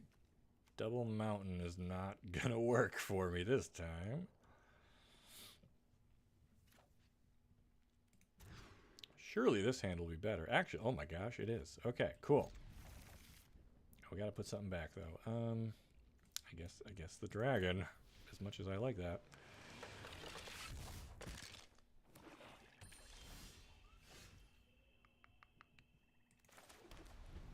So I think the plan here is the Slith to start. Because I really want to get that attacking as fast as possible. Hoping for 2-3. That'd be nice. If we could end on a 2-3 or a 3-3 if I'm being really ambitious, but we'll see. This is probably about to get a Wither and Bloom if I had to guess.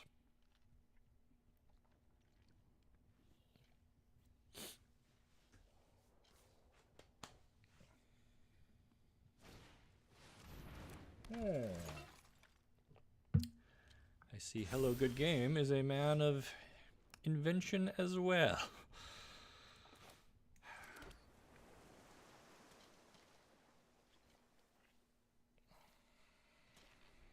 So do I just Umbra that so it can't attack and block? And now I can grow this?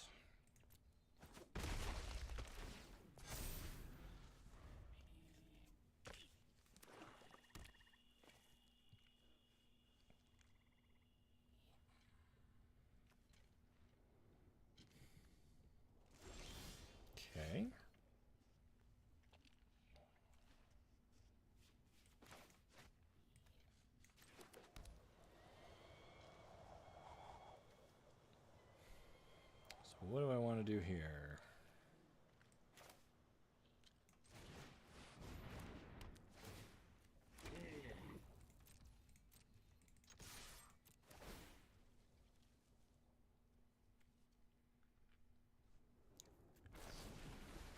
Oh no. Okay.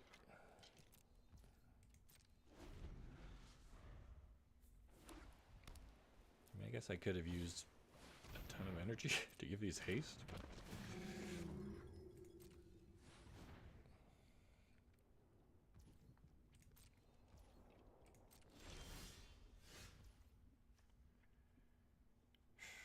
All right.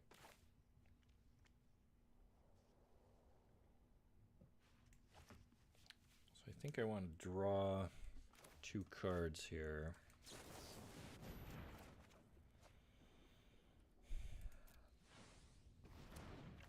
Amazingly did not find another land.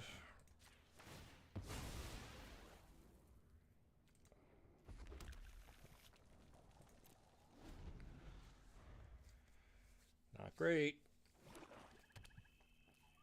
But next turn we can double spell. We got the Fanged Flames, maybe a Charge Bug. Alright, that's better.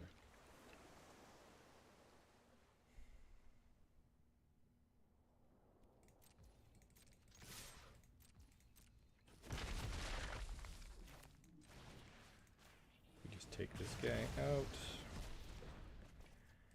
And then play our own.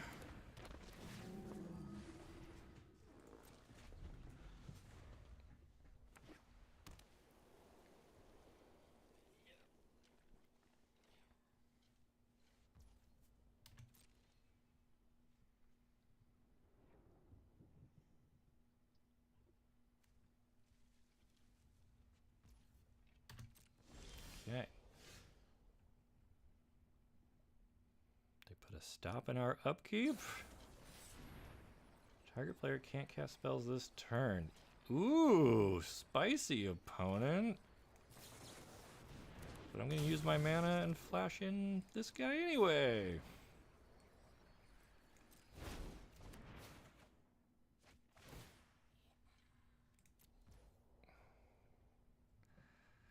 So yeah, I can't cast spells, and I can't, even though I have the energy, I can't attack.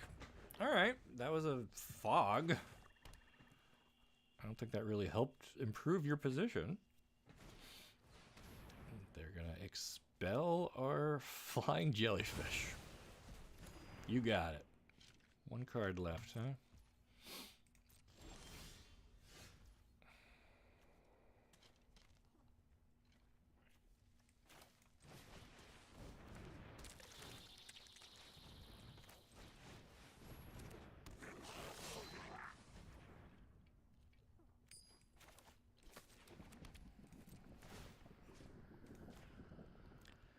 Give our charge bug haste and charge in.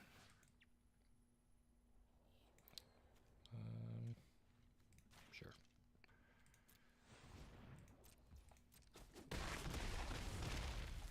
Okay. Play everything. I know. So our hand is empty. Now we've got the wheel.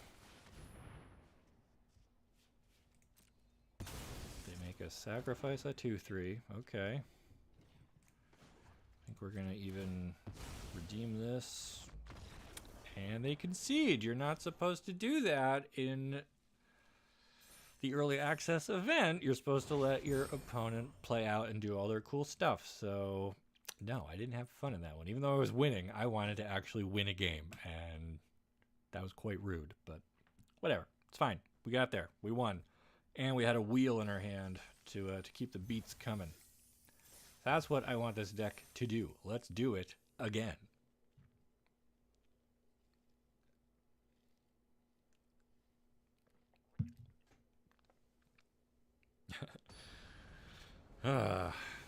Right? I feel robbed. I feel like we had the upper hand there, and then they just stole it from us. All right. So 3 lands. We can turn this into a plains, which lets us actually hit like everything that we want here. So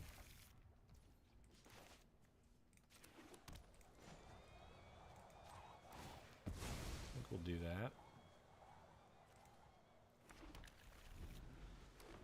I could have just played the island and tuned. Yeah, especially if I was going to draw one anyway.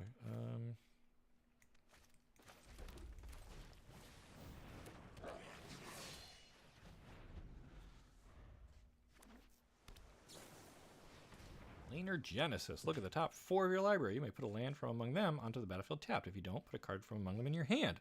Put the rest on the bottom in a random order. Alright, so a little bit of ramp. Seems good.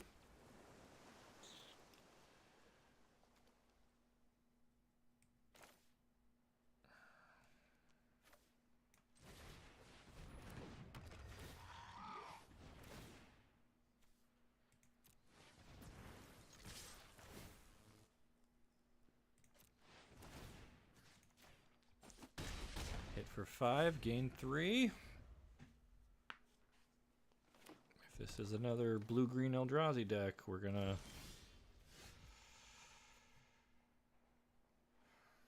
I don't know what we're gonna do.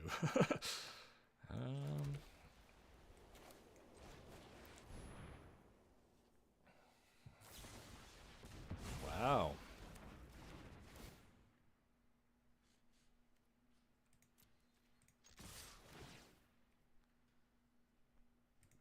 Sure. Deal 4, gain 2 that time. Alright. 1125. 3 color aggro energy. Alright, Propagator Drone is a 2-mana 2/2 whenever creature tokens you control have evolve. Oh god. Why does this game do this to me? Alright. We draw the wheel. I don't think it's worth using it yet.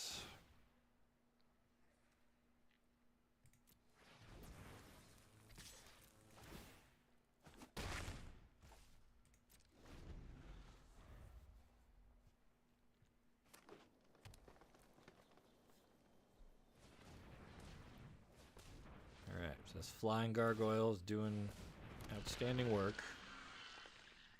Which means he gonna die. Okay.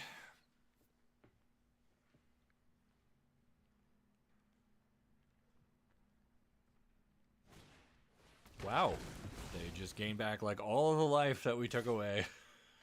And they wipe our board. Outstanding, outstanding.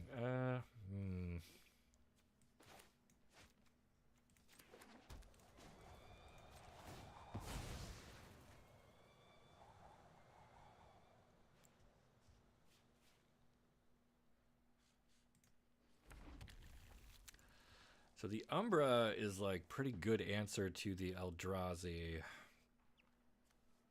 And since they only have 1 card left in hand as well, I don't know if this wheel is really what we want to do. Because we would only get to draw 4 new cards?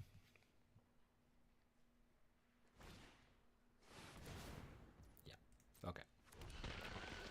Well, now that we have a good target for the Umbra, I feel a lot better about it.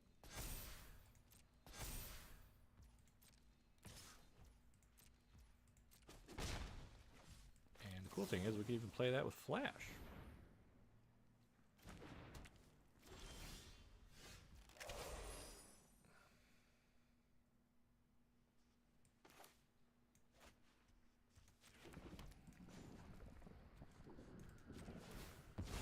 So I'm going to play that and use it to get another land out of the deck, which hopefully makes our wheel a little better.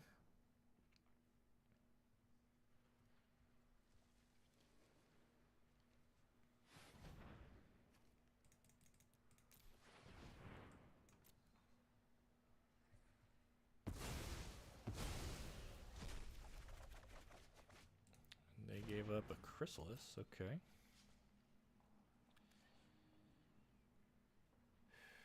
So we picked up Flames. I'm going to use that to get rid of this drone because otherwise these things keep evolving and getting bigger and bigger. And I don't want that. And I suspect whatever they play next is going to have more than 4 toughness anyway.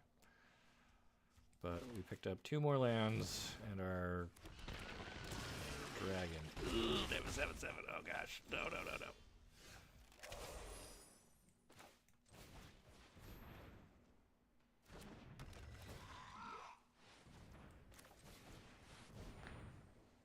Alright, well, we got some flyers again.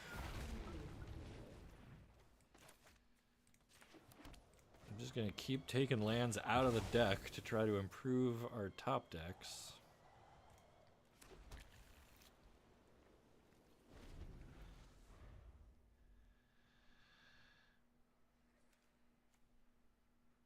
I mean, they can hit us for 7. Hoping they don't have too many more horrific assaults. Okay.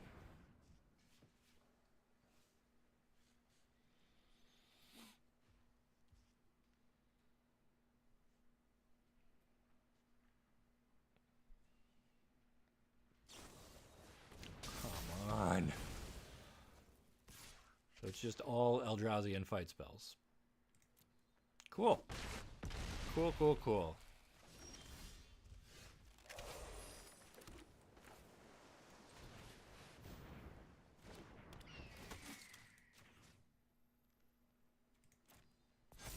Yep.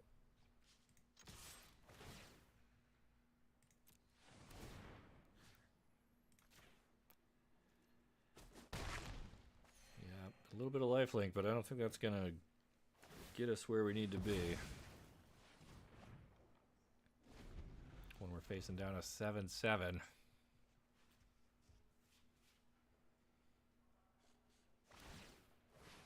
Although, if they are just digging, maybe we've got a chance.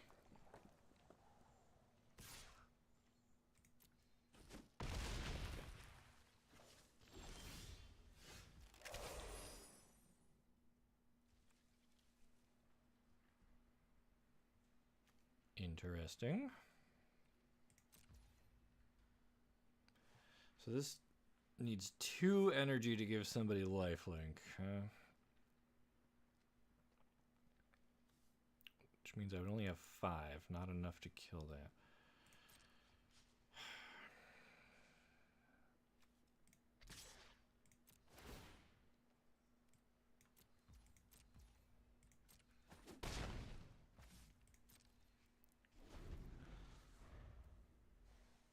So I have 4. This will give me 3 more. That gives me exactly enough to kill this lurker.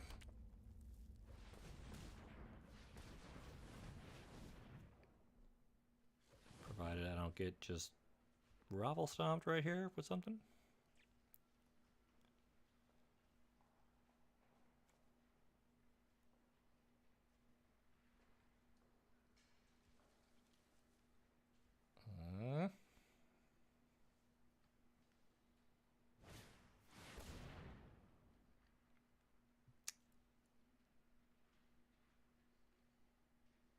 Okay, so that will give that +5 in trample, so... So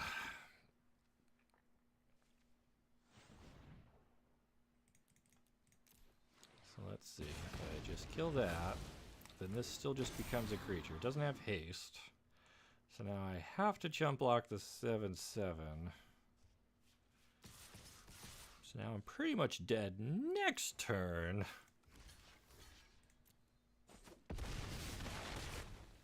Unless I find a way to deal 8 damage.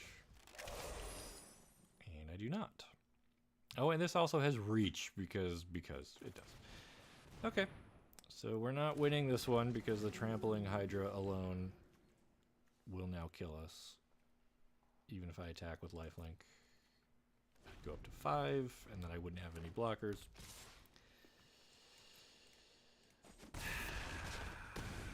What is that? 1-2 now? We have to win one more. We got it. We've got to win this next game.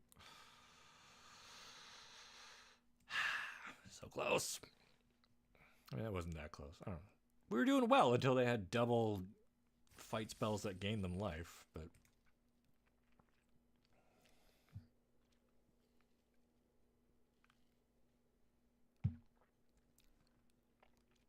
I don't know, this is kind of inspiring me to do like maybe a energy brawl deck or something, or commander.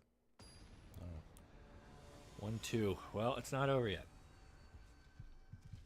Just gotta take down this bandit. Man, why did it have to have reach? I know, right? Okay, so like I don't want to mulligan. But right now we only have one playable card, so what is this land supposed to represent? It looks vaguely like Phyrexian, like New Phyrexia, kind of Elish Norn's Basilica, but there's like blue cloudy sky up there. So what am I looking at? Who knows?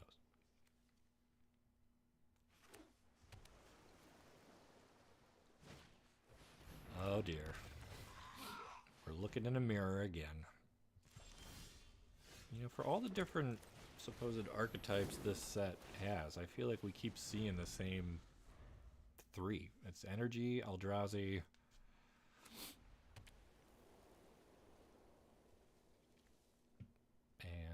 and I don't know, artifacts, I guess. Maybe they're just blue-white energy?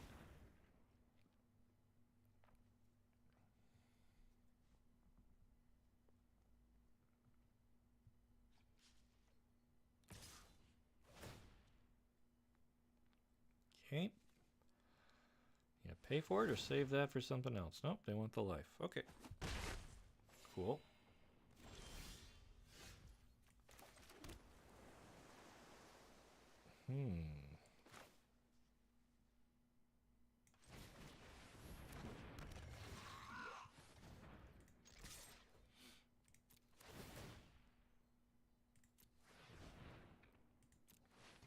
I'm going to give this first strike and lifelink.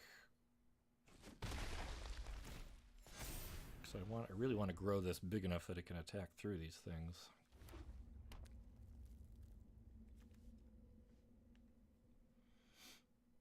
And so they get to play whatever they want. What the heck?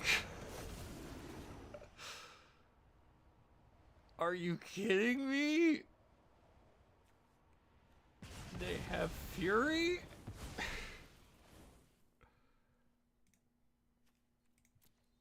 Okay. I was gonna say they get one turn before I have enough mana to like keep up the counter spell, and then they. Alright. Well.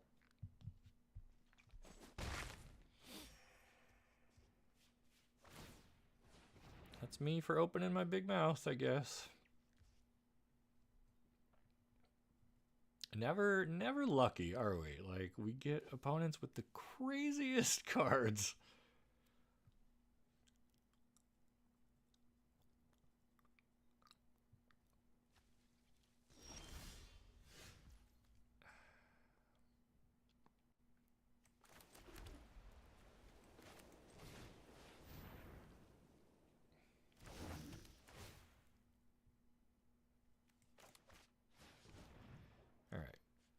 Well, we're going to start rebuilding. We're going to counter whatever they try to do next. Keep them from getting too far ahead of us.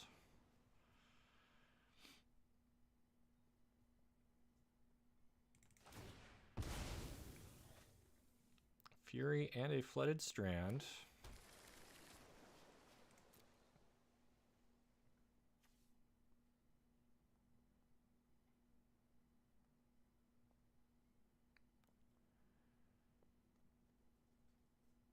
So really the most annoying thing they could do here is play nothing, because then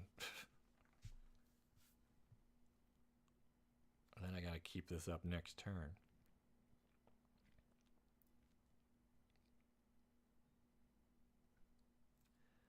Well, think about it. You know, 2 cards in hand. They could be anything. Could be another Evoke Elemental. And they don't have energy for lifelink anymore, which is also great. So this Shattered Landscape is going to become a mountain for sure, unless we draw something else. Fury still ruining games. Oh, Jolted Awake, and they've got 1, 2, 3, 4. So what are they going to try to bring back? The Fury? No, wait, this... They will only have 2 energy. Choose up to 1 target artifact or creature card in your graveyard. You get 2 energy. Then you can pay an amount of energy equal to that card's mana value. If you do, return it. But they don't have... Did they just want 2 energy?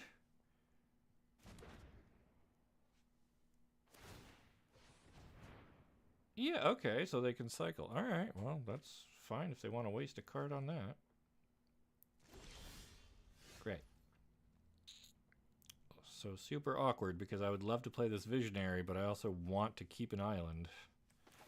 So yeah, I guess we're sticking with the plan of exchanging this for Mountain. Thank you.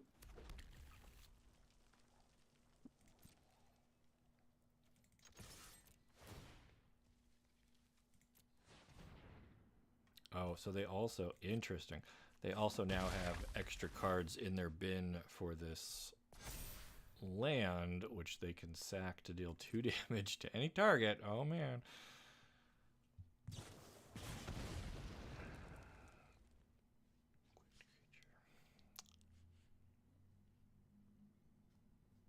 Yeah, I guess I don't want them to have, like, a huge threat. So, 3... Oh no, they had it. I should have paid 1. I didn't have enough. I couldn't have stopped it. Oh my god. Okay. Well, that was a great use of a counterspell. In my mind, I was like, they only have 3 left. I'll just pay 3. Then they can't do it. But 3 equals 3, guys. If they have 3 mana, they can absolutely pay, because they're not paying energy. They're paying mana. You pay energy. It's been a long, long day of this draft. I'm losing my voice. I'm losing my focus.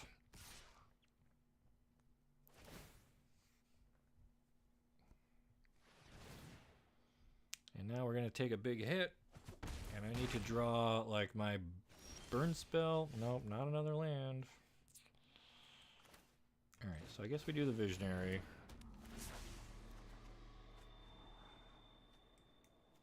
Neither of those are going to help.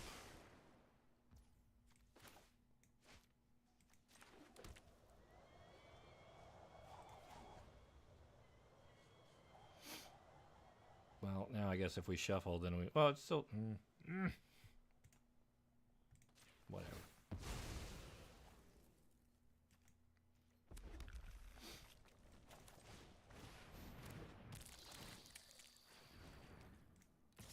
Okay.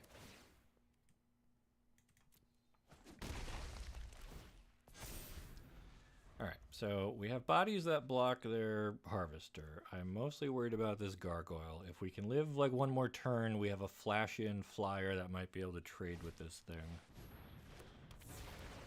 That I'm not worried about.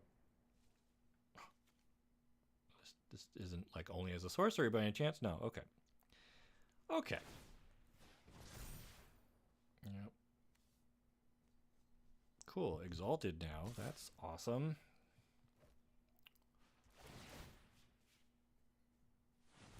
So this is a problem because even if I do flash in my flyer, they can just kill it with a land before I get to block. So we need to draw a legit removal spell. That ain't it.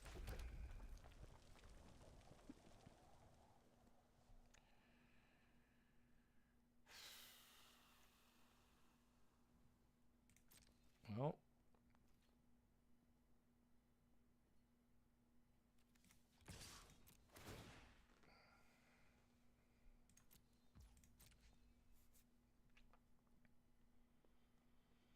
Perhaps they will forget about their land, or perhaps they'll tap their red source for something else, and then we can get a block in. I don't know. We'll see.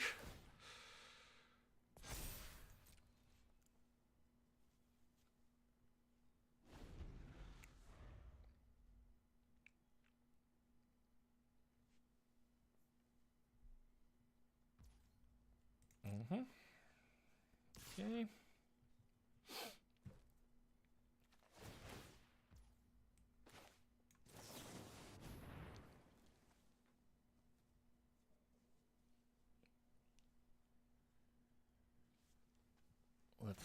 they have any answer for this, then like we're just dead. So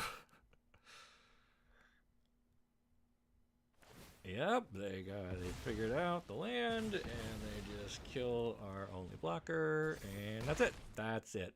We went 1 and 3 with the really cool Jeskai energy deck. So that makes us 2 and 13 or 2 and 12 for the day. Cool. This has been a lot of fun, but I think I'm ready to call it. Thanks for joining the stream. I hope you learned a lot about how to draft Modern Horizons 3. I know I sure did. And I appreciate you hanging out with me. I don't do streams as often as I should, but this has been a really cool experience. Thanks again to Wizards of the Coast for providing me with the account here that lets me have some fun with this exciting new set. I can't wait to get my hands on some of these cards for real, but it will probably be a while before I try drafting this one. I mean, my final thoughts here are that this set pulls you in a ton. Oh, I'm so dark. It got... Oh, just broke my light. Okay. This set has so many mechanics that pull you in so many different ways. You've got the energy, the Eldrazi, the artifacts, the counters, the modified stuff, the enchantments. There's like a little aura sub-theme with bestow and all kinds of weird stuff happening in there. It's maybe too much for me. I like a nice simple standard set where you can draft, you know, a 2-color pair that has a theme and you just kind of play it out. I don't know. Maybe I'm getting too old for this game, but again, I really appreciate you all tuning in and hanging out with me here. If you enjoyed what you saw, make sure you like the video and subscribe to the channel so you don't miss the great stories you'll only find here on Magic Arcanum. We'll see ya.